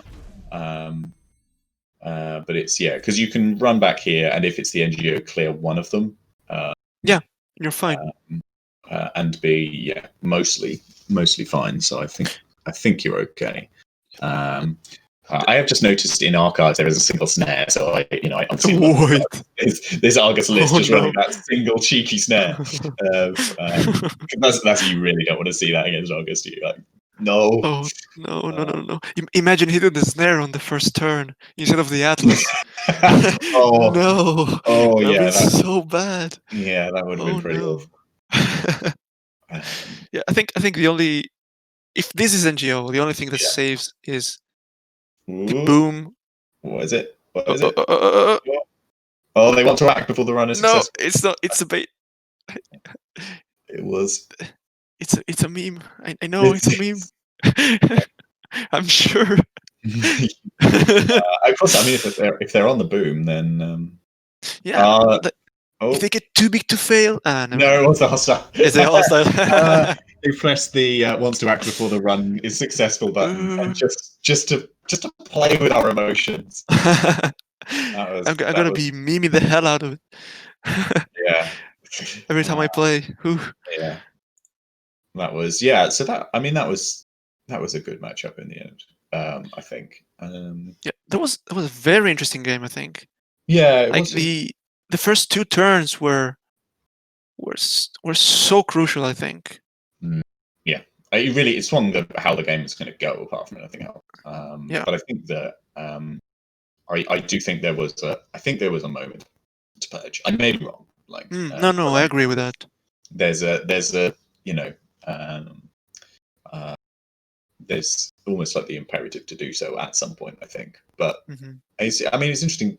One thing I can't help but observe is that there are 6 cards left in R&D, and R&D is still uniced, which like sort of shows how much that would have been unimaginable in a world of indexing, right?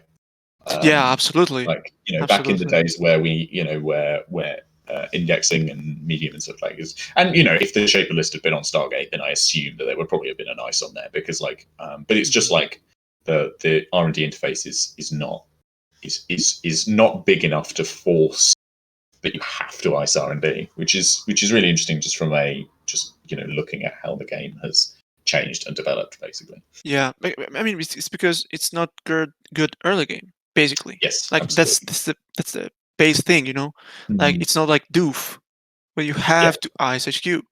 Yes. Like indexing doesn't exist anymore. I've been bugging people with that for a long time. It's like, if only we had indexing back, if only shapers would be better, maybe a bit, Yeah, every card that rotates out changes the game. Right, not quite copycat, but I admit copycat did not change the game when it rotated. I will give up on that. Oh, definitely not.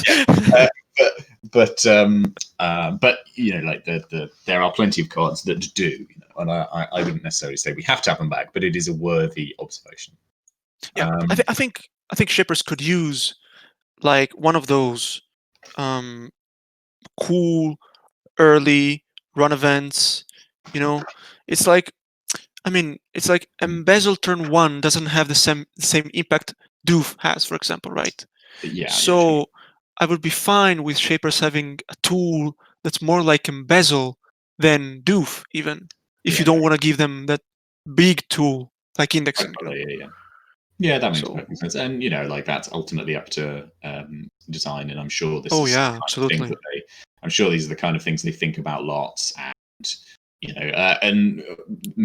inevitably, as anything that anyone suggests, I'm sure they've got to balance it and go, well, here are all the reasons we can't do X. And and it's not a critique. I just want to make that clear. It's like it's also like I'm curious to hear what other people think about it, like to see if I have, basically, it's like figuring out if I figured out the game the correct way, in a sense.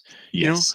It's also a check for me. It's like, well, if everyone agrees that that's probably healthy, it's also like, it means I have something going on. Absolutely. Yeah, no, So- that makes perfect sense. But yeah, I think that you look at this board state and it is, I say, it is one of those board states that could probably only exist in a meta with our current rotation. I think it's fair to say. Yeah. Which I think is just like an interesting development. Mhm. I am not sure if there are any games still going at this point. I would imagine. No, we ran out of that, time, by the way. I'm just jumping in here to tell you. This was one of the last game, and I think time hit. Basically, the last round was happening while the last hostile was being scored. So we were Oh, very lucky wow. with the timing. Yeah, but thank you so much Damn. for the commentary. You're staying on for round 5. Don't run away anywhere. I'm just Of jumping course, in yeah. with my voice to relieve you for a second from all this talking. We're waiting for the table 7 results to be reported. I'm checking Cobra just to see that this is updated, because I would like to very quickly just put the standings on the table. Yeah, here we have it. So let's take a very quick look. And I have to say, I am surprised. Like, we have QVM from Switzerland dominating, 24 points, and then there's this. That is very impressive. There's a huge bunch of Undefeated. people. Yeah, there's a huge bunch of people on 18 points as well, and on 15. So this is gonna be. We have up to the 15th spot. People on 15 points. This is gonna be quite interesting. The top 8 are gonna be fighting it out. So like QVM definitely. Well, I mean, probably taking the Swiss round here. I started running a poll and people were laughing. It's a bit too late for that because it's probably going to be Wayland and Criminal, but I'm still going to run the runner poll as well. I don't mind. Maybe we're going to have Freedom Kumalo. I mean, look at Whiteblade here on Freedom Kumalo. Come on. Yeah. Definitely. I guess the only way it happens is if the person that plays QVM sweeps them and has a significantly decent enough SOS. But looking at the top 8, I think they've all got SOSs that they could do it, but obviously that's a big risk for any and all. So yeah, we shall see. What interests me is also like what of these IDs you think has a very good game against Titan? Because that's the thing that's worth considering in my opinion. If you consider it as weep, unless Titan draws badly, and that's it. Yeah, indeed. It's not simple. No, it's definitely not. I think, you've got, I mean, if you look at the Titan in the top 9, the Titans are like Whiteblade in 3rd. The Titan has won more games than the Freedom. Obviously, you don't want to read it too much to that. Down in 9th with Lambs, like the Titan is 9-9.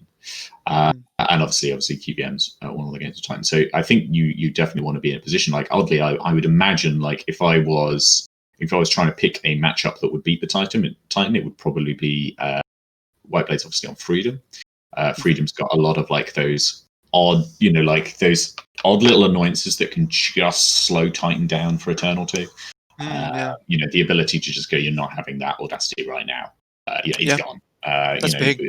Yeah, exactly. One virus counter and they can get rid of the dedication. All those little things that, like, HQ pressure is enough. Whereas, like, you're looking at the 419s and the Leelas and you're thinking, what do you got? What you got? Are you on 3 embezzles and rolling the dice? I don't, probably not. Like, some of them might be on political operative. I've seen some political operative being like suggested as like, at least you can stop the dedication, Rococo combination. I think QVM is on 1 pull-up, for example. I think I've seen it in Leela. But I mean, like, it's his Leela, so yeah, sure. Well, yeah, exactly. So that's no good. But I think, I mean, like, I've heard that some of the guys still run Clot. I've never seen it because, as I say, like, every time I play against Geist, I just, I say yes, go ahead, do whatever you're doing. They may have installed a Clot at some point. I wasn't noticing in amongst trashing 3 spy cameras and, I've seen it recently. I've seen guys playing Clot last couple weeks. Because just swap out basically Corroder, getting Mackler, and you have the influence for Clot. Losing Corroder is not a big deal. So I've seen that. I'm not sure if Labs, who's playing Geist right now, is on Clot. Yeah, so we will not know, I suspect, for Yeah. unless we see it. But I don't know what table we will be able to select. I think we'll have to see once the pairings are. Yep, the pairings are already up. available. By the way- People are making the table, so we should be. Oh well, we should. No, Yeah, no we worries. should. No, I mean, we should they're make a not starting selection. just yet, but we should figure out Mm. what we want to watch. Okay. There's quite a lot of interesting pairings up. There are. You can choose. Well, it depends. I presume I'm probably the last person to ask on this, but like, are any of them going to ID? Because obviously, there's not much Sure. watching that. I'm just going to check some other information. Could we theoretically see table 2? I think. Let me just see if that's. I think either 2 or 3, because Mm. on 2 we have this interesting like Geist CTM and Hoshiko Yeah. Titan, which I think are both like Yeah. not knowing if Hoshiko is on Wanton, for example, that sort of stuff it's interesting. Mhm. There's also Freedom Outfit on table 3. Yeah, those both be quite interesting matchups as well. So, and in both cases, they'd be things that I haven't seen today. Same. So, but I don't know if the stream watched it. Yeah. Yeah. So 2 or 3, Mister. Yeah, we're on Stream table. Man. We're on table 2 right now, Mr. Stream. It's like Hacker Man, but this is Streamer Man. Yeah, I should totally get in on this with the right attire. By the way, we had a question on the chat. Do we know if Guy is wearing a sparkly blazer? I am not wearing a sparkly blazer because I'm effectively this is working from home, so True. have mostly dressed up. However, next week I am getting glittered because my partner went around worlds glittering people and had gone down various European tournaments covering people in glitter. And unfortunately, she's only got one target this year, so I am going to gradually get more and more glitter on me during Continentals next week. So if people enjoy glitter content, that's something to look forward to, and I'm sure she'll be more than happy to post them under the Nisei hashtag. Exactly, I was going to jump into this. Thank you so much for mentioning this. We have the hashtag Nisei Continentals or hashtag Nisei, whichever you want to use, but we're going to be trying to collect all your lovely photos and everything else. If you're watching this in a group, if you're competing in this tournament and there's something fun happening, or is it just you at home playing, not a problem at all. Send in your funny pics, share them with us, share them with everybody else. There are many places where people do this. By all means, please do, because this is the best way for us to connect, and we should totally celebrate this. This is fun. This is the first one of 3, or technically 4, but still we should totally be celebrating this, so please use that, and we'll be reminding people throughout the week as well to share those things with us. Okay, we have 2 keeps. I'm gonna drop out again from the audio. It's over to you. They're gonna start it any second now. Good luck to you as commentators. You're doing an amazing job. Thank you so much. Well, thank you very much. Thank you. So the good news is that obviously they've not started yet, so we haven't missed any. The bad news is we are going to have to unfortunately keep up with a Geist board state in order to be effective commentators. So no doing what we usually do and just go, yeah, sure, that's probably fine, and assume we'll actually have to note and monitor what's going on. But this is an interesting matchup, obviously. Yeah. Like back in the old days of guys showing my Netrunner age there, like this was the matchup that guys went, oh no, I'm just going to tank it. I can't beat this. I brought Geist because I wanted to be able to play against the Arguses and everything that was like big ice, and I just like chip through it and like I can't trash your bankers, I can't trash any of these things. But like oddly, like my understanding is that some of that has changed with the later Geist lists. Is that something why? Because so funny story about the first part is my first ever tournament was Nationals 2016. Okay, yeah. And I was on Geist. Sure, and it was the meta where HHN CTM was just released, basically. Okay. So that was fun. Yeah. That was fun. Yeah. But apart from that, that's I think Stargate, Masterwork, and the new Nisei cards changed things a bit.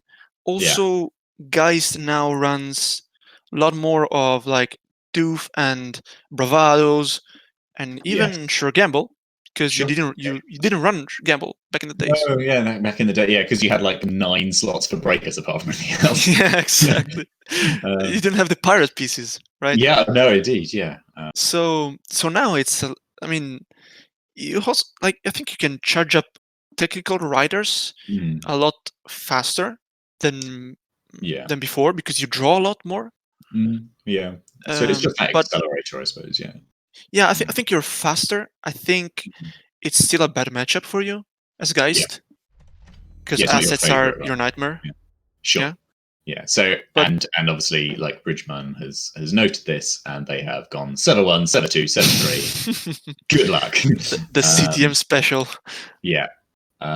So there's a chance that, I mean, we've got obviously the Street Peddler. You can either ignore these, or if there's something on the Street Peddler that's worth installing, I guess you can check and go low enough. Like ideally, if there's like a 2 costings things to install, you can be at 4 credits and then That's check great. and not get MVT'd.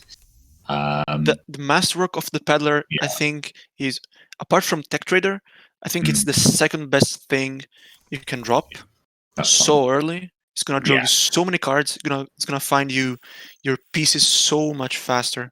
Yeah, but they've decided not to contest, which I think that's perfectly reasonable. I think they're going, well, I want tech traders. I'll go find tech traders, and I mean obviously that's a nice like running drip of pad campaign for money and daily business show, which is like bad pad campaign for consistency, I guess. That it's just like once per turn you get to be a bit more consistent because you get to draw the card you want and put one back. Oh yeah, because it works both ways. Like you can either put the agendas, like you can put the agendas on the bottom so they don't stack up in HQ, and also in case there's no agenda, you can choose the best tool so you can go even faster. Like you always get the perfect card. Yeah, the better card at least. Yeah, and you've got the odd situation as well of being, like you can read that Geist isn't in a position to like necessarily. It's probably not their ideal to run each server. So I think there wasn't like a rush out of the AR, even despite that, there isn't a rush out of the AR either because they don't have it or because like you're not necessarily expecting that Geist is going to go around trashing everything this early, so sort of rushing the AR security isn't as worth it. Yeah, I agree with that. I think that's a good point. Yeah, like you're not worried to. Yeah, it's not like you're against 419 or Val or anything. Geist is gonna do his thing. You can just set up your money so you can HHN later. Because we also don't know if Geist has like the tag protection. Geist used to run what's it called, On the Lam, I think. Oh yeah, I loved an On the Lam. Yeah. But nowadays we see it a lot less, I think. Also, this is one of the very few CTMs in the tournament. I think there's like 4 CTMs this tournament out of 46 people. Yeah. So maybe you're not even that worried about hard hitting and stuff like that. Yeah, you just for the meta. And interestingly, I've been seeing a lot of the CTMs are gradually cutting back on the hard hitting uses. Like I've seen, they've been listed at various store championship that just had one. Like you'll keep one occasionally. You might draw it with DVS, fine, but like you're not necessarily always winning the money fight with 419. It's more that 419 can't win the money fight and trash all the stuff that allow you to sort of fast advance off the board. Yeah, exactly. It's also interesting. It really depends on what sort of CTM you're playing.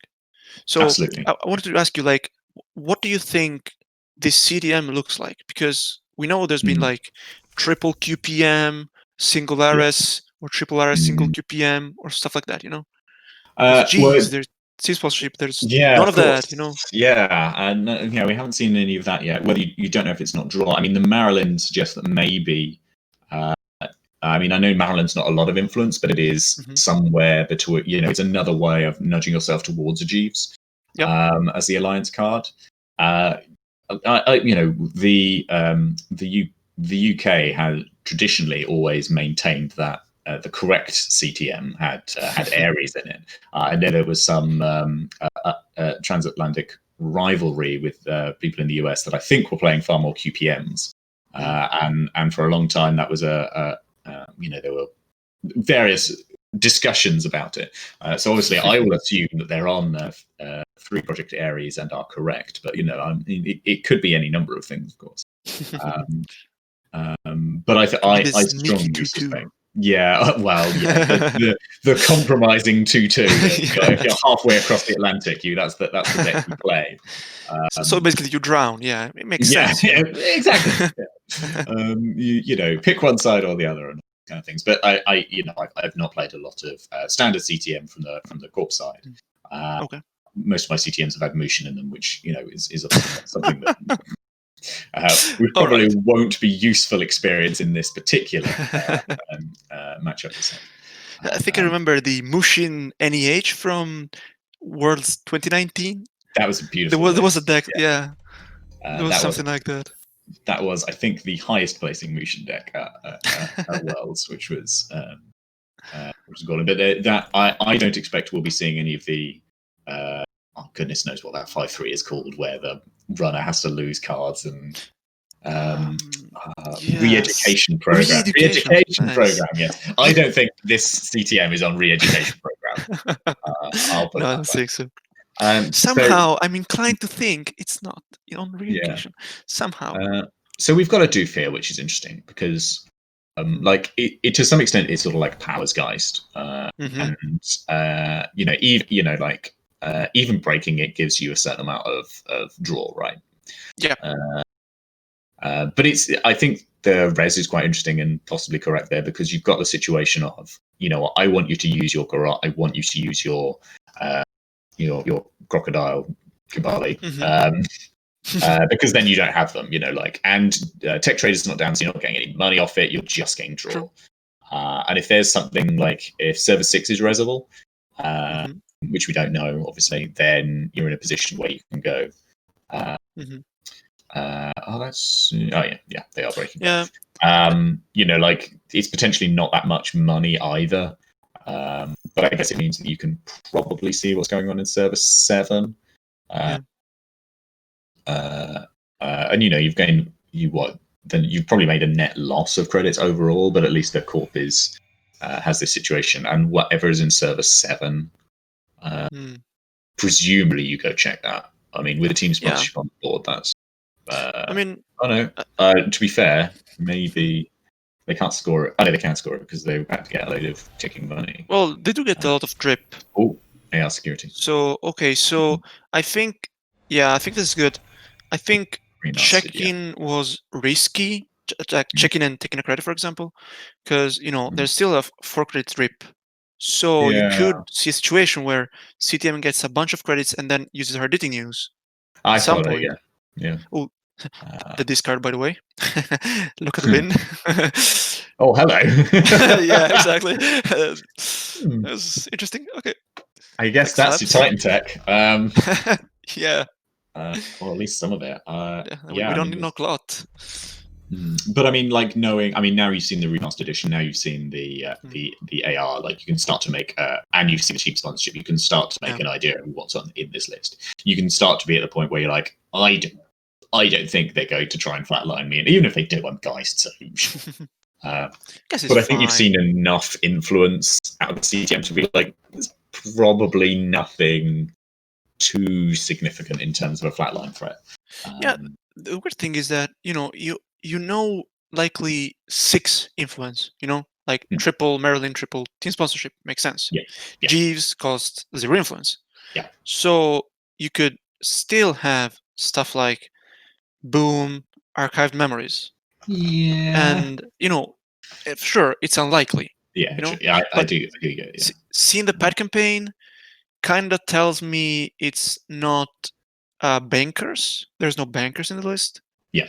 I think it's more likely that there's tour guide rather than the kill pieces.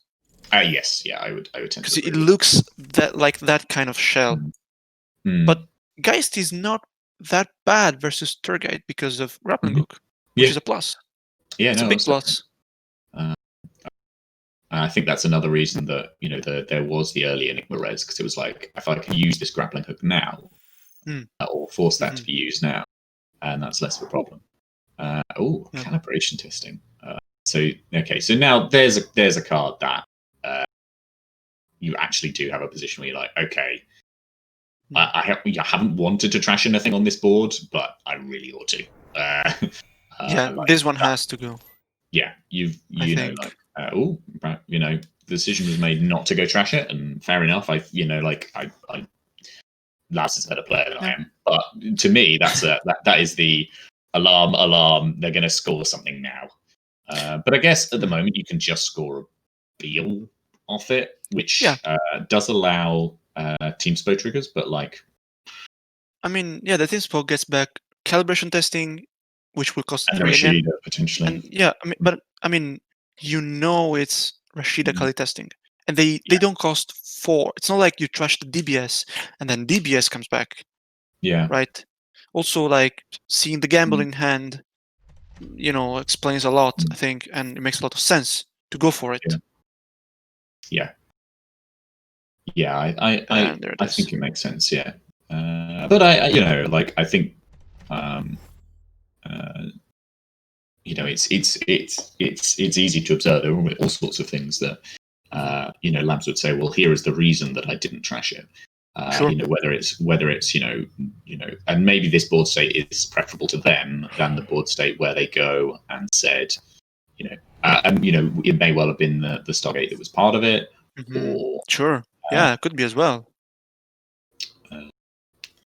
But I'm certainly intrigued. Yeah, I think this is. I think this was very interestingly played. I think it was very good by Labs. So, because what he does is he goes up in money so he can drop the Stargate later. CTM is only on 3 credits, right? They have Rashida and calibration testing. Yeah. Merlin is gone. It's only a 2 credit strip. If they got a res gold farmer, the no Rashida trash is big. I think this is big. I think that's quite big as well. I suspect that there was a hope that it was something like a Data Raven on R&D, and that 4 credits was the sort of res point. Because you sometimes do get obviously slightly more expensive ice because you sometimes have member temples and things like that. Sure. I also wonder is it that bad to float a tag right now? I mean, if you just go and trust the Rashida paying 1 and keep the tag, probably what's the worst that can happen? You've got to clear it at some point. I think the problem with the Data Raven would, apart from anything else, be the Trace 3. You don't really want to be paying. I think the idea was install Stargate, run, get a free go. I think, or at least you get some information, I guess, because you got the boomerang. I wonder about the Rashida trash though, more than possible Data Raven. I think even if it was a Data Raven, right? You bounce, you trust the Rashida, you keep a tag, then you're on 5 credits, and the corp is on 0 and has to rely on pet campaigns. I suppose the problem is you don't always know what the punishment is. I suppose. True. So you've got HHN, Rashida, and Project Beal as your potential 3 bins. So putting the Beal in the bin, I suspect is. Sorry, someone's trying to call me, and they're just no worries. That's what that weird noise that sounded in the background there. But I suspect it is merely a state agent. So I mean, now you're on 5 points, right? So you kind of just go, fine, I will deal with whatever. But this board, it's a board, definitely. This but I mean, what do you assume you can score with calibration testing? What then? I suppose you can probably team SPO something above R&D to try and make the Stargate slightly less good. I mean, right now, Geist doesn't. Of course, Geist has a peddler. There's not many cards in the deck, so Geist probably has a couple pieces to get through the Gold Farmer, but it's not obvious that they can get through Gold Farmer now. To be fair, Yeah, no, I understand. And also there's the DBS draw as well. Damn, that's all stuff. Yeah, like this is it gives CGM a lot of potential tools, but I Mhm. think I think they're just deciding to Yeah, to. that's the best thing. I think that tells that they didn't have something they could score out. I believe because I Yeah. think you want to team spo the additional ice up there, Yeah. unless it's the kind of ice that's slightly too expensive. If they have spent money on the calibrations as well, although calibration with I don't know, but like you've got well, maybe it's they wanted to play the hard hitting, which I think makes sense. yeah, it's triple install editing. Yeah, I do like that. That does make sense. I do like that. Um, So if it's an IP block, for example, it's Yeah. very tough to get through, for example, because Yeah, there's a tag, so you have to break the end run. Right no, now. that's solid. I think I'd seen past the hard hitting in a way that I shouldn't have done. I think that's a far better play. Oh yeah. I didn't think about it either. Yeah. So Geist here has the big question mark of what now, right? Like you're on 5 points, which means that like a single gotcha is enough. I suspect that they're going Stargate again by the looks of things. Yeah. But you've got to worry about how do I deal with this R&D ice? Because it's got to be there for a reason, right?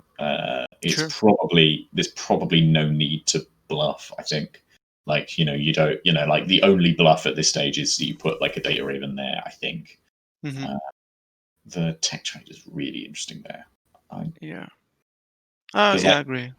I feel like a res here is just like, well, yeah, like that still just about keeps you out. Yeah, I mean the crocodile would have been pretty key here. Yeah. Damn. Yeah, it's also how many subs does it have? It's like 7 subs right now, but Yeah, more so because there's assets. Yeah, so the only way you're breaking that is with grappling hook, right? Yeah. I don't think the trader is fine. I mean, in a sense that I think CTM right now just wants to go. That's fair. Yeah, you've got the position where like yes, they can trash it, but like are they gonna? Yeah, exactly.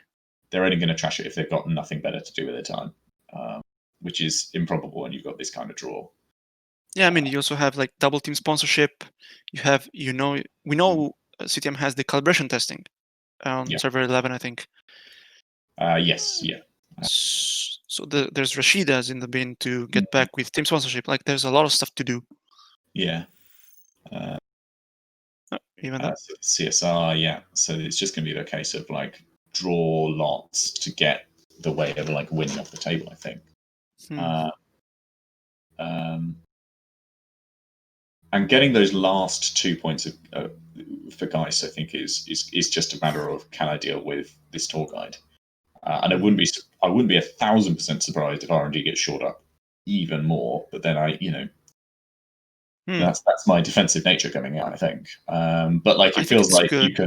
You can, unless Geist clears these tags, like you can and or clears like some of these pad campaigns as well. Like there's a possibility that because we know there's a psychographics that you don't need to like psycho out huge victory. You can psycho out like currently you can psycho out a Astropath through an Master Edition. And that gives you an option for potentially scoring out another remastered edition with the calibration testing and things like that. Like it starts to become. Also, Bellona, I think, is pretty fine just because you keep your credits. But I do think shoring up R&D is good. I think we're about to see a pseudo R&D matchup here, because what we're getting is we're getting the Amani Sanai. Oh, it's food. Score the food, use the Amani Sanai trades to potentially put the Stargate back because it's the most expensive. And that means that you're just going for the single access. So I think that's really nice play. That's really big. Yeah, because that takes away the kind of like like obviously guys. I think most likely line was somehow I will get through this tour guide, and hopefully, out of the top 3 cards of R&D, Yep. there is something. Yeah, this is what I was thinking about. It's like guys on 2 credits has used only 1 Gbali the whole game, so the Yeah. second one is surely coming out soon.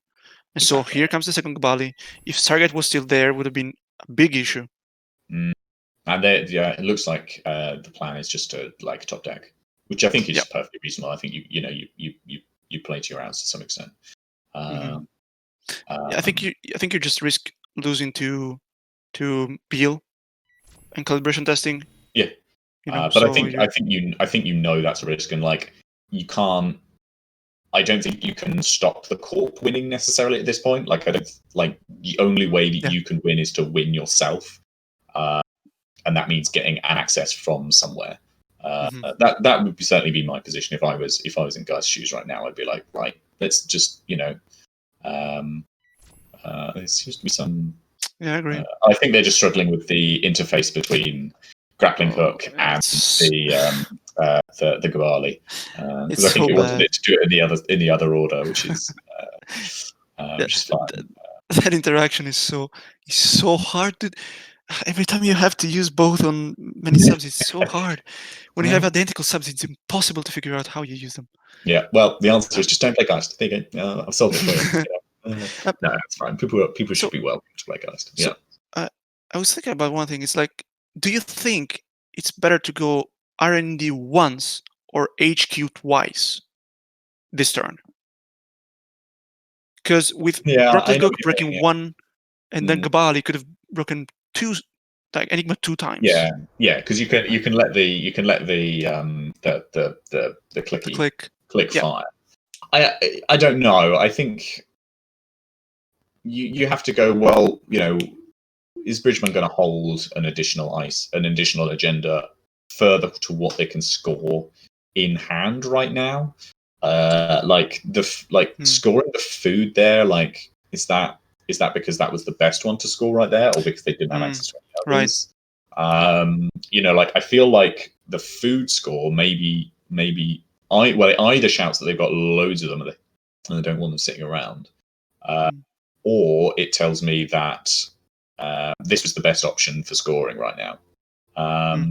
Because I don't think that Bridgman would be super afraid of guys clearing all the tags. I mean, maybe going down to 3 tags if they really thought about the psychographics, maybe. Yeah, exactly. Which might have been a reason to go first on that. But I mean, that's the trash calibration test is there. Yeah, this is good. Sense. I don't know. I think we know the cards in 18 and 19, right? Because it's the team sponsorship triggers. I think we know both cards. So, yeah, double Rashida. Okay. Double Rashida. Yeah, double Rashida. Right. Okay. So that's some money. Oh yeah. But the question is how do you get those last points? I think it's fair to say if you can score. Yeah, if you had QPMs, now would be the time. So you see the 3 QPMs, huh? The QPM play, but Americans. Yeah. Well, but maybe they're right about this. No. But I mean, are you in a desperate hurry? I mean, if you've got, you can always just try and. I know it's risky, but you can try and score behind a piece of ice. Well, I think it's the best. It's the best line. That one. Yeah.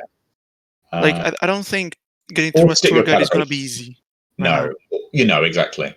It requires grappling hook. It requires another piece. So that's 4 credits to install already, exactly. And they'd have to be in hand right now, which is a big potential ask. So we have a new card in server 20, but it's advanced. I wonder if this is a or that. Okay. Yeah, so that now means that the exchange play is another way of winning. The Amani Snipe here is cruel because there's nothing that's good that's there. I guess the masterwork is something. Amani Snipe has wrecked me in so many games. But, yeah, it's just because I hate it. Yeah. It's so bad to play against it. Yeah, I don't actually think it's as a player, I hate it. As a Yeah. balancer, I'm like, you know what, fine. You know, it's Oh no, yeah, it's a completely fine card, but it just hits you the worst possible times. yeah, absolutely. It's put more Moors of mine back in my hand than I care to mention. Because I keep going, I know how to beat this matchup more. I'll just get rid of all the cool stuff, and then they score advantage to die, and I'm suddenly like so many credits down, and I'm sad. But I think in this case there are so many ways now that the court can win. Yeah. So I think if you're labs right now, you think that is there any way I can get myself an access on a central? Like that's it. I think probably the conclusion is not right now, so they just hope that nothing happens. But it's an interesting run on. So then- they're trashing the calibration, but I think I don't know if that's going to be enough because I think maybe they're just hoping that the EOI isn't there yet, so they're delaying the thing for a turn. All right. I mean, labs can't clear the tags anyway, right? So, you know, EY is going to go through no matter what if it's in the corpse hand, which is likely, right? Yeah. So I don't think there was a way to get through centrals personally. I don't think there was either. But I guess the question was whether you click for a whole bunch of credits and then hope you can get through next turn, or whether you click for some credits, trash the calibration testing in hopes that you can then go get it at another time. If you see what I mean, you know, this delays it for slightly longer, I suppose. Is the answer. There might not be that many calibration testings as well. But now we've got something behind a piece of ice, and you would assume that piece of ice is a tour guide. Or even a toll booth, maybe. Yeah, toll booth would do it as well. Toll booth is probably actually slightly more reliable as well, isn't it? Because you've got the ice problem. Yeah, I'm not sure. No, maybe actually tour guide is better. Like even ignoring the res cost, I think maybe tour guide is better because it requires more pieces. And you tax with a click and 2 credits rather than just 3 credits on an encounter. So yeah, no, I it's think pretty much the same. Yeah. It's pretty much better. I think anyway, like trashing calibration was good, mainly because like EUI is one of, but if you have to rely on EUI or RS or BEAL. Yeah. Oh, that's interesting. Actually, this has allowed the boomerang. No, not the boomerang. The bravado play. Interestingly enough. So you get some money out of this by just seeing what it is. Because theoretically you can. Yeah. No. And what's interesting is you can let that fire and then just can you pay? You can pay through. Yeah. But you would assume there is not an agenda there. You would assume that you'd put a calibration test. It's very risky, right, to put an actual agenda there. It's risky. I agree. Especially knowing what it is. I suspect you'll see the final score here. Because there's there's a lot of ways. If you see a deal, you've got it right. I mean, I think there's one left. I don't know. Like, I think checking it seems to be the. Oh, it's a second psycho. Wow, second psycho. I did not expect Damn, what a global. GG. Yeah, no, I mean that makes sense. Yeah. And all the triggers then. Yeah, of course. I mean, I'm not sure about checking server 22. By the way, I think it was largely because you get the boomerang money. I guess it forces the res just in case it was something cheeky it was the turnpike or something, and they were just they won't check it if I put an ice there.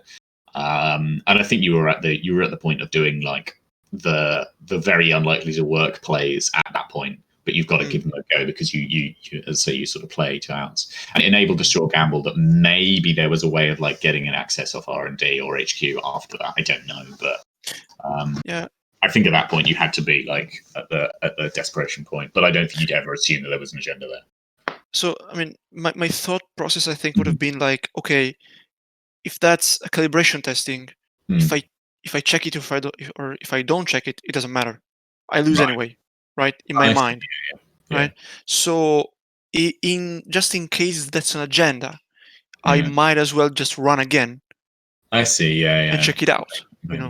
But Yeah, I do see what you mean. But it was a psycho anyway, so But who yeah, cares, indeed. really? I think there were so many ways that the CTM could win at that point that that it kind of.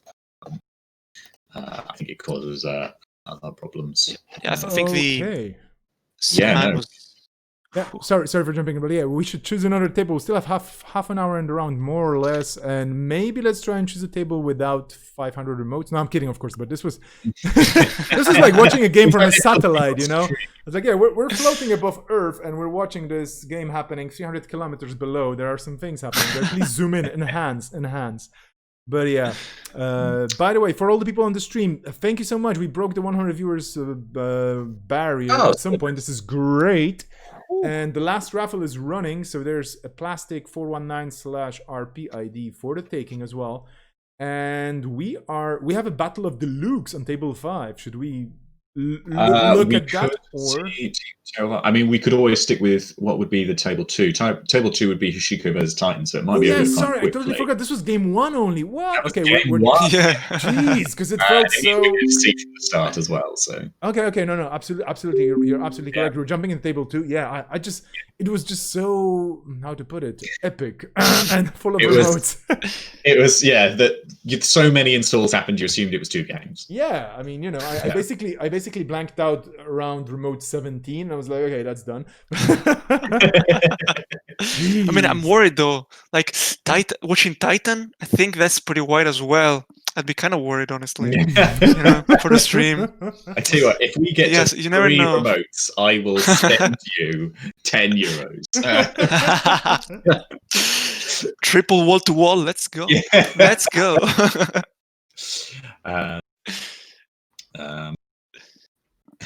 Labs just sort of asking, how glad are you all that I'm on stream, but no one can complain about states? He knows. Yeah, exactly. Yeah, there's there's definitely there are people who are less tidy in their board states when playing in person. I have frequently been chided for not lining up my resources and hardware and programs and things, but it's kind of like I theme them. Do you know what I mean? I don't necessarily stick them, or the you put the Rozekis next to the bets, for example. Exactly. Liberated's money, Rozeki's money, so they go next to each other. That's how it works. Daily Cast and Rozeki money. These people. Exactly. Paperclip and Paparazzi both have P in them, so they go next to each other. Clearly. Yeah, exactly. But I sometimes there have been opponents that are like, can you put all of them together? I'm like, yes, because it is purely just that my brain doesn't work as well at keeping things in order. But of course, any opponent who wants things lined up a certain way, I think is perfectly reasonable. It helps them understand. It's like when you use dice as credits, right? Yeah. Yeah, exactly. Or when you put your credits on the ID, some people have trouble with that. Oh, yeah, I have no idea how many credits people have unless they have the standard things. But thankfully, quite a lot of last year I was on APOC, so I just sort of didn't care how many credits they had anyway. So it was fine. You got that many, sure. DDoS. Yep. I have 3 credits. Yeah, DDoS APOC. It's fine. Yep. Whatever. There you go. Exactly. I've got enough credits. I don't care how many you have, but no, nowadays, now that DDoS has been taken away, I actually have to work out how many money I need. Thankfully. Oh, you fair enough. Yes, it robbed me of quite a lot of as a player. It massively robbed me. But I think it was probably obviously I think it was correct because I was one of the people doing it. So it's easy. I mean, I feel like I've been robbed of too much shaper BS. So I feel the loss of rotation. Fair enough. Ban list stuff. Ladies, I say R.I.P. Yeah. Right. So we got to 2 remotes. So so I'm a bit worried because if that wall to wall doesn't get trashed, then a dedication Atlas play means I owe you some money, which is a shame. So, I'm gonna ready my bank account. Yeah. PayPal, come here. Yeah. So we get quite interesting here in that we've got 2 pad tabs, which I think is quite Yeah, this is cool. That you've got actually quite a lot of like run criminal tech in Anarch. That is an incredible draw engine as well on a run. Yep. 2 cards and also the Shiko draw. That's like, have you run? In which case, Diesel. Is this Wildside 2.0? Hello? Yeah. Oh, it's the tag. It's the tag me deck. Is it? Oh no. Oh yeah, paparazzi and dummy box in the bin now. Oh, okay. Oh damn. Okay, but yeah, I mean, are they gonna? And we're on table 2. Like, Yeah, Bridgman is on 8. do it. Yeah, Bridgman is on. I missed the Cobra standings. I wanted to see how many wins Toshiko got till now. Fair amount. Yeah. So, I mean, here's the slight thing, though. I mean, like, you know, I think they're quite right to being like, I just need draw. I need Stargate. That is the only way that I win this matchup, right? Because, like, we've already got 3 points with presumably fairly convincing ways to go and get the rest of them. Yep. I'm not sure the Tag Me Oshiko lists run Stargate, though. I think they might be on C, like counter surveillance. Right, yeah, I get you. Yeah. That's a big bad. problem. Yeah. I have no idea how one wins from this position. Then I've got to be honest. Yeah, I mean, if it was Liza that like generates tags more quickly, maybe. So unless you just faceplant Sandstone and end the run to get the tags with Mazanori or something like that. Yeah, so it looks like there's going to be some HQ runs. Yep. In the hopes of, like, you know, if the agenda is in hand, at the very least you can pinch that, like, because it's all about can you get an Atlas, right? That's always what's going on in this matchup. Like, if you can get an Atlas, then you know, 100% turns around. You almost don't care about the food, right? Like, you almost, like, you know, like if you were on Turtle as well, you'd be like, darn it. That's useful though, hitting the Rococo. If only because it might save me €10. But it decreases the possibility. Got so close. So close. There's a way of adding a certain amount of like fear to this Titan matchup for me. But I mean, like, the second you get a, depending on what's in hand, obviously, like the second you pick up a either an Atlas or possibly something else, possibly a fast advanced tool, you'd be tempted potentially, I suspect, to just go for it.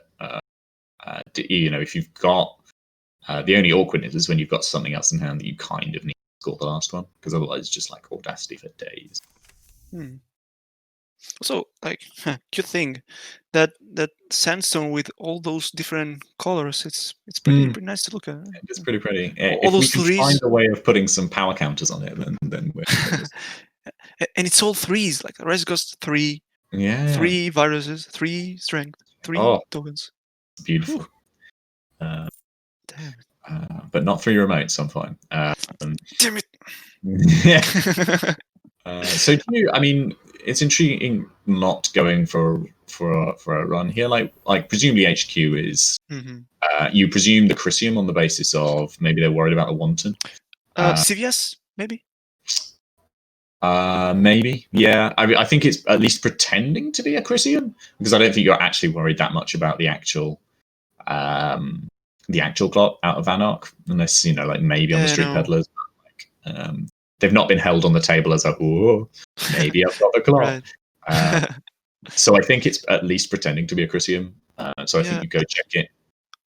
Well, it purges sandstone, so you know that's. Oh, and there's also the draw with the console with Obolus. The triggers off of the upgrade as well. Yeah, that is that's nice. 4 draw with a 1 click. Seems good. Yeah, there's the wireless net prevailing. Yeah, this was hoping to do something. Which is it by any means? Is that what it is? Oh yeah. Right. Yeah. Okay. That one, you take damage and trash every card. Yeah. Okay. Yeah. I'm really sad about that. Oh, Archive Memory Symbiotic Labor. Right. So it's like I've got enough money now. Yeah, that's. So I think you at Yeah. least get a run into R&D just to force a res. Yeah. I don't think you'll get the res. I think that's the thing, because you'll just be like, Yeah. I mean, you go you back, get free access at least. Yeah, that's what you need. It's the only way you win this. If there's no wanted, which I suspect this list isn't on by the sounds of things. I wonder if you could have by any means. Yeah, if there was a by any means in hand, would you have been tempted to just play it and just like actually take the meat damage to just like get that biotic? Oh yeah, I think so. Yeah, also because you draw like 3-4 cards. Right. After the first run, so whatever. Mm, If you yeah. hit Ibid worse, you draw more. And Yeah. You don't really care. Yeah. So I mean, presumably it's just a case of like not having that card. Yeah. Or possibly waiting for one. I mean, the problem. Let's see. If you get one more at the score here, then you can potentially try it afterwards, I guess.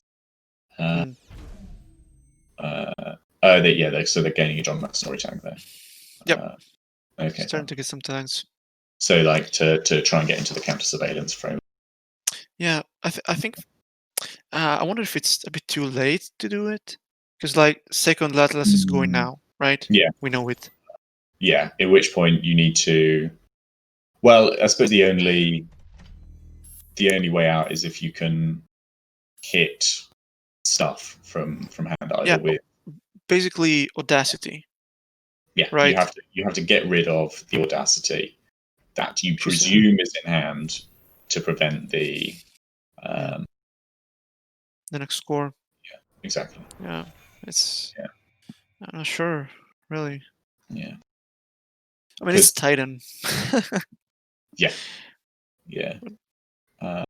That's a lot of draw. Like I suppose that's probably is you have to play it click one as well. So yeah, it's a priority.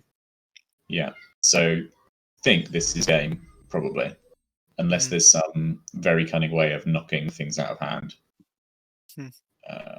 and or Labs somehow doesn't have the Audacity after having that many cards, which I don't think is very likely. I think trashing the wall-to-wall should have been the play, just because if there's Rokoko dedication, for example, Titan can throw on 2 credits, but whatever. Yeah, there it is. It's Audacity. I think Audacity was like there's 3 in most of these lists, right? Like it's there. Yeah. So I survive, my money intact. Damn it! This Titan. I'm gonna build an SS Spam Titan for next week just to just fuck with people. I won't be on commentary then, so it'll be fine. Well, I've offered to day 2, but I suspect I have enough people for then. Yes, on the assumption I don't make it to get day 2, but I suspect that if I make it to day 2, then something is wrong with Netrunner. Yes, it's kind of the same with me, honestly. Especially with the current situation of not knowing what to play. Yeah, no, indeed, I think there's a lot of things. So we have potential for seeing some other tables. I believe that there was suggestion of us seeing table 5, if that one's a possibility. Yeah. Table 5 or the table with Adam, but I mean, we can take a look at the Lukes. I think the Adam table is already done. Let's take a look if the Lukes are still battling it out. That's table 5 indeed. Luke Van Ryn versus Inactivist. Maybe they're done. I mean, it's HB versus Criminal. Who knows? No, they're still at it. Still at it. Okay. I've pressed my button and my computer will load and show me what's going on eventually. Do make sure that the cassette tape player is correctly, set up, like with the header and everything. Good old days. You do. My first computer did have a cassette player. Same here, obviously. I mean, Commodore 64 forever. Amstrad for the win. You want to play too young for that? Yep, there we go. Yeah. Guess I'm a bit too young for it. Well, you missed out on truly top quality games. If you can see the games going on, obviously do feel free to describe what's going on. All right, so we see an R&D with 1 card in it, and I think this is going to be the last turn. Probably. I don't know so much about Netrunner, but I know that much. It's now a race to see whether I can actually load the game before it. So I'm looking at Rokoko going back to hand with a Vitruvius token. Okay. Yeah. And a red level clearance to presumably install said Rococo. So the question is, have they got a way of scoring 5-3? I see see one dedication in archives. So there's no potential to go for double dedication unless it's triple dedication in the deck. This is very interesting at board state as well. Just looking at how, Yeah. I guess maybe you score Vitruvius with a count, so that you can score again next turn. Can you score next turn though? So long as the R&D isn't trashable, you're fine. But if it is trashable, you're not. Right. Oh, maybe you scored a 4-2 right now, so you have money to biotic. Yeah. So you have now money to biotic the Vitruvius out. Because otherwise, you'd have no way to score the 4-2 on the next turn because you have no Gs and stuff. Yeah, that makes sense. This is a very interesting board state as well in terms of the amount of ice that's like not spread very thinly. Like, you know, like it feels like there is a reaction to a misbones. Yeah. Yep. Misbones in the bin that just went round and could trash everything, presumably. And the triple pet up, like we don't know when those came out, but you know the fact that it's triple pet up still matters. Quite a bit. A doof. Ooh, and the doof should put Asa out of biotic range. Yes, I think so. Unless there's another red level clearance. There could be a third red level clearance. Yeah. This is so tight. A point, doesn't it? Yeah, because it gives you one clickless credit. Yeah. And the Rashida a potential Rashida in server 3 does not help you either. Oh yeah. Before I get too excited, be like, oh, well, you know. So, So well, depends if any of these lists are on Audacity or not. Which, looking at like influence, I guess probably not. I think it's fair to say. Like you've got... what card? I missed that. Audacity. Oh, Audacity. Yeah, I don't think so. There is 4, 8. There is 12. No, there's more than 12 influence. There's 4. Yeah, 4. Yeah, it's gonna be food. Yeah. Oh no, it's not food.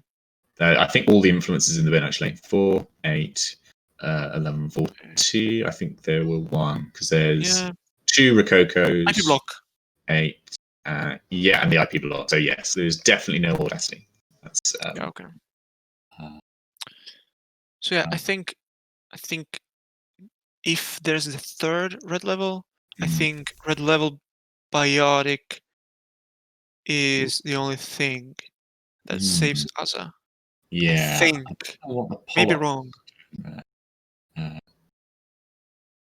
Right, that's interesting. Because there's no Gs, there's no Vitruvius token, there's no. Yeah. So it depends on if there's a third red level or not. In which case you can. Yeah, and biotic. Yeah, and biotic. Yeah. Because we don't know actually. Like. Yeah, there could be only the one biotic on the assumption that you can Vitruvius it back if necessary. A lot of the Acer lists I was aware of were only on the one biotic. It's like just have more Vitruvius counters was always the answer. Yeah. However, I think Vitruvius, right? Yeah, Inactivist has worked out potentially that red level is, but I think they've got away with it. Yeah. Damn. What's the trick with the red level? Oh, I see. You gain a click and gain 2 credits. I see. Yep.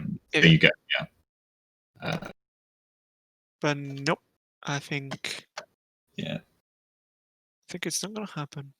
Yeah. Or is it? Yeah, they're just purging to. No, man. GG. Yeah. It's a GG. Yeah. Wow. Like, does this Asa not have a 1 of biotic? Maybe, or the third red level, I guess. Yeah, I think I don't know. Is the biotic not in the bin? Oh, it's not in the bin. Interesting. Unless it's face down, yeah.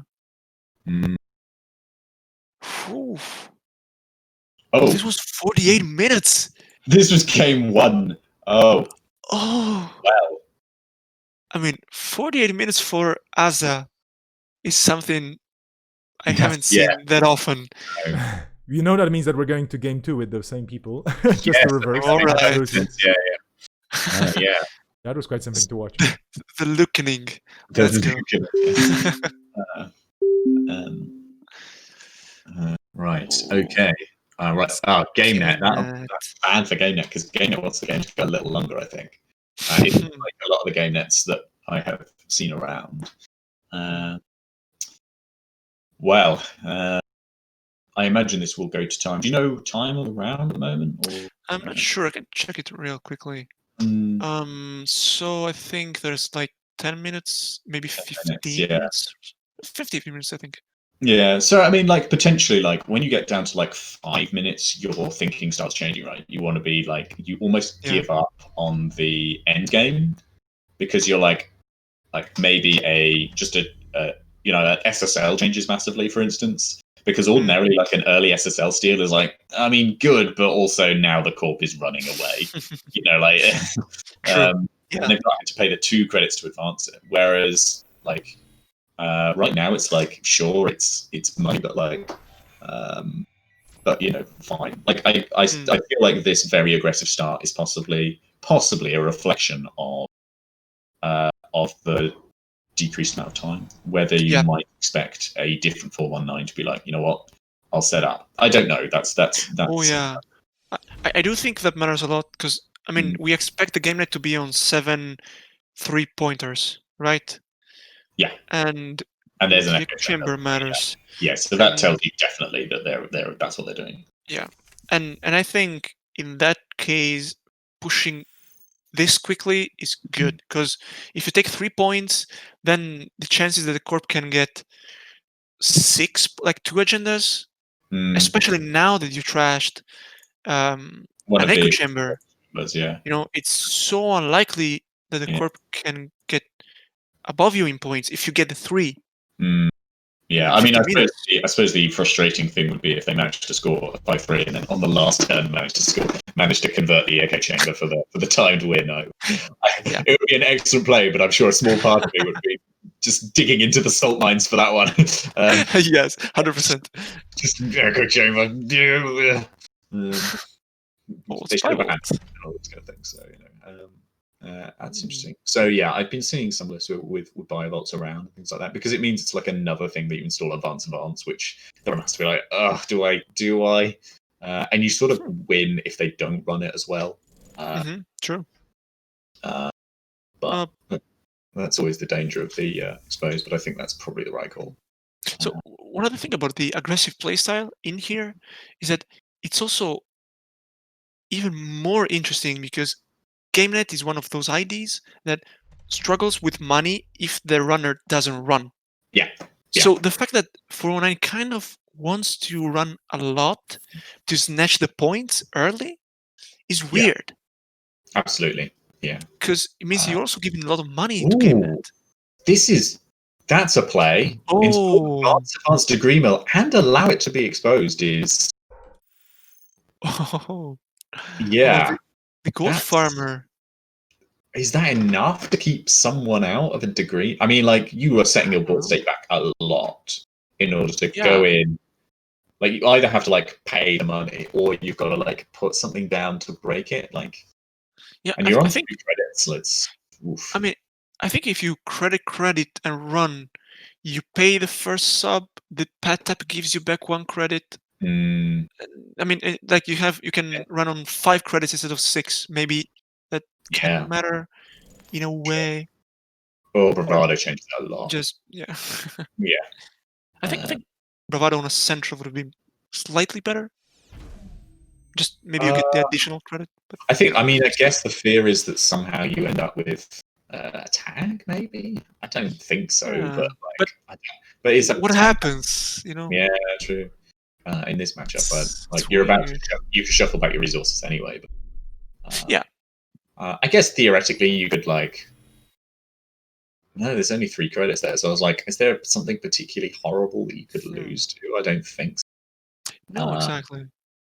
I mean, if you shuffled back like, I'd say, I guess Class Act and Rezeki, you leave Pat up there, sure, maybe Corp flashes it for 2. Fine. See, I would shuffle back the Pat Tap and the Rezeki personally, just on the basis of I think Class Act is more expensive. I mean, I could probably see an argument for keeping the Rizeki instead, just because like money is probably the thing that's slowing you down. Mhm. And indeed, that's what they're going for. I think. Okay, or Zeki stays. Okay, yeah. Yeah, I think I also, think that's a good argument for that as well. I think like there's a slight like miscounting of credits because of the pad tap triggering for GameNet. There's a couple things there, but it's 1 credit fewer than 409 should have, I think.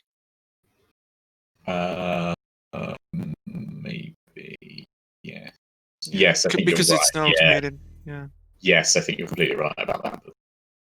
but I'm not sure if we should. No, typically I think we are encouraged not to. So Okay. but I mean, it's also like that 1 credit, so I don't know if it's appropriate to stop them and say, "Oh, look, 1 more credit for that." I will. I mean, they're gone anyway. I think. Yeah, it's too late tower. anyway. Yeah. But I'm quite happy in my ivory tower here, looking down on the world around me. And if I see if when like major things, I imagine we could be useful as yes, we saw it, but otherwise, I don't think we're our job is to entertain. So a 1. So hopefully they stream was entertained by my very long run-on sentence there. So we're in an interesting situation here of. So there's an ice on archives. Is that because you think that there's potential turtle farming going to go on? Or do you want to make like dirty laundries worse or things like that? I mean, like, is it just a combination of things? Because like, you're up against the clock here, right? Yeah, I think it's everything. I mean, because what could that be? Like laundry, Omakua, tapworm, mining accident. There's all sorts of stuff. Yeah. Although quite I mean, interestingly, we've actually got an I've had worse in the bin. Which suggests to me that maybe mining accident isn't here. Oh, right. I didn't think about that. I've had worse is a really interesting card to have. I think, like, I'd be intrigued to know what the sort of like the thinking was for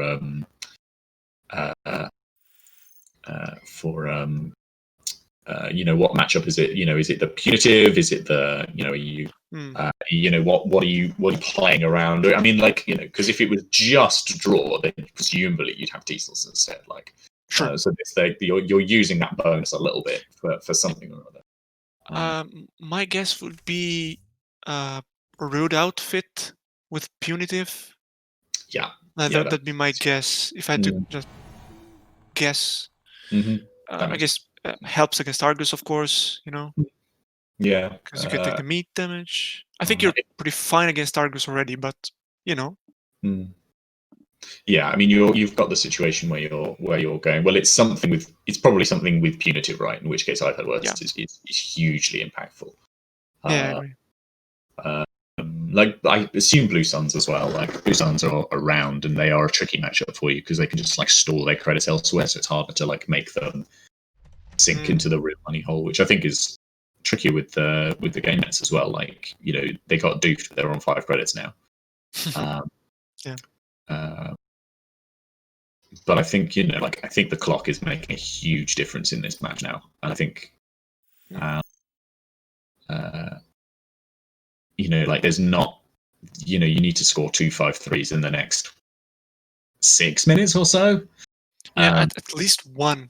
Like right. Yeah. So you can bring it to a draw and or you go get your second echo chamber. Yeah. Yes. Yeah. I think Inactivist is in a fine position to do that. I think. Yeah. Because the Biovolt is there, so yeah.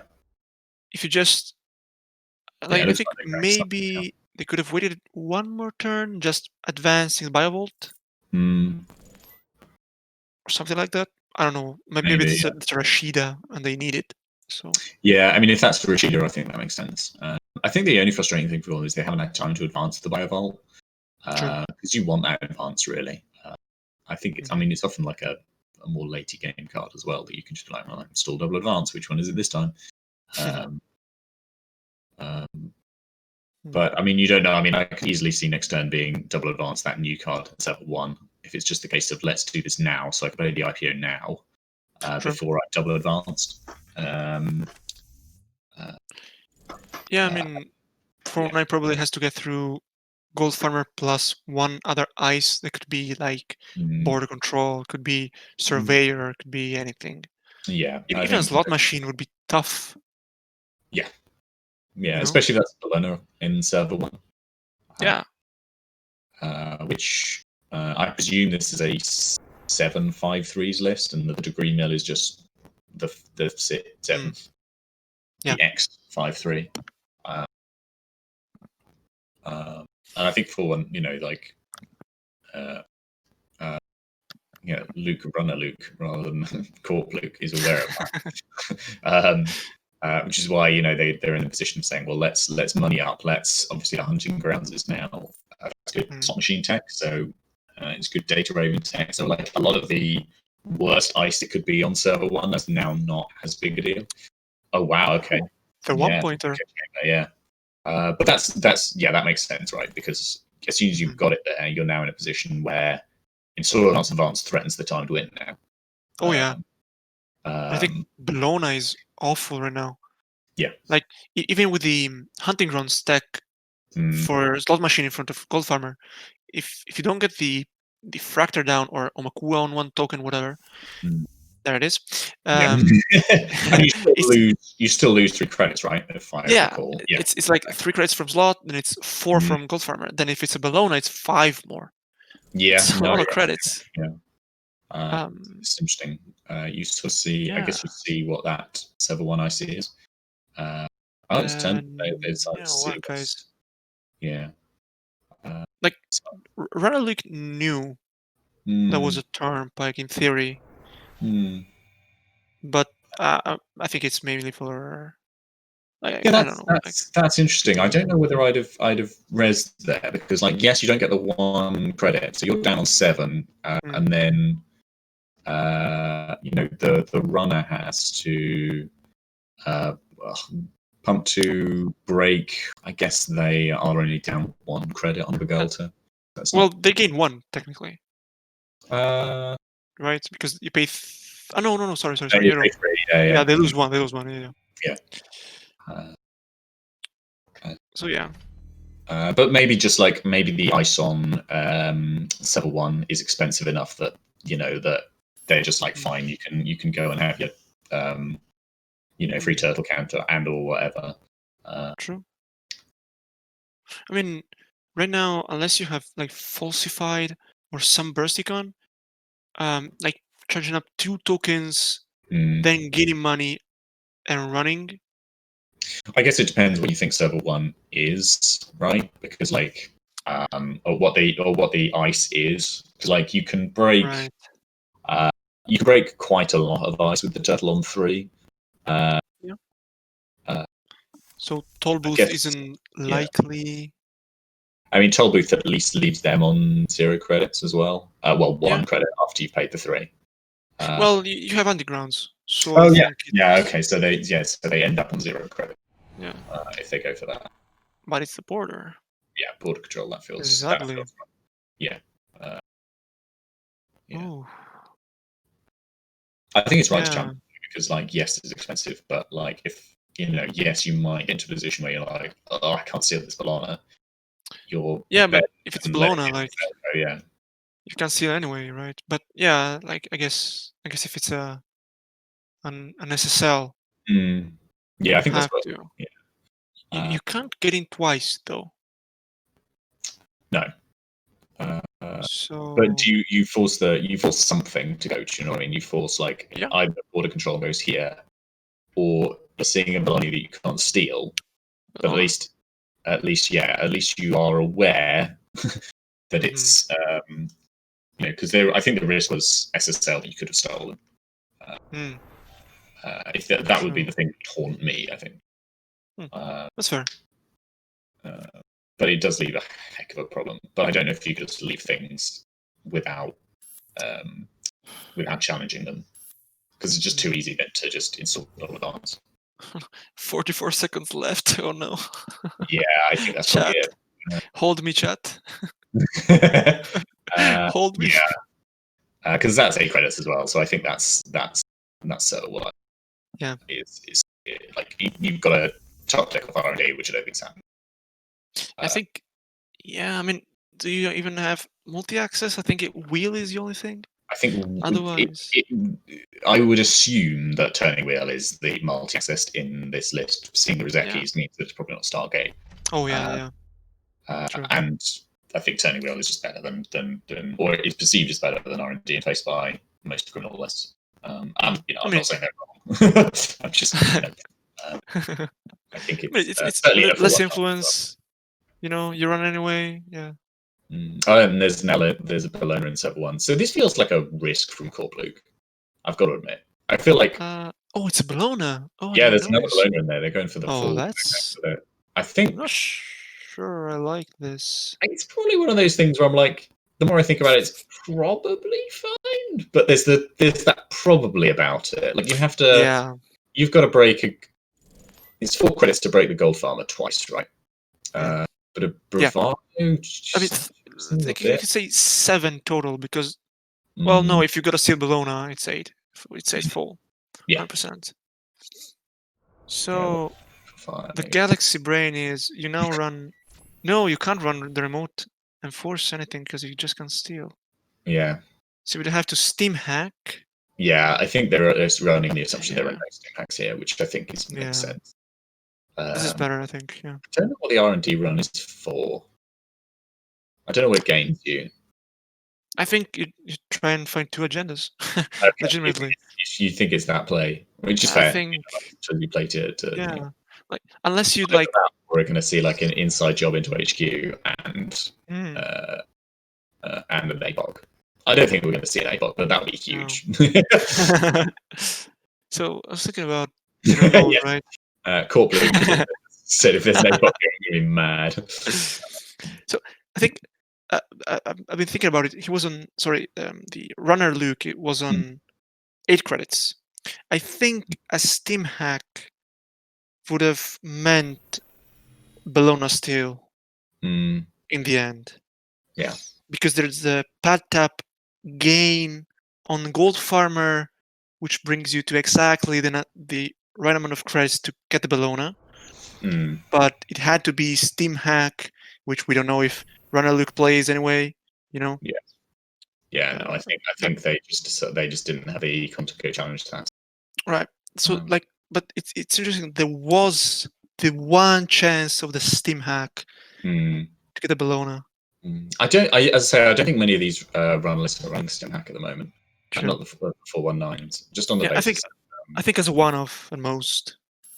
Yeah, I think I've heard of one-offs. I mean, Steam hack wins games, but I think like in Crim, like you can always, if you decide to go for like a run event that's like challenging remote, there's always inside job as well. Like true.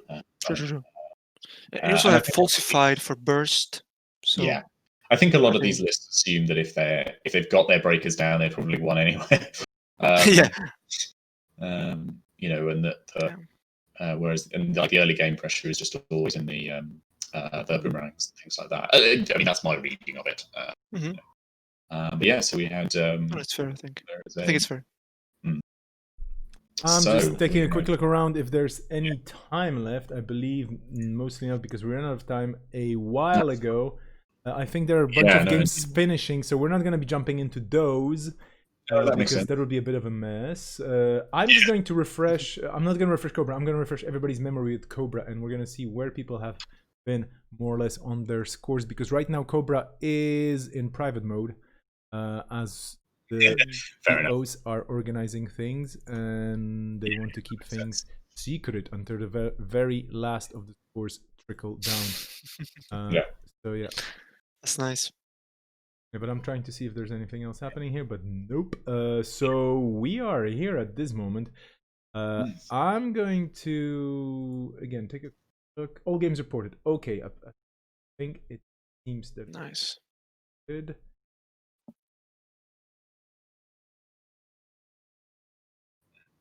Well, I mean, let's have everybody figure it out. So in general, like you've been watching for quite a while. What are your impressions of the meta? What people are up to? Any surprises or anything interesting that you're going to maybe deploy next week? Spoilers. Well, I obviously I have to keep all of my hot tech absolutely secret, because otherwise everyone will copy it. You know, I mean that's the danger of being me, such a prime mover. No, as a more serious answer, I think some very players that are smarter than me have observed that essentially the entire meta is shaping around 419, and I think that's true. And I don't think 419's win rate is particularly high today. Like I've only been able to do like tallies on, it's not been a computer analyzing it; it's been me. When I was doing my analysis before I came on to stream, there were a lot more corp splits than runner splits.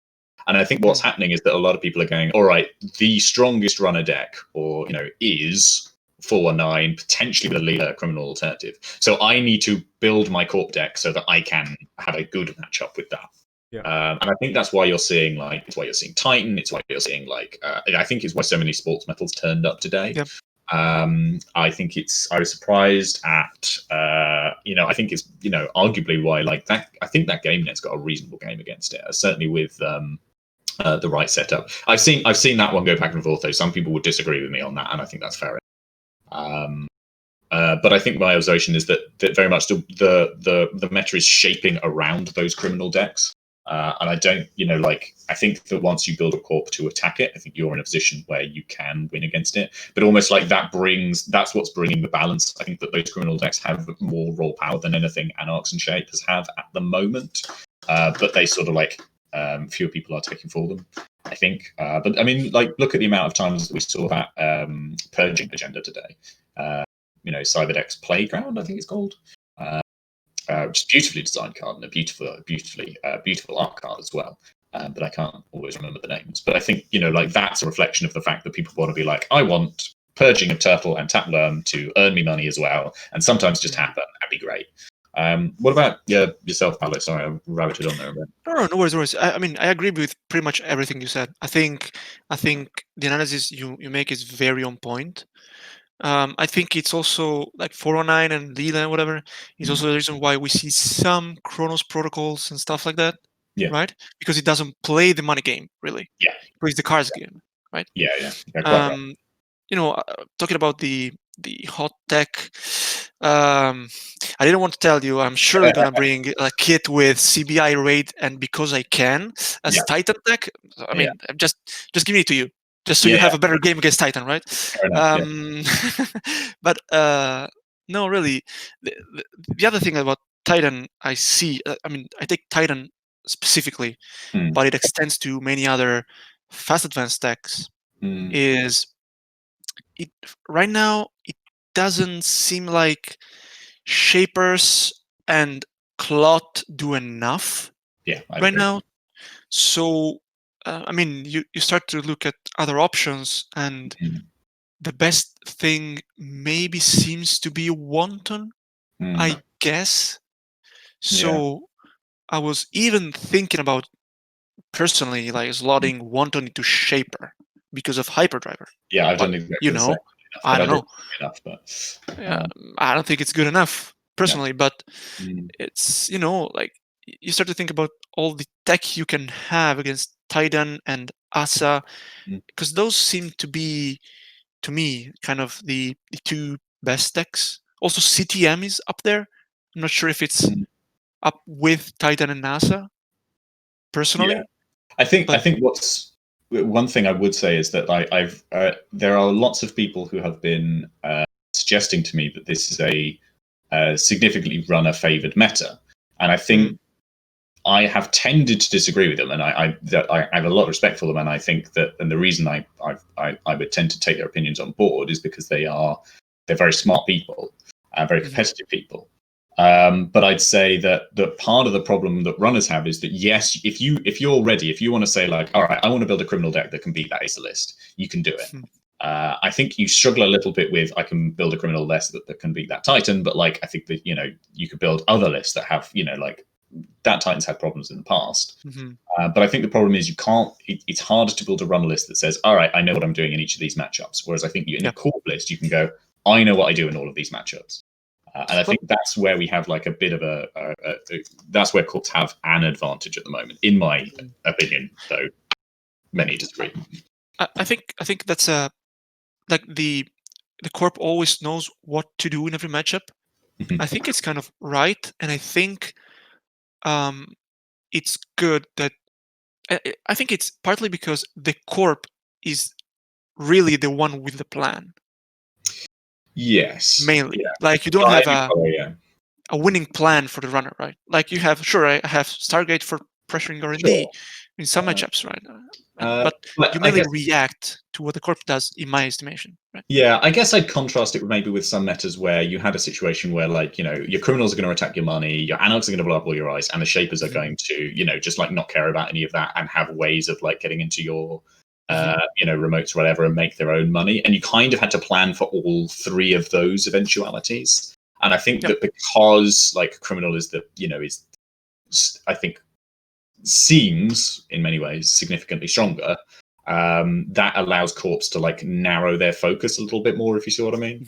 And it's why like Titans are on Titans exist, and an awful lot of other lists are throwing around CVSs like nobody moves, and I would argue those CVSs aren't just for Clot, they are likely for Turtle. It's kind of goes for everything that's popular right now, because you worry about Clot and there's a lot of Omakua, so it's just it's perfect. It's perfect include. And you have Sandstone even, so it's always good anyway. And Ice has got that much stronger that there used to be like Anarch lists that were just like I'll blow it all up and I'll just be on the conspiracy breakers. Whereas I think we've got to the point where like, are you really sure that you can make conspiracy breakers your whole plan? Like the numbers on MK Ultra and Black Orchestra sometimes are real garbage. So sometimes they're good. Other times it's exactly, like those times are very rare. tough. And that therefore like the ice suites can be are I mean how many autumns we see today. I saw plenty around because they're less worried about the Black Orchestra thing. But I'm sure there's lots of people that will disagree with my assessment on that, and that I think is a healthy thing. People of the chat, if you disagree with Guy, type in "I disagree with Guy" hashtag disagreement. I'm kidding, but like, I'm inviting people on the chat as well to just drop in, I don't know, comments or your faith plays or whatever, or your observations, or which one of the three absolutely cool animated backgrounds that we got from Krembler today for this stream do you prefer? I vote for Tur, but of course, like that's just me being biased. We're still waiting for the TOs to update Cobra. There are some players reporting their scores a bit later, obviously because a lot of people are in different time zones. To be honest, I'm kind of yearning for my third coffee or a nap here, and I did sleep a bit, so but it's been like what, 7 hours of the stream now, almost. So we're getting there. Damn. We have some calls for you guys to ban Titan, and you are being called names. So I don't know. I'm being called to ban Titan, am I? Okay, that's fine. Well, it's and I'm being called nasty names. Titan That's is fine. cool. I mean, like, how can anybody ban Titan? I mean, as with everything, it's a committee decision, and I don't think committees would ever rule anything out. So they've been perfectly willing to ban IDs. Oh yeah, by the way, you did mention that already. As we've seen the last ban list, Yeah, I just want to make sure that I remember this correctly. The MWL committee or the MWL team that used to take care of the MWL, now with the MWL being off the table and the ban list being on the table, it's called the Balance Committee now? Yes, I think it's still going through a few things. I think essentially it is going to be Balance Committee, with particularly when working on standard, obviously as an idea, it's the idea that you are working on the standard balance. I see. I have a suggestion for the naming for this group of people, for this lovely group of lovely people. Banlands Committee. Is it going to be banning things? Ban was toyed with, but obviously at some point there may be a theory of going into a restricted list again. Like obviously this is the first time we haven't had a restricted list in a while. Yeah. Seeing how that works out. is ultimately it's too early to tell. Yep. Like historically, this balance list or ban list is actually comparatively recent to some extent. Like it feels like it's been here forever, but like in the history of Netrunner, it's actually quite recent. Like you don't know what lists will emerge. You don't know if anyone's about to break the meta. If there's anything I've learned about Netrunners, is that they will break things. And I love them for that. That they are constantly looking for, well, whoever has balanced this game hasn't thought of this, and therefore I am going to abuse it. And I think that's that is a part of the reason that we have an enriching game, because people are constantly looking to try and break it. I bet you didn't think of CBI because I can, huh? Yeah, well, exactly. Yeah. The people actually, by the way, in the meantime, the people participating are getting the top 8 announcement, but we're gonna give it to everybody on the stream with Cobra up. So let's just have them do this thing, yeah. And there are some interesting names popping up there. But yeah, basically one of the things I learned today is that I need to get an inject alt art where it's a person playing Netrunner or sitting in front of a bunch of screens and just dripping, like having a drip with coffee. That's probably the best thing ever. I would encourage that. I think that's very good. But shame Inject rotated on that regard. I don't know if there's a. I know. Well, Stimhack is a good just candidate. like All-Nighter rotated as well, which would have been another potentially appropriate card for, I believe, some of our for the US players who've played. It's effectively they've had to do an All-Nighter. Am I correct in that? Yeah. That's their timing, because I joined it in the morning. I obviously did I watched the later rounds. I wasn't awake for rounds 1 and 2. I was probably awake for round 2 because I kept worrying I was going to oversleep, that I then obviously didn't sleep. So it's the same thing as always. Yeah, exactly. That's the best plan. Your body's like, well, you need to be awake in a certain amount of hours, so it's best you wake up now. Okay. The top 8 is announced already on Discord for the people. Okay, there we go. It is up. I'm going to put it up right now on the screen, and we can totally discuss everything we see here right now. So jumping into Cobra and just going straight into standings, and here we are with the top 8. I'm zooming in. It's as if there was a bunch of remotes. Congratulations and commiserations to Longy. Because I know being on the bubble is frustrating for some people. I call it the Goldilocks zone, because you've done well, but then don't have to like play an exhausting amount of Netrunner. So it's the ideal point is 9, but I know not everyone thinks like that, and I'm sure they might have wanted. Yeah, I'm just gonna scroll up a bit, and so everybody in the chat press F for Longy, of course, and now we're gonna scroll up just to. Okay, let's focus on the top 8 then. So this was brutal, I know, but just to make sure we have a good insight into what's going on. So after 5 rounds, which basically translates into 30 points, QVM is on top with 27 points, but not with a perfect game or with a perfect day. Leela Patel failing once. I mean, what happened there? It's the best Leela, by the way. Round. Yeah. Versus Mirror Morph. Oh. Yep. Would have been an interesting game to see, but yeah. Then on second, we have Elusive Schemer with Acme Consulting and Hoshiko Shiro, and Hoshiko undefeated. That's very interesting. Just like Titan here, undefeated. That's really interesting to see. Acme Consulting. I don't think we've watched any single Acme game. We haven't watched, or maybe it was just, That's interesting. What's going to happen here? I mean, I'm curious. By the way, for tomorrow, the top 8 lists are going to be made public for the players. So we might be able to sneak a peek or commentate based on the top list contents. We'll try and get that from the TOs as well here, just to make sure. But yeah, then we have Inactivist, GameNet, and 419. Yeah. We've seen some games here. Yeah. Worth noting as well that the Corp in third, we're back to the Corp being the points machine. Yep. Same as we go down that list, actually. But sorry, go ahead. No worries. No, and by the way, I mean this is from third place onwards. It's all about strength of schedule here. So we have Shadowshot 666 on Mirror Morph and Haley Kaplan, and this is very interesting here to see. Undefeated Mirror Morph. Yeah, because an undefeated Mirror Morph. I think this is something we're going to be paying attention to tomorrow. I think Shadowshot's games with the Corp are going to be very interesting to see here. Haley Kaplan not doing really well, but doing well enough to carry there. Shadowshot into the top 8. Yeah. Yeah. And then representing Canada, we have Whiteblade 111. And by the way, I'm very grateful to Whiteblade for writing a really cool article on StemHack, because I haven't seen any StemHack content in a while, and now StemHack is back with an article. So Whiteblade, thank you so much for writing stuff. Training everyone to play against asset spam and then taking Titan to a Continental. Perfect. I wonder if we're going to have a QVM versus Whiteblade game tomorrow where there's going to be 2 Titan players who are undefeated today. And Freedom Kumalo, interesting as well.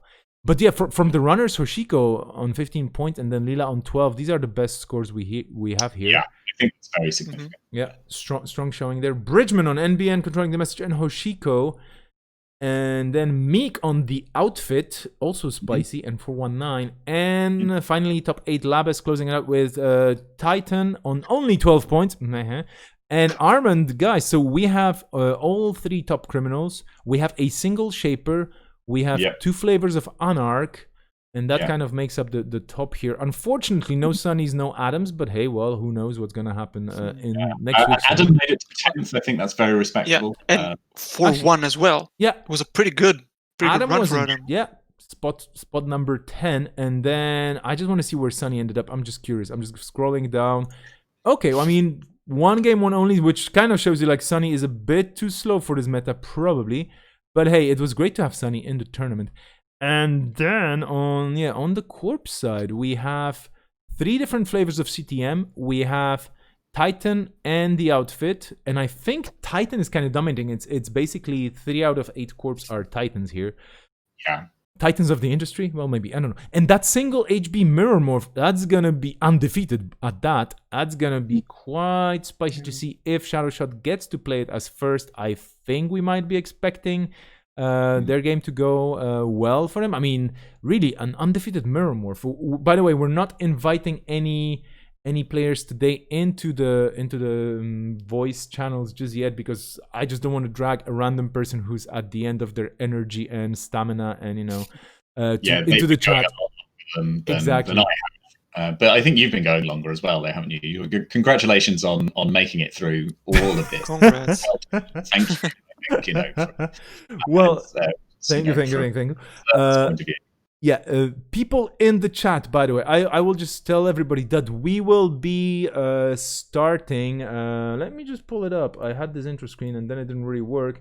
But I think we're going to be meeting same time, same place tomorrow. So approximately, and let me do a quick calculation in my head, like 15, 16 hours from now, more or less. It's all on Always Be Running anyway. So please do check Always Be Running. Are you gonna be here from the very first rounds? I'm not even sure who's gonna be here from the very first rounds other than myself. Are you planning to wake up super early? I'm waiting to be told. I don't know if I'm tomorrow. I think I'll be here. I'm not from round 1 though. Fair enough. Same for me. I think I'll be here from 8 a.m. CST, like European time.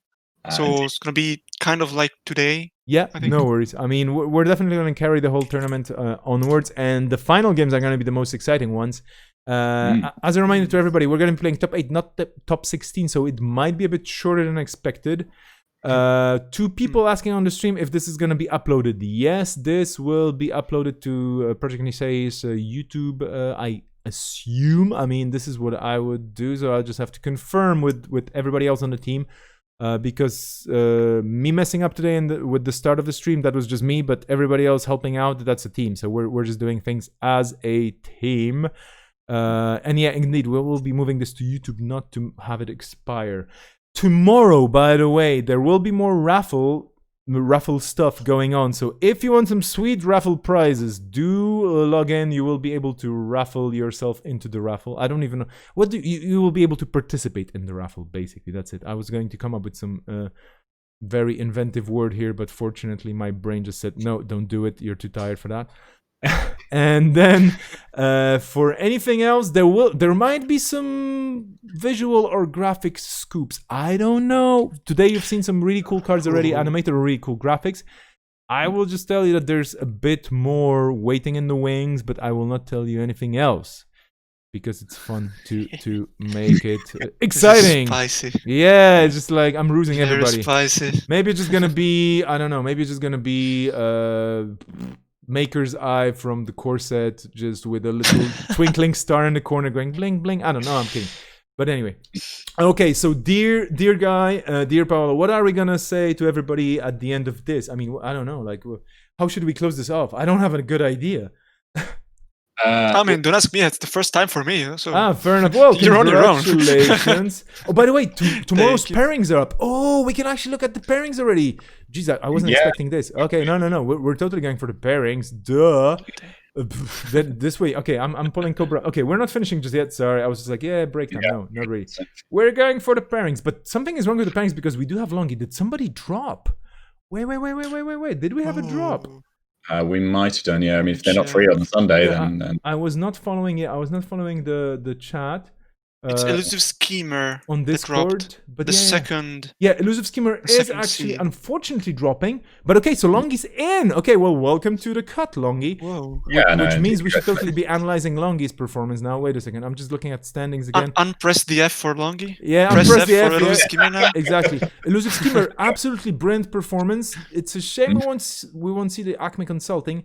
Longy is in the top 8 then with Argus and Lila Patel. Okay, fair enough. We know how these play. It's good to see Alright. another another Wayland flavor, because that's going to be 4 different Waylands. So it's 50% Wayland tomorrow. I think Wayland being top is kind of a safe bet now.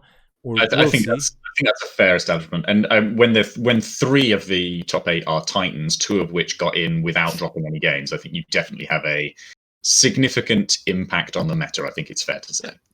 Titan is in the top cut is 14-1. The Titans that are in the top cut right now. That says quite That a is- bit, I think. That is a yes. That is something that I personally am noting. Okay, next week's meta for the Africa/Europe continentals, it's going to be Titans everywhere and potentially anti-Titan tech. Yeah, Or who knows, not. But yeah, so you have the pairings for tomorrow here on the screen. So do your own maps, people. But this is good to know. And congratulations for Longy. Congratulations to Longy for making it to the top cut. Really sad for Elusive Scheme not to making it, or Elusive Schemer for not making it to the top cut. But that's what happened here. I think I know what I'm gonna say. I'm going to say, first of all, huge thanks to everybody being super patient while getting ready for this stream and so on and preparing. So the whole team, I'm just gonna call out some names here: Michael Papadopoulos, Akira, Krembler, Serenity. I'm gonna call out who else? I'm just taking a very quick look at the chat here just to make sure I don't skip anybody. And if I do skip somebody, I'm very sorry. But Patrick Burke for being the first commentator in the morning with me today, which was really morning. Sorry, in the beginning. I should not be using times of day. We're global. Huge thanks to Mar, Princess Spaceken, for waking me up and being a great TO as well. And huge thanks to you, Guy, for being here. Huge thanks to you, Paolo, for being here as well. Thank you. Thank you. And well, congratulations to everybody for participating, and to the people who made the top cut. And I guess that's gonna be it for today. I just got a spoiler from Krembler about something that's gonna make laugh people tomorrow, but I'm just gonna leave it for tomorrow. Stop teasing us! Stop it! It's good. It hurts. It hurts. It hurts. Well, see you all tomorrow, same time, same place. It's gonna be the Nisei Twitch channel. Yeah, absolute pleasure. Take it easy then. I'm gonna press the end stream button now after 7 hours, 4 minutes, and 11 seconds of streaming. Enjoy, and I'm so happy to not have lost my voice. Let's see tomorrow. Take care, and we have to do it. The 3 of us have to go. 3, 2, 1. You know what to shout, right? Scaredy cat.